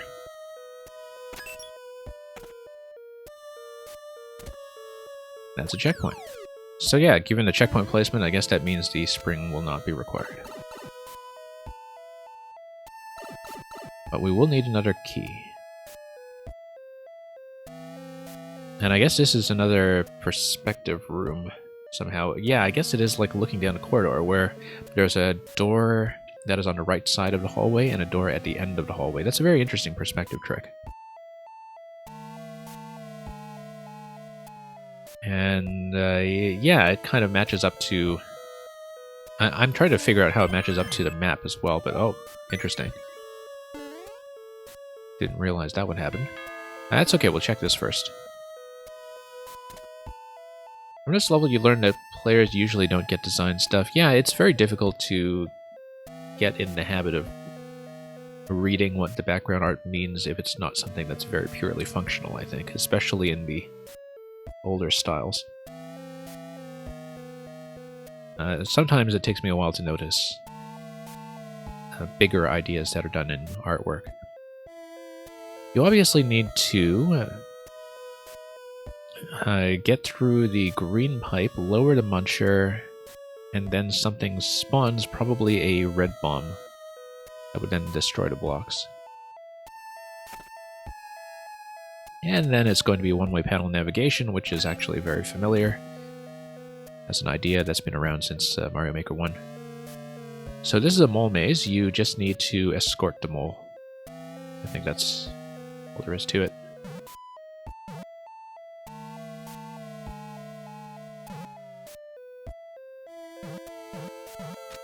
Okay, there we go.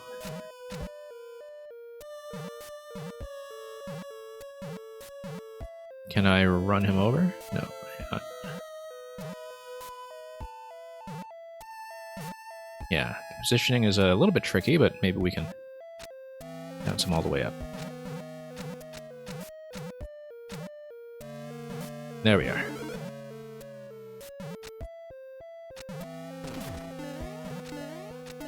And up we go.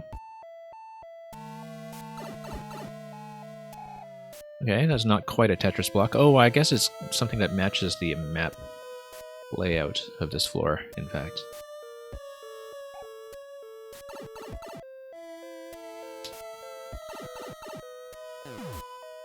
So we wait for the bomb to do its business, and then we go back to that room.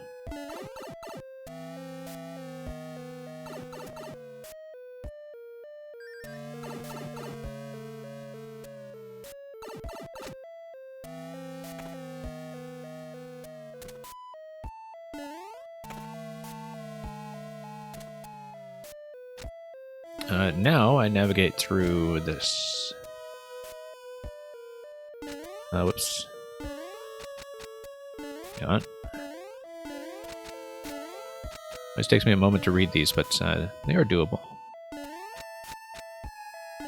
They have a particular intention there. Might not be correct. I remember too in Maker 1 it was possible to get on the edge of these panels. And that was something that would help. Obviously, the other thing that would help is that I have the spring. I can kind of cheat my way through this if I wanted, but we'll do this instead. And then I should be able to get through here. And get through here. Okay, we've got a boo. I don't know how much of this is survival and how much is positioning. It might be a positional thing where I try to get across. Oh, there's a star. I guess it is timer-based, maybe. Let's try to kill everything, since it looks like it is entity-based. And does something pop out right side?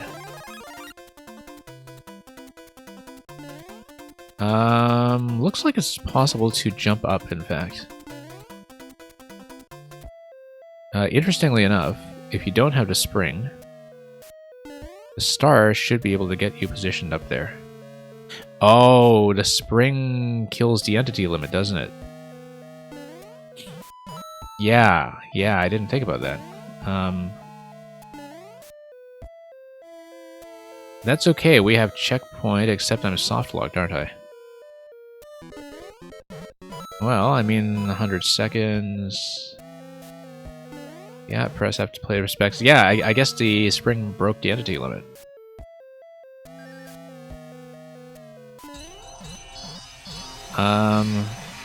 That's okay. It might be quick to start over. Or we can just talk about a level for a minute. I mean... Yeah, I guess the thing I was trying to figure out is... the mapping system, in terms of how it matches up to the doors. That's something that I didn't really completely understand. I guess maybe the... Yeah, the vertical track is meant to be the elevator connection. And then you would have some of the things like the hallways. But I wasn't always sure which direction you're looking at if you are looking at the 3D artwork. I guess the one hallway where you kind of saw it with a door at the end and a door on the right, that kind of made sense. But of course in these layouts the central hubs would be sort of a mix of doors and pipes. No, in that one it was doors. It was the main door and the key door on the right side, so... That's okay, we'll just wait this out. Yeah, I guess I should have expected that, you know, past checkpoint, it was pretty clear that you would not expect me to be bringing an object at that point. So, that's okay, we'll finish it, And stamp the clear on this properly. I don't mind doing it.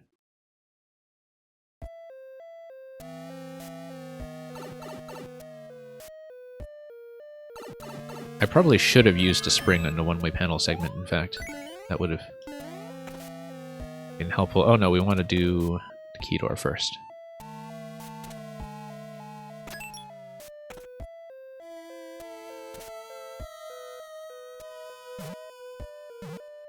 Okay, let's go back here. Let's try to bump the mole. Nope, hang on. Yeah, positionally, it can be a little bit strange to get this to work, but we'll try to do it. Whoops.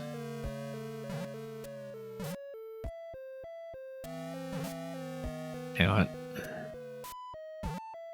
Yeah, I don't quite know how to do it reliably. I guess we can bump this and then... Yeah, that works. That works a lot better, in fact. Actually bothering to use the right side. Whoops. Okay. Yeah, let's just drag it all the way over. as you were suggesting. And the initial position here will have a bit of an effect.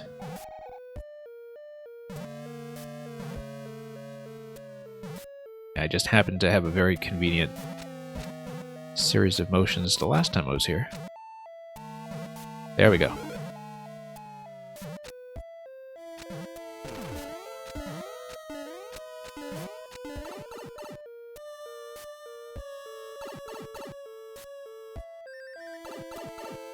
And then we'll do this. We have to wait for the bomb.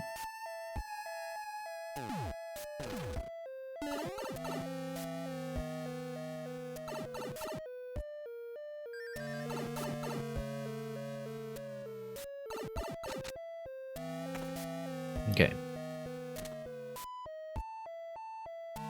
And then we will come through here.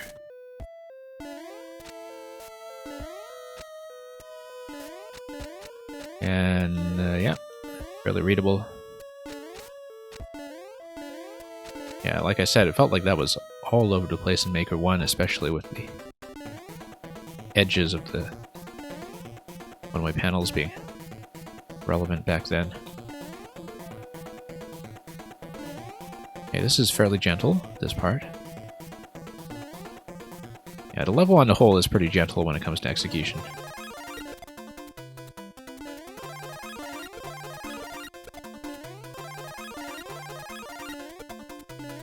I guess it would be a problem if you brought the Koopa shell here too, although in SMB3 you would likely not live that long with the Koopa shell and carry it all over the place.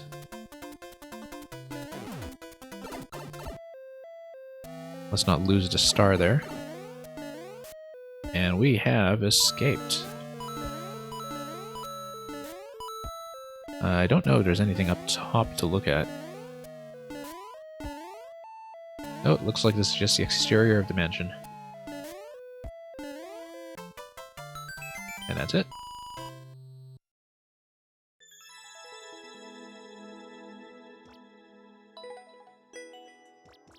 Okay, thank you for that. Yeah, the 3D parallax idea is pretty interesting.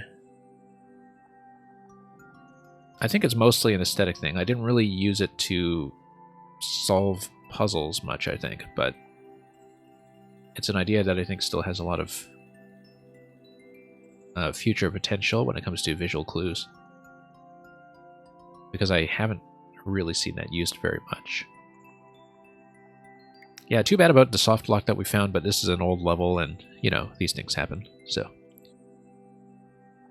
Well, thank you for that, Green Star. That is, yeah, we'll take a look at the thumbnail just to see.